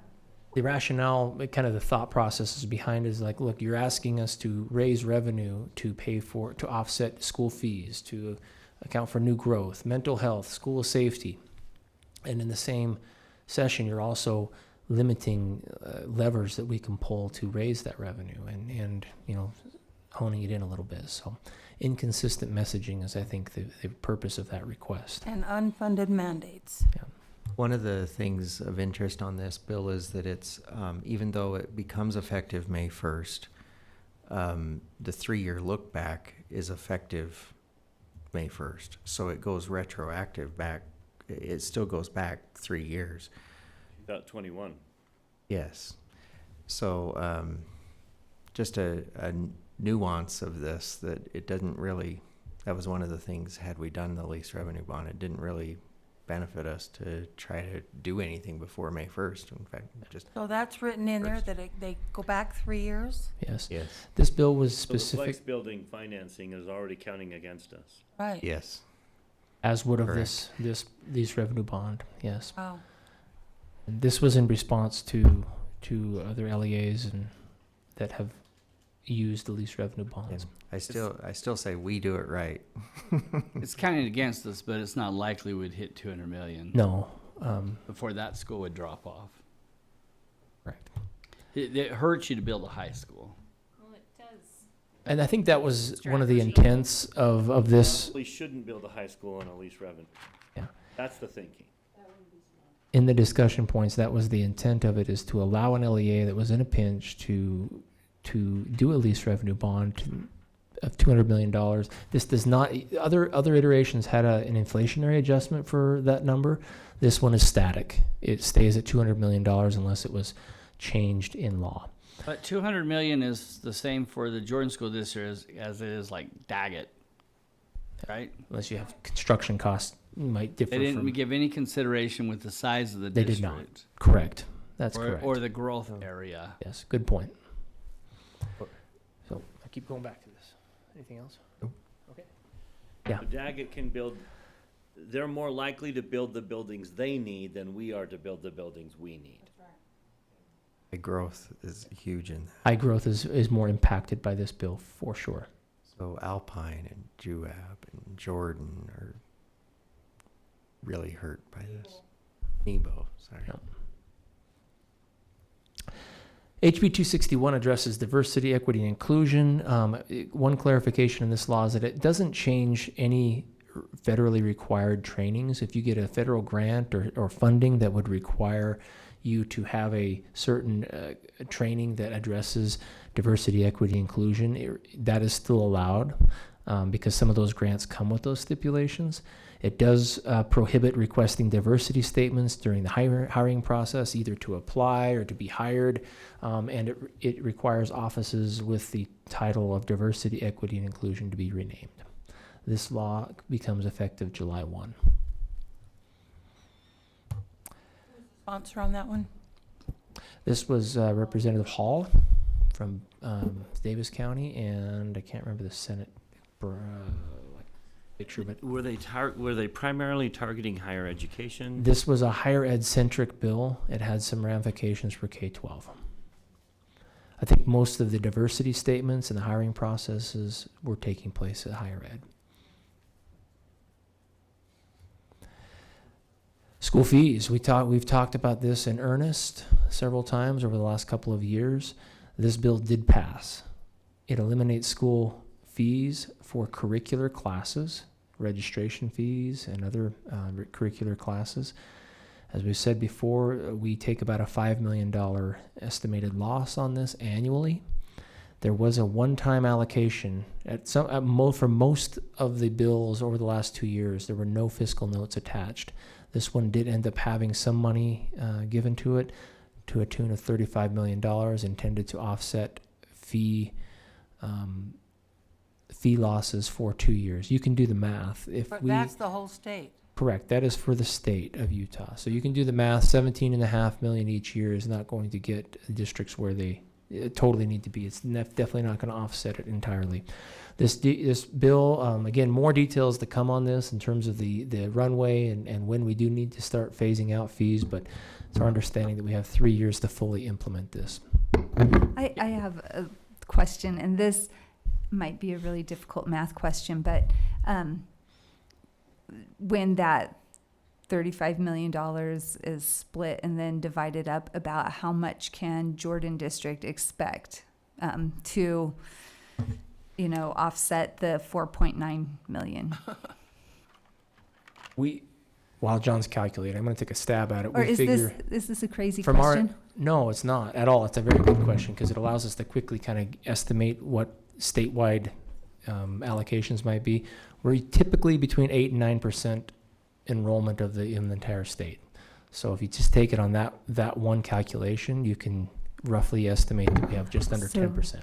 0.8 times 17 point. I mean, like 0.08 times 17 Oh, and a half 0.08. million. You're right. I moved the decimal. So about 1.4 million of one-time money. So this doesn't For make $5 million doesn't make ongoing. any sense. So we can collect that money over the next 2 years, but we have 3 years to implement it. So it seems like the time to collect that money is after the 3 years, not before. The one-time allocate, again, more details to come, and John can chime in on this, but it's just going to be given to LEAs to help offset the school fees that they know they're going to be having to deal with. LEAs, my understanding is you can wait a couple of years to do anything with this bill. You just have to have it fully implemented within 3. So we can collect that money, put it in the bank, wait till the 3 years, and then spend that money? Or does that money have to be? I don't know the answer to that Okay. question at the moment. Okay. There's a lot about this bill that we don't know yet. There's a few lines in this bill that seem to have a circular reference on it that a few of us have been going back and forth on. Well, what does that really mean? So what we're really wanting is, how is the State Board of Education going to enforce this? We need guidance from them, because I can read the bill. I have read the bill opposite of what others have read it, and we've been going back and forth saying, but this line says this, and they say, well, that line refers back to that line saying the opposite. So it's kind of confusing. I'm kind of hopeful that next year there'll be some clarity on this, but hopefully USBE will provide some clarity on how they're going to approach it. I think that's the best approach, is to see USBE's take on it and how they translate these circular references in the bill. And then if we need to, we happen to know a sponsor of this bill that might be willing to work with us to clarify a few things. The thing that bothers me about this is the people who whine and complain and get these bills passed are the people paying the fees, and not the people who are now going to pay those fees. And no one was advocating for the people who are now going to pay those fees. Because they didn't realize it. Because they didn't realize it they see until their all of a tax sudden they say, notice. wait a minute, why am I paying for your child to take that particular class? Exactly. I've paid for my children to take those particular classes. Now I'm paying for your child to take that class. And no one had the forethought among that group to say, let's push back on this. The only people pushing back were the people paying the fees. Says the man paying the fees. And the woman not paying any fee. I think those that supported the bill, Bryce, didn't even understand But I that. will This now. has a trickle-down effect that's negative to most taxpayers. Yeah, it sounds great. Oh, I'm going to eliminate school fees, so we're going to make school more affordable by making it more expensive to the general public. This is similar to making all public buses free. Everyone can use it. Well, then the cost is put out to everybody who doesn't use it also. And so I thought, when I came onto this board, I was very opposed to school fees until I educated myself and came to the conclusion that it's fair that those who use the services should pay more for those services than those who don't. And I stopped whining and complaining about fees because I felt like it's only fair that I pay those. And it's just like now we've gone the opposite direction and we've taken the fees out of the hands of the people who use the services, and now the people who don't are going to pay for them. Which goes back to the idea of, look, we have to offset these somehow. So please don't limit our ability to raise revenue, to pass, a tax increase that could be subject to referendum and you name it, and so on and so forth. They limit our levers to pull on this. Thank you. This is one that I think should catch people's attention. It deals specifically with us. Our district was instrumental in providing a lot of data for this bill and some public relations for this. We held a press conference highlighting the need to adhere to stop arms. I want to be clear, we didn't advocate for the bill, but we did raise the awareness for it. Increases the minimum stop arm violation, quadruple it to $1,000 on the first violation when you blow through a school stop sign on a stop arm on a bus. It also increases the fine for speeding from $50 to $260. That is my worst nightmare, to be pulled over in front of a school in a school zone. Like one of our principals did? I'll tell you, that's going to be a lot of money because I've been on crosswalk duty, and I'll just tell you. We thought about allocating that money to like some sort of incentive for education, but that's kind of a perverse incentive to reap the benefits from people violating stop arm violations around a school zone. So maybe it could be for school fees. You know how stores sometimes have a naughty list? Don't take checks from these people. We should have a naughty list somehow. These people got pulled over in school zones. The wall of shame. Well, we've discussed this bill at length. HB 29 is sensitive materials. It does set forth an objective and subjective standards for instructional materials. It also puts forth a trigger that if 3 school districts or 2 districts and 5 charters find material objectively indecent, all schools are required to remove the materials in question. The state board can undo that if they choose to do so within 60 days of that trigger going into effect. And of course, we did ask for and received indemnification for this, and undoubtedly this will need some addressing in our policy. In fact, the ad hoc committee that was in charge of this chose to kind of push pause on this until this bill was finally clarified and finalized. The USBE ability to reverse that statewide removal just apply. Let's say there were 3 districts triggered. Does the removal apply to the 3 districts as well, or just everybody else? The 3 districts that triggered it set that in motion for the entire state. Within 60 days, the state board can choose to address the issue and vote as to whether or not they think it should be upheld and removed statewide, or they can say, no, we believe this should be an LEA by LEA decision still, and they would have to justify that in an open meeting. So the decision of those 3 districts would still stay intact. Yeah, it does not impact individual LEA decisions. Those 3 districts would obviously still remain removed, and it would allow if they voted to say, let everybody decide on their own, then LEAs could choose on their own what to do with that material. Okay. But they could vote also to remove, right? They could vote to not do anything, and it's removed statewide. They could just let it go, and within 60 days that expires, and that removal is triggered statewide. Are we gonna get board rules on this? Is there a process for the state board to look at this before we should start jumping on it? That's a good question. There may be some guidelines and clarification coming out for that. We would hope so, because even though we throw out the words objective and subjective, they may need some additional clarification. So I would hope that USBE would So should we be a little bit slow on meeting, or should we just get together and start moving forward? I mean, there's some things obviously we can make changes in our policy immediately, but Sure. we probably don't want to get ahead of the process. Good question. We can ask USBE for Okay. what they're if they project or intend to If you provide some could guidance. figure that out and just let the committee know. And is it retroactive? Because all of us have Oh, found that's a some good material indecent. Do we now submit that, and that's part of the process already? Good question. My understanding is it's moving forward. So now we have to re-examine every book that we've examined so far. It has Is it just if there's a challenge? If there's a challenge. But now we're open to re-challenging every book that's been challenged. I would think so.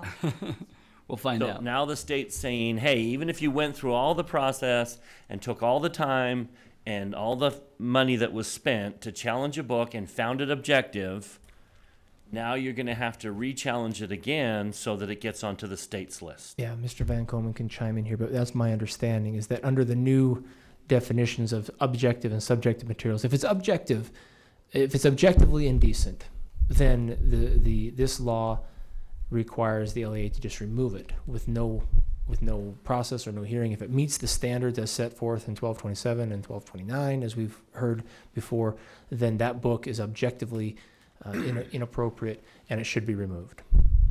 If it is subjectively inappropriate or potentially subjectively inappropriate, then it kicks it over to the process that the LEA establishes for reviewing that subjective material. And if that LEA decides that it should be removed, then it's removed. My understanding is if schools find either objective or subjective, either one of those can trigger the 3-district removal.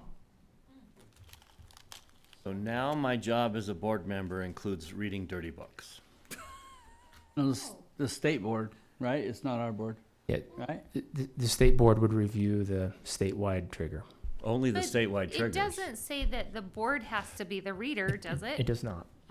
It's the State Board of Education that has to defend in a public meeting their decision to not remove the books from all the schools in the state. I think what Bryce is saying is that who decides what material is objective and what material is subjective.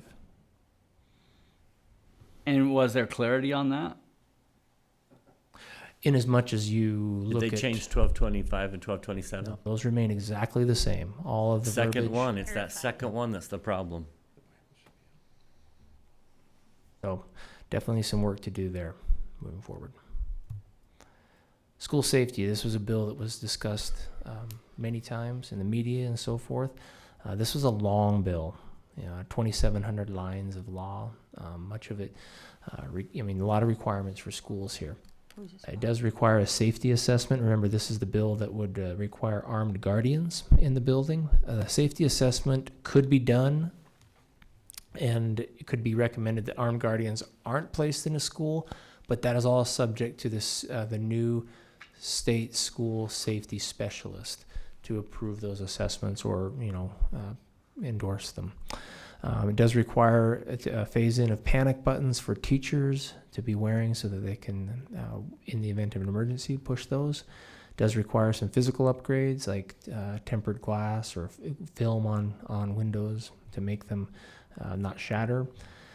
It does require districts to implement an early warning system, which is, we've talked about that in here. That's a system like Panorama. We use Panorama in this school district. That that serves as the requirements for an early warning system that this law requires.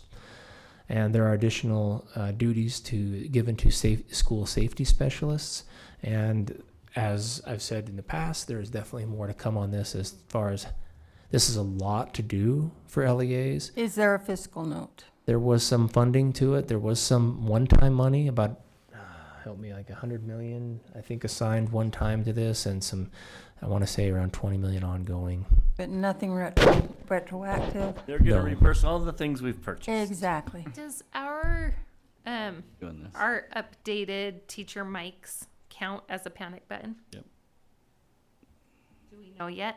I hesitate to say they do count. I know they have components that do. We're piloting, as we've talked about, and here's some, at few of our schools, teardrop mics that absolutely do have the panic button that would be, I know for sure would be on there. I don't know where the others quite The fit one that yet. we saw in the summer session is what I'm talking about. That's the one that's a maybe? Yes. Okay. That's the one being piloted. The ones being piloted are at the 3 schools we're talking about with the door alarms that Right. also have the Right. upgraded teardrop mics that have the button on them. That system we approved. My understanding is that the ones that we already bought do have the emergency feature. The ones that we're piloting allow you to indicate whether you are all clear, whether you're safe or not. So that's the difference. So I believe that the mics that we bought all have the emergency call option so that we would be in compliance. The ones we're piloting you're able to say all clear so that you can silently check in that we're good in our room. So that's what we don't have, but it's not required by law. Does that say? That's my understanding. I was just, I mean, without knowing for I sure, appreciate the hesitate to hedge, say that. but I think that's where we are. And That's- does every school now have the updated system? Last summer we heard Christmas break. Okay. I think we have 1 or 2 left. Let me see if I can find that out for you. So like I said, there's more to come on this bill as well. This will undoubtedly require some input from the new state school safety specialist and some guidance from USBE, because these are huge. I mean, we've been working at this, and by the way, we got a lot of great shout outs about our proactivity in the district with school safety. A lot of this is frankly patterned after a lot of what we've already done. But it's a huge lift for LEAs, huge, and it's all for a good thing. Everybody wants school safety, but it's just the question of how much and how quickly. Yeah. So more to come on that.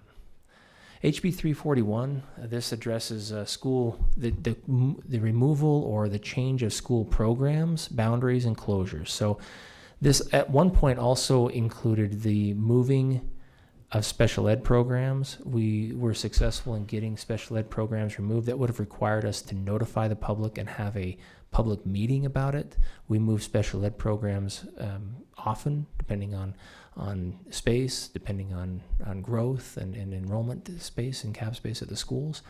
But what this does beyond that is it reduces the timeline for LEAs to notice for boundary changes to 30 days.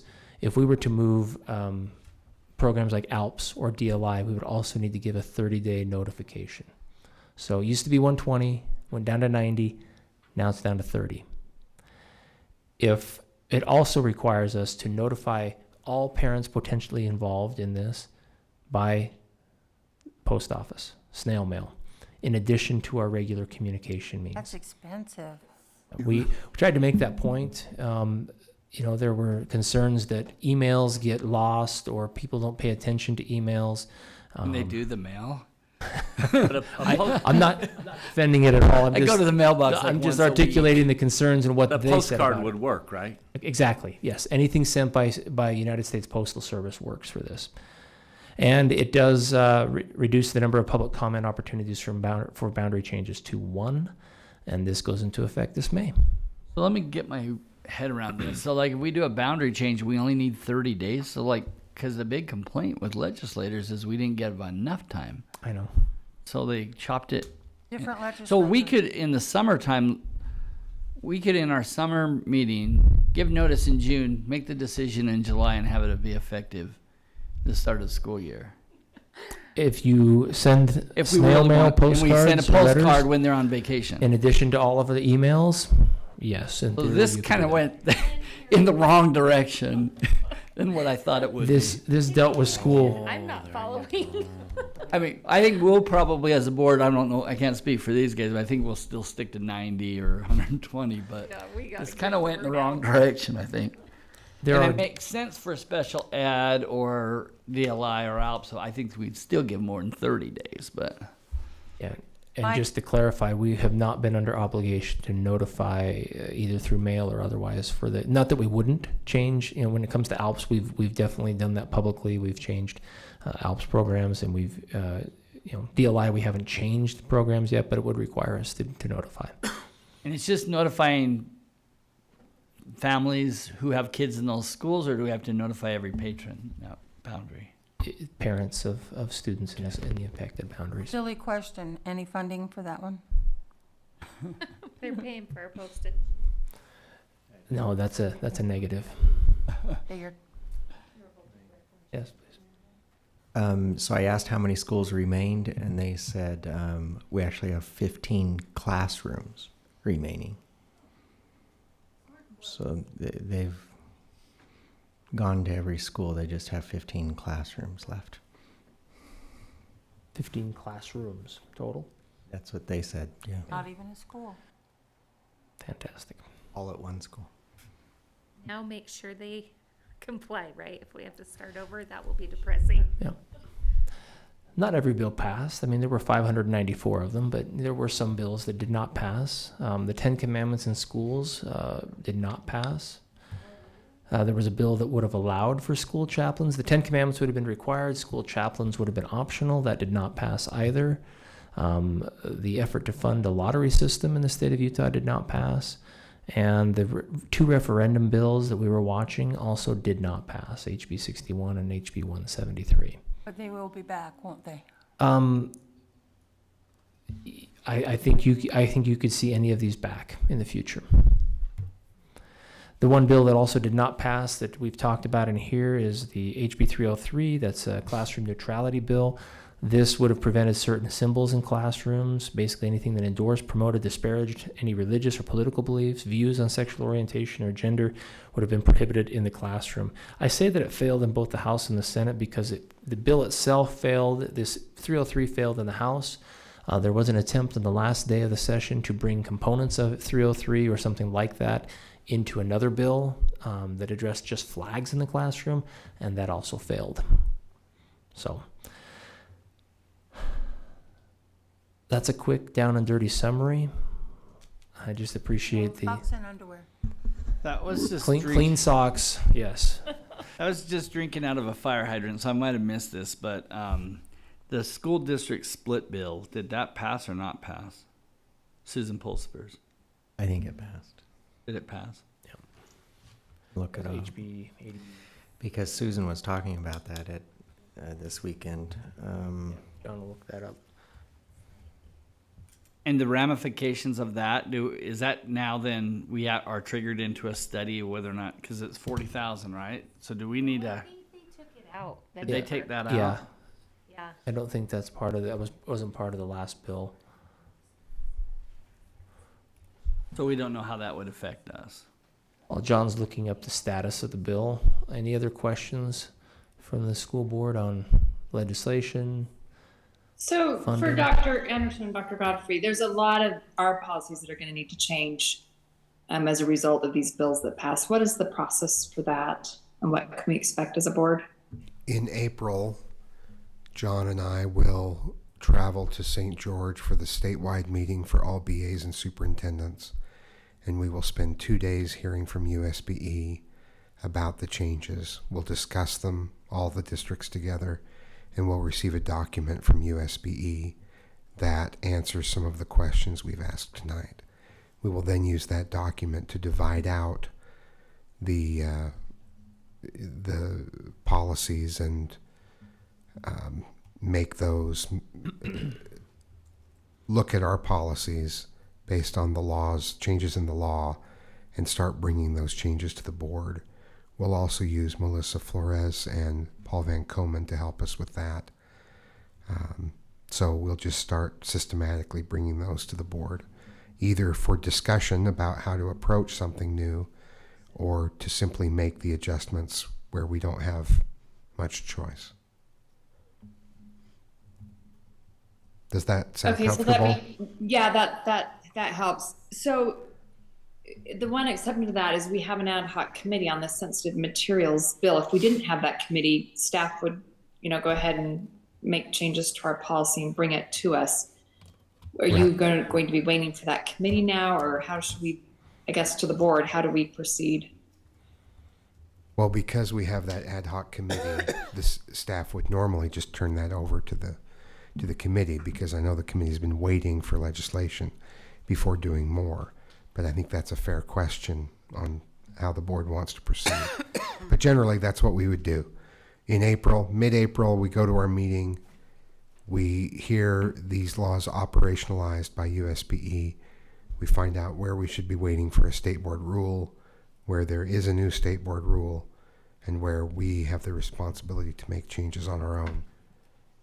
Then we bring it back to the board after we've looked at it systematically. But for sensitive materials, we could just turn that over to the ad hoc committee or bring recommendations, either one. I propose that we follow Dr. Anderson's lead on that. You find out the details and let us know when we need to meet, and then we'll kind of go through it and bring a proposal to the board committee. There's an effective date too on that, isn't there? Like, is it May 1st? That one's May 1st. So there is some urgency once you get there. So. Yep. So is the rest of the board okay with that the ad hoc committee leads up that and staff handles all the rest of the policies? I misspoke. I thought it sounded funny. It's July 1 for that.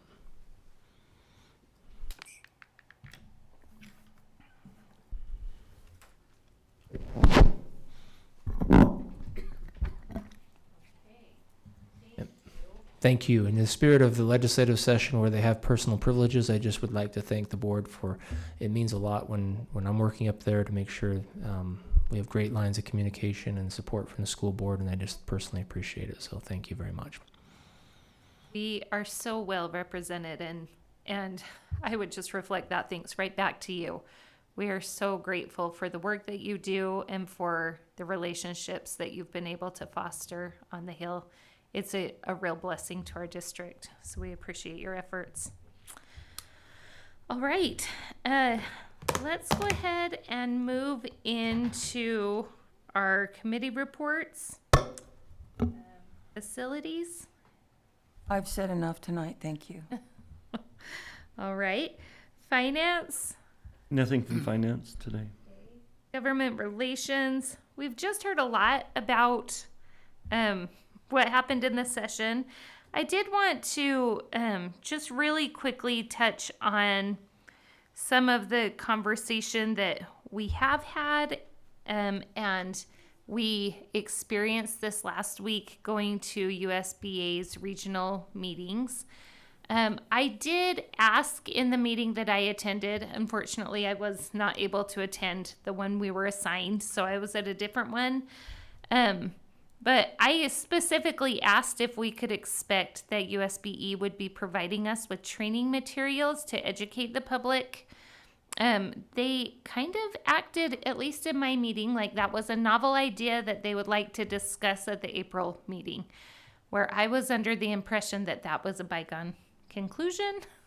Didn't we get something last year with summary? Is that what you're talking about? Sorry, I apologize. For those that weren't at the meeting, there was a lot of conversation about SJR 10.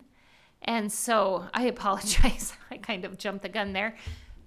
Missed the point of what I was saying.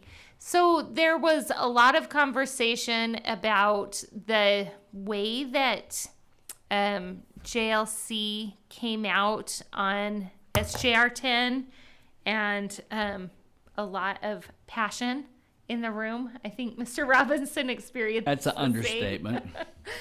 There was a lot of emotion connected to the way that process played out, and I know that our board had specifically talked about a desire to stay neutral, but to provide information. And so I mentioned that, and it doesn't sound like USBA had immediate plans to do that, but it's something they said they would bring to their April meeting. So I just wanted to give you an update. I don't think we would need to jump on anything prior to April, but I do think that we need to keep that on our radar if that's a priority for our board, to provide those materials to make sure that if USBA is not going to do it, we follow up on that decision. So There are boards that are going to openly fight this, and they asked us to join with them. Obviously, I can't say yes for the board, but there were some boards that said they're going to openly oppose. Oh, I didn't hear any at the Provo meeting like that. I think there was at front boards. So, so if we wanted to reevaluate that, we could. I told them our approach, what we were looking to do. So, and I don't think we need to make a decision tonight. Yeah, I don't think we need to make a decision. I just wanted to give you that update because we had been asked to represent that position, and we have. Okay, that's it from government relations. Joint relations, ESP, anything there? Okay, Jordan Ethnic Advisory Committee. So last week, the Jordan Ethnic Advisory Committee had an open house, and I attended, and as did some board members. I really appreciated the instruction that General Counsel Melissa Flores gave on HB 261, the Diversity, Equity, and Inclusion Bill. I don't know exactly what to call it. And I thought it was really great. Jordan School District is already in compliance with that bill. We're obeying the law. And I mean, we do need to change the name of a department, but that's the only thing. So I found that really helpful. All right. JPAC. Nothing right now. Nothing. Okay. LEAC. As soon as Portrait of Graduate is finalized and approved, I am going to be sending it out to LEAC, give them some time to examine it, and then we're going to hold a LEAC meeting and say, okay, what's next? How do you envision this making a difference in your lives, in the classroom? So I'm going to start to pursue a meeting date, anticipating that Portrait of Graduate will be approved next week. Is that correct? Hopefully. We had a few changes tonight, so I don't know if that will push things back. Any Okay, thoughts I'm going to on that, pursue a Dr. tentative Godfrey? date, and then we'll see if we need to change Only it. the mountains know for sure. Okay. All right. Board bulletin. Anything that people would like to have included in the board bulletin?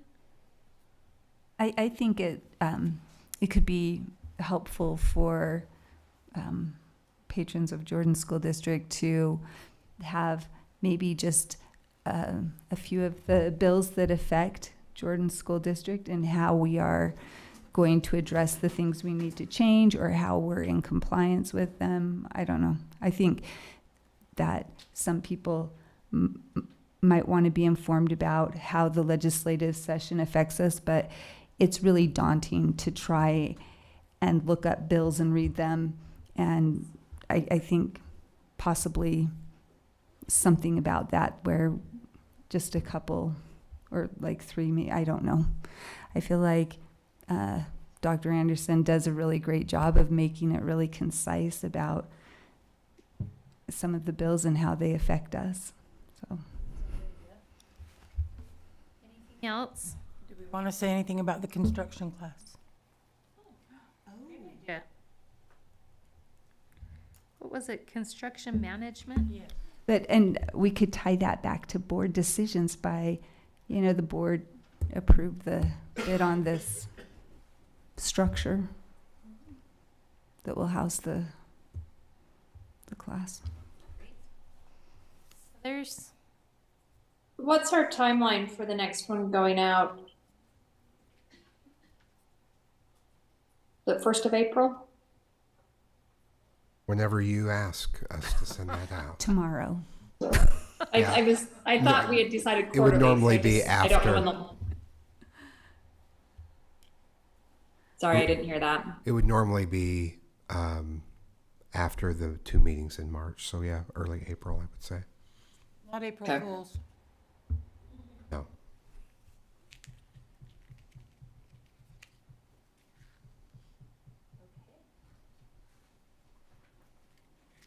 I do have something for JPAC.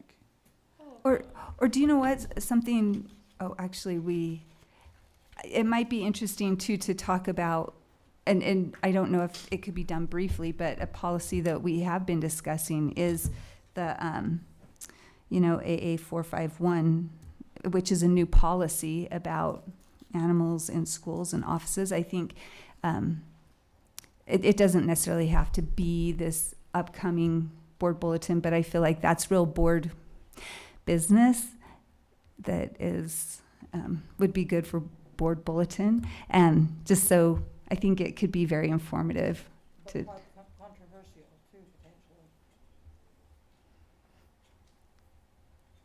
That's just my. once it's passed, I would be open to that. Yeah.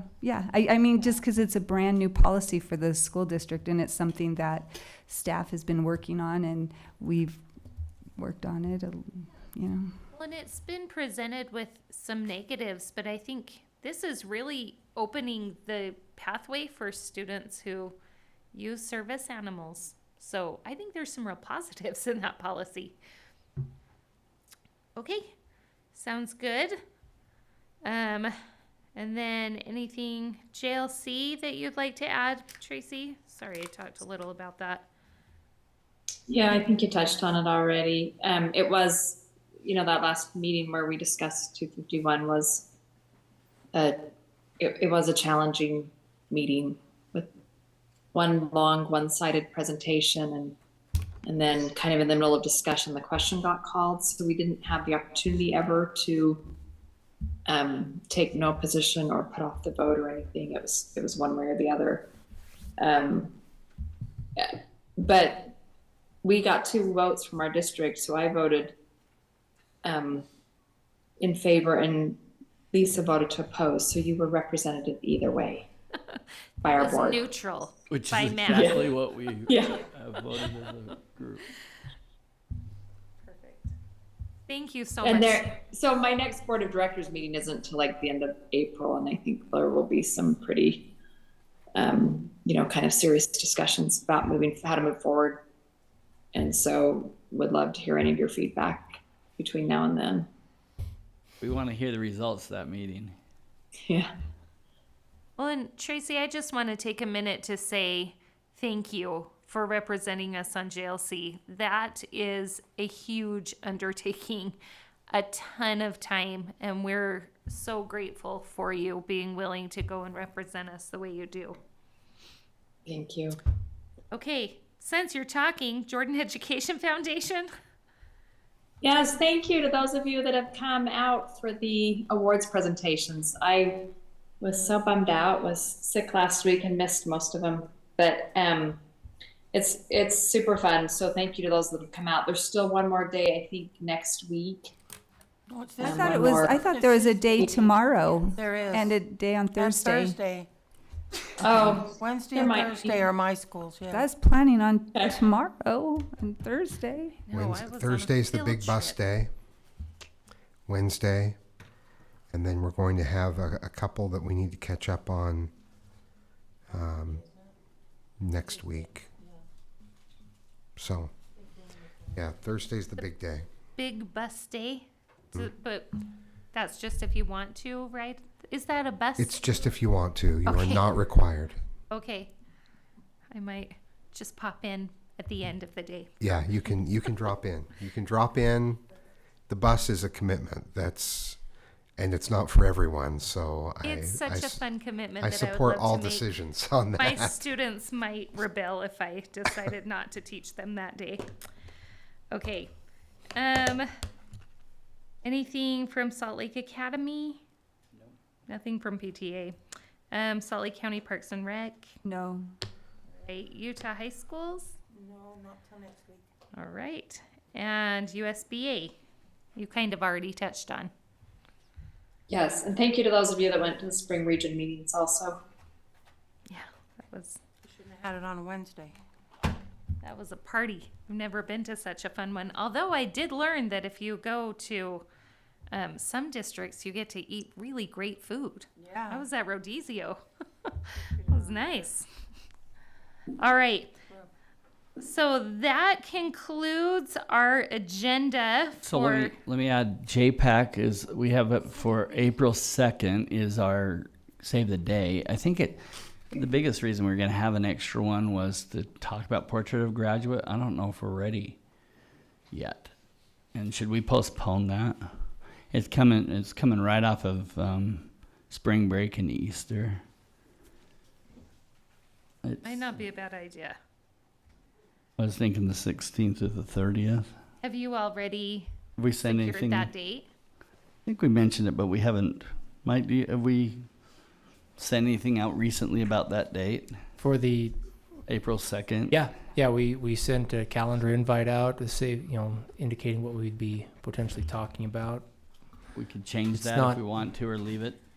Well, you Ever. could maybe make that decision next week because we have board meeting back to back this upcoming week.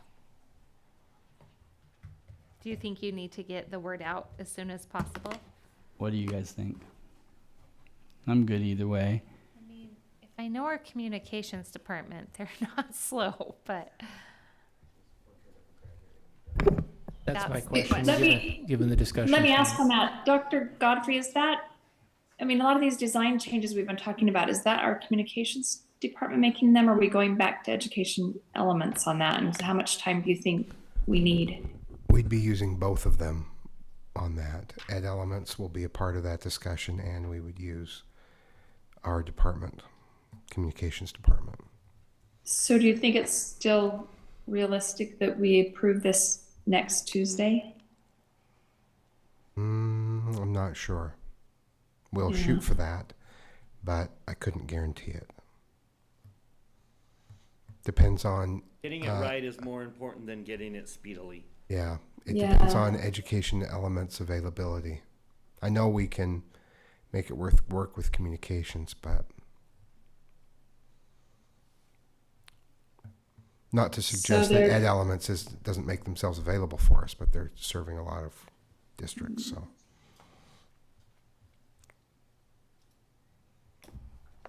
So I can't say for sure that we'd have it next week.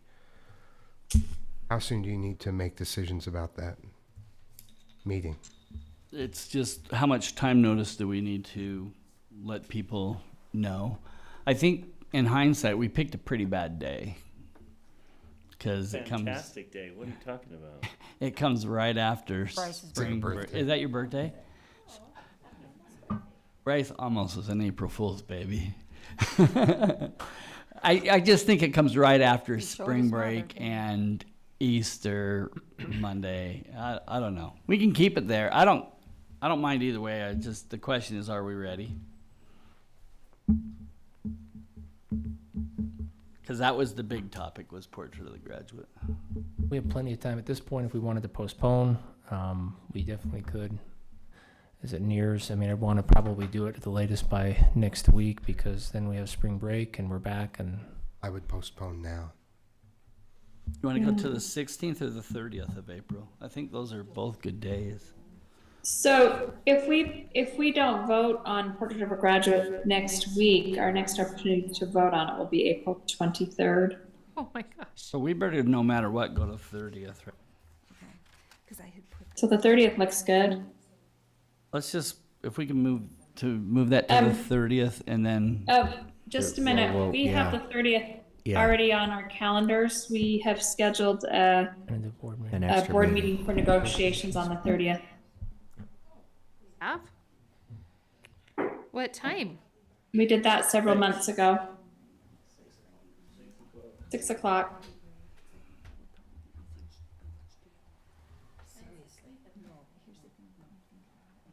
I think I wrote that down as tentative. Is that like, are we for sure having that meeting on the 30th, or kind of if needed? I mean, It's if needed, if but we we finish need to keep our negotiations calendars by then. open. It's hopeful thinking to think we won't need it, but let's think positive. It's good motivation. Could we One move- less meeting could we if move we the can time pull of off that up? negotiations by then. Could we move the time of that up to 5? I mean, we can go later, but the next time, actually, we could go May 7th. That's my birthday. Oh, my God. From mine to yours? Yeah, go from Bryce's Let's to wait till mine. mine. It'd be a wonderful way to celebrate my birthday in a meeting.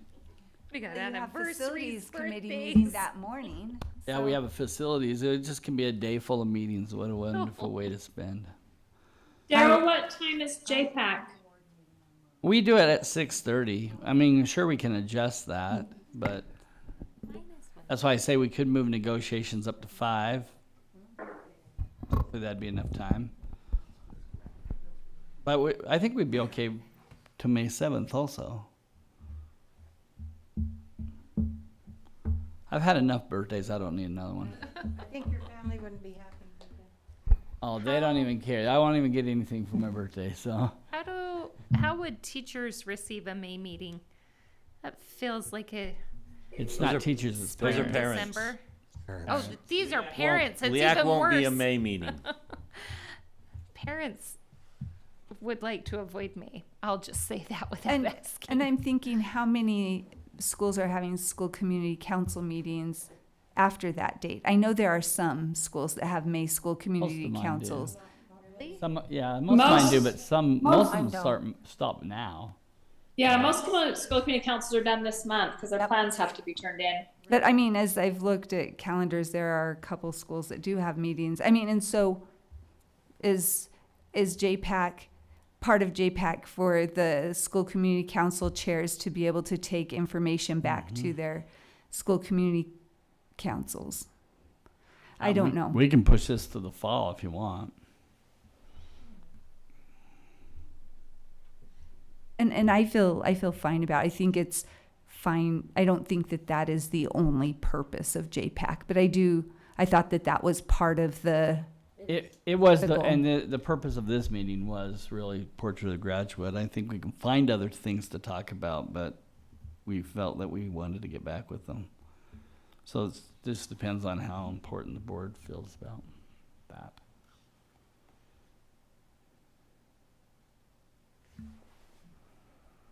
Dr. Godfrey, what do you think about waiting till fall? I know there is a Launch. balance of when to tell. Yeah, well, I mean, it will probably launch. I don't know. Yes. I feel good about fall. Okay. So let's just Okay, cancel about that fall. meeting. I'll celebrate my birthday and so will Bryce. I'm Bryce is celebrating going to it. celebrate your birthday? Yeah, and he can celebrate mine. I have 2 other things. We if could just that's look all- at just one more thing on JPAC. I mean, depending on when we do it in the fall, we might want to consider either when doing it after they've elected their new chairs. There may be some turnover, and if we did it in September, say, there may be some confusion as to who actually goes. So it's one thing to consider for JPAC. I like doing it in the fall. It's just maybe after they've.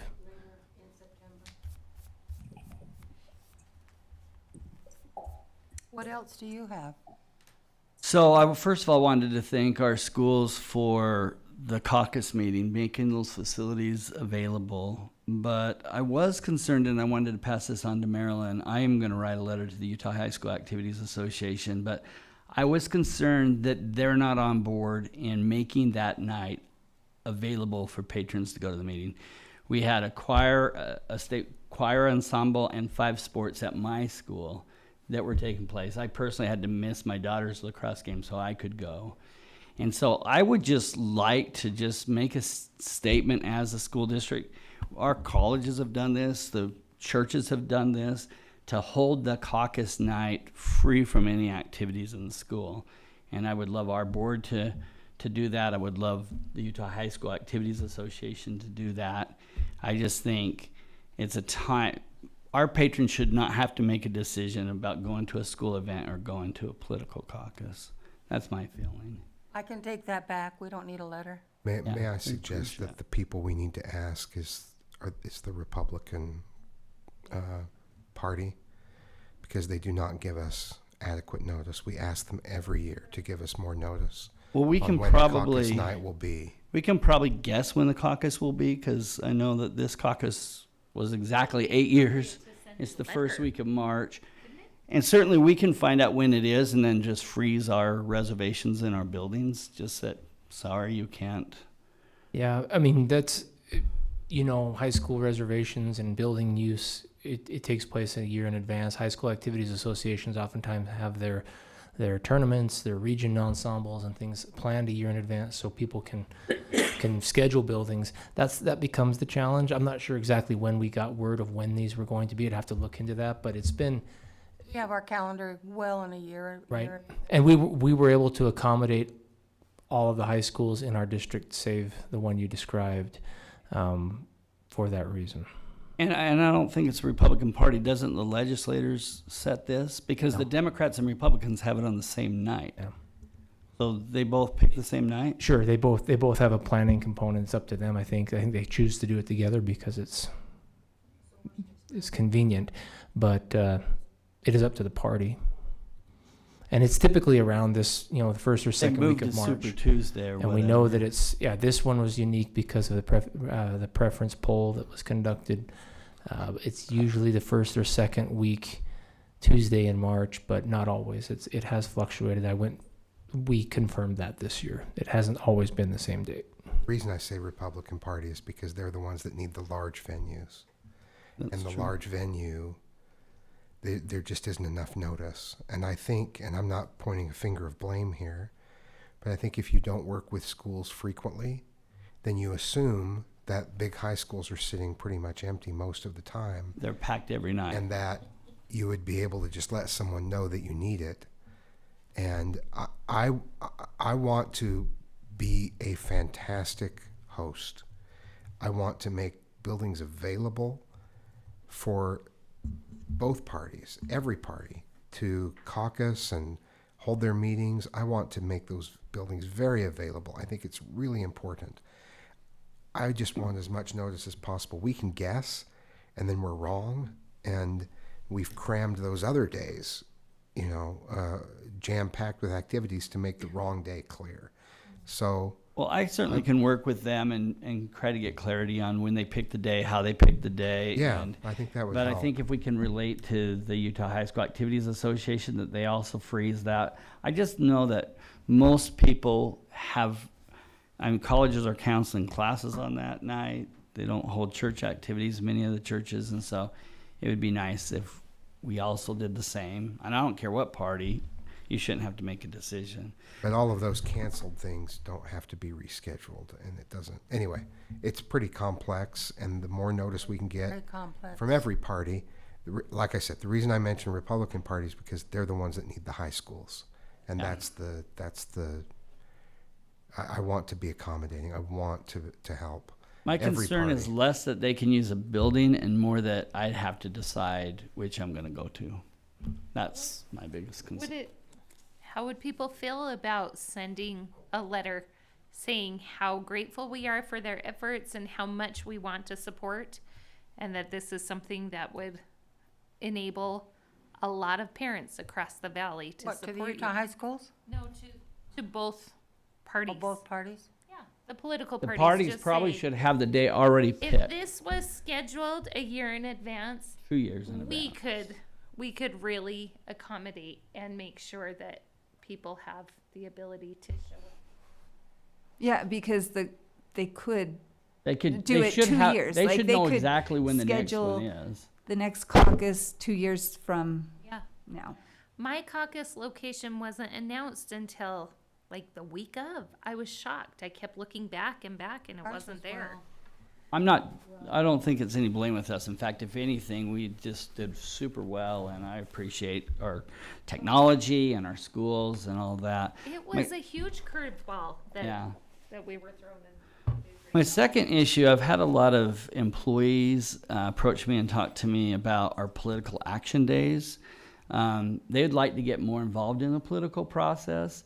I do know that other districts have policies in place that allows them to get involved. For instance, allows them to run for legislation, be a legislator, a representative. I know my own personal employer allows me to have political action days. There's less teachers and educators in legislative positions because of our lack of policies. City leaders are, and other government officials are on our legislation representation, but they have political action days also. So I would just like, my request is the board would support having our staff look into what other government entities offer these days and whether or not we need to create a policy and what's out there. And I would like that to be a future agenda item if the board would be willing. I am definitely interested in that. I don't know what you mean by political action days. People who serve politically and Oh, can't get off work. So like a teacher that wanted to run A for the teacher that wanted to run the legislator and would they have could be gone 45 for days. 45 days. How do you do that? You know, you don't have enough PTO time, and you know, how does that work, and what's that available? So I'm open to exploring that. especially since other government entities do provide this. We need one more. Anybody interested in this? I'll second that. Can we have you guys dig into that? Is that a thing that I would second? Or We just need at least okay, I three will into- support that. And I would rather have administration bring us back some, like, hey, here, this is a policy in a district, or this is what this city is using, this is the cost. I'm curious if other school districts, because I to me it seems like teachers would not necessarily want to be gone from their class for 45 days to be, I mean, I'm sure there are some, but I brought it up at the spring meetings for the Utah School Board Association, and that's when I found out other districts already have policies. oh, so other districts do have policies about it. I thought, do we have a policy about it? It seemed like maybe not. I'm going to guess no. Okay. But I haven't looked into it for a long time, so we will. Thank you. And a point of clarification. I thought we were determining if we were going to have it on an agenda, not if we were giving direction to staff. To give direction to staff, we need a majority of the board. Is that right? Okay. So are we trying to determine if we want it on a future agenda? Was that the initial? So as I see it, it would be two different ways. Number one, we have enough to bring it to a future agenda. What I would like is to bring it to a future agenda with information. So if that takes one more board member, then we could talk about it, but I would rather talk about it having done the research. But if we all just want to make an agenda item and talk about it and then give staff direction, that's fine with me. Yeah, thanks. Thank you for the clarification, Brian. I would add that I would like to have it as a future agenda item, but I agree having some information brought back to us about what some other districts do and what some possibilities for our district would be helpful. So I would favor directing staff to do that legwork and then put it on a future agenda. So is that 4? That's 4. Thank you. 5. 5. Thank you. So can we pass that request on to you? Thank you. There's no rush on that. Just Thank you for the clarification. That's good. I'm in favor of it too. But thank Great. you for keeping us in order. I appreciate that. We'll bring All it right. back. Thank you. Any other last minute additions? All right. That concludes our agenda. I will take a motion to go into closed session. I move that we go into closed session for character and competence of individuals, property, negotiations, potential litigation, and security. Second. Okay, we have a motion to go into closed session. we'll take a roll call vote. Tracy, I'm starting with you so I don't forget. Yes. Mr. Robinson? Yes. Miss Yes. Richards? Ms. Dean? Yes. Mr. Barnett? Yes. Mr. Dunford? Yes. All right. And I'm a yes. So unanimous. We'll go ahead and move into closed session after a short break. Does everybody need a break? Yeah. Cheesecake.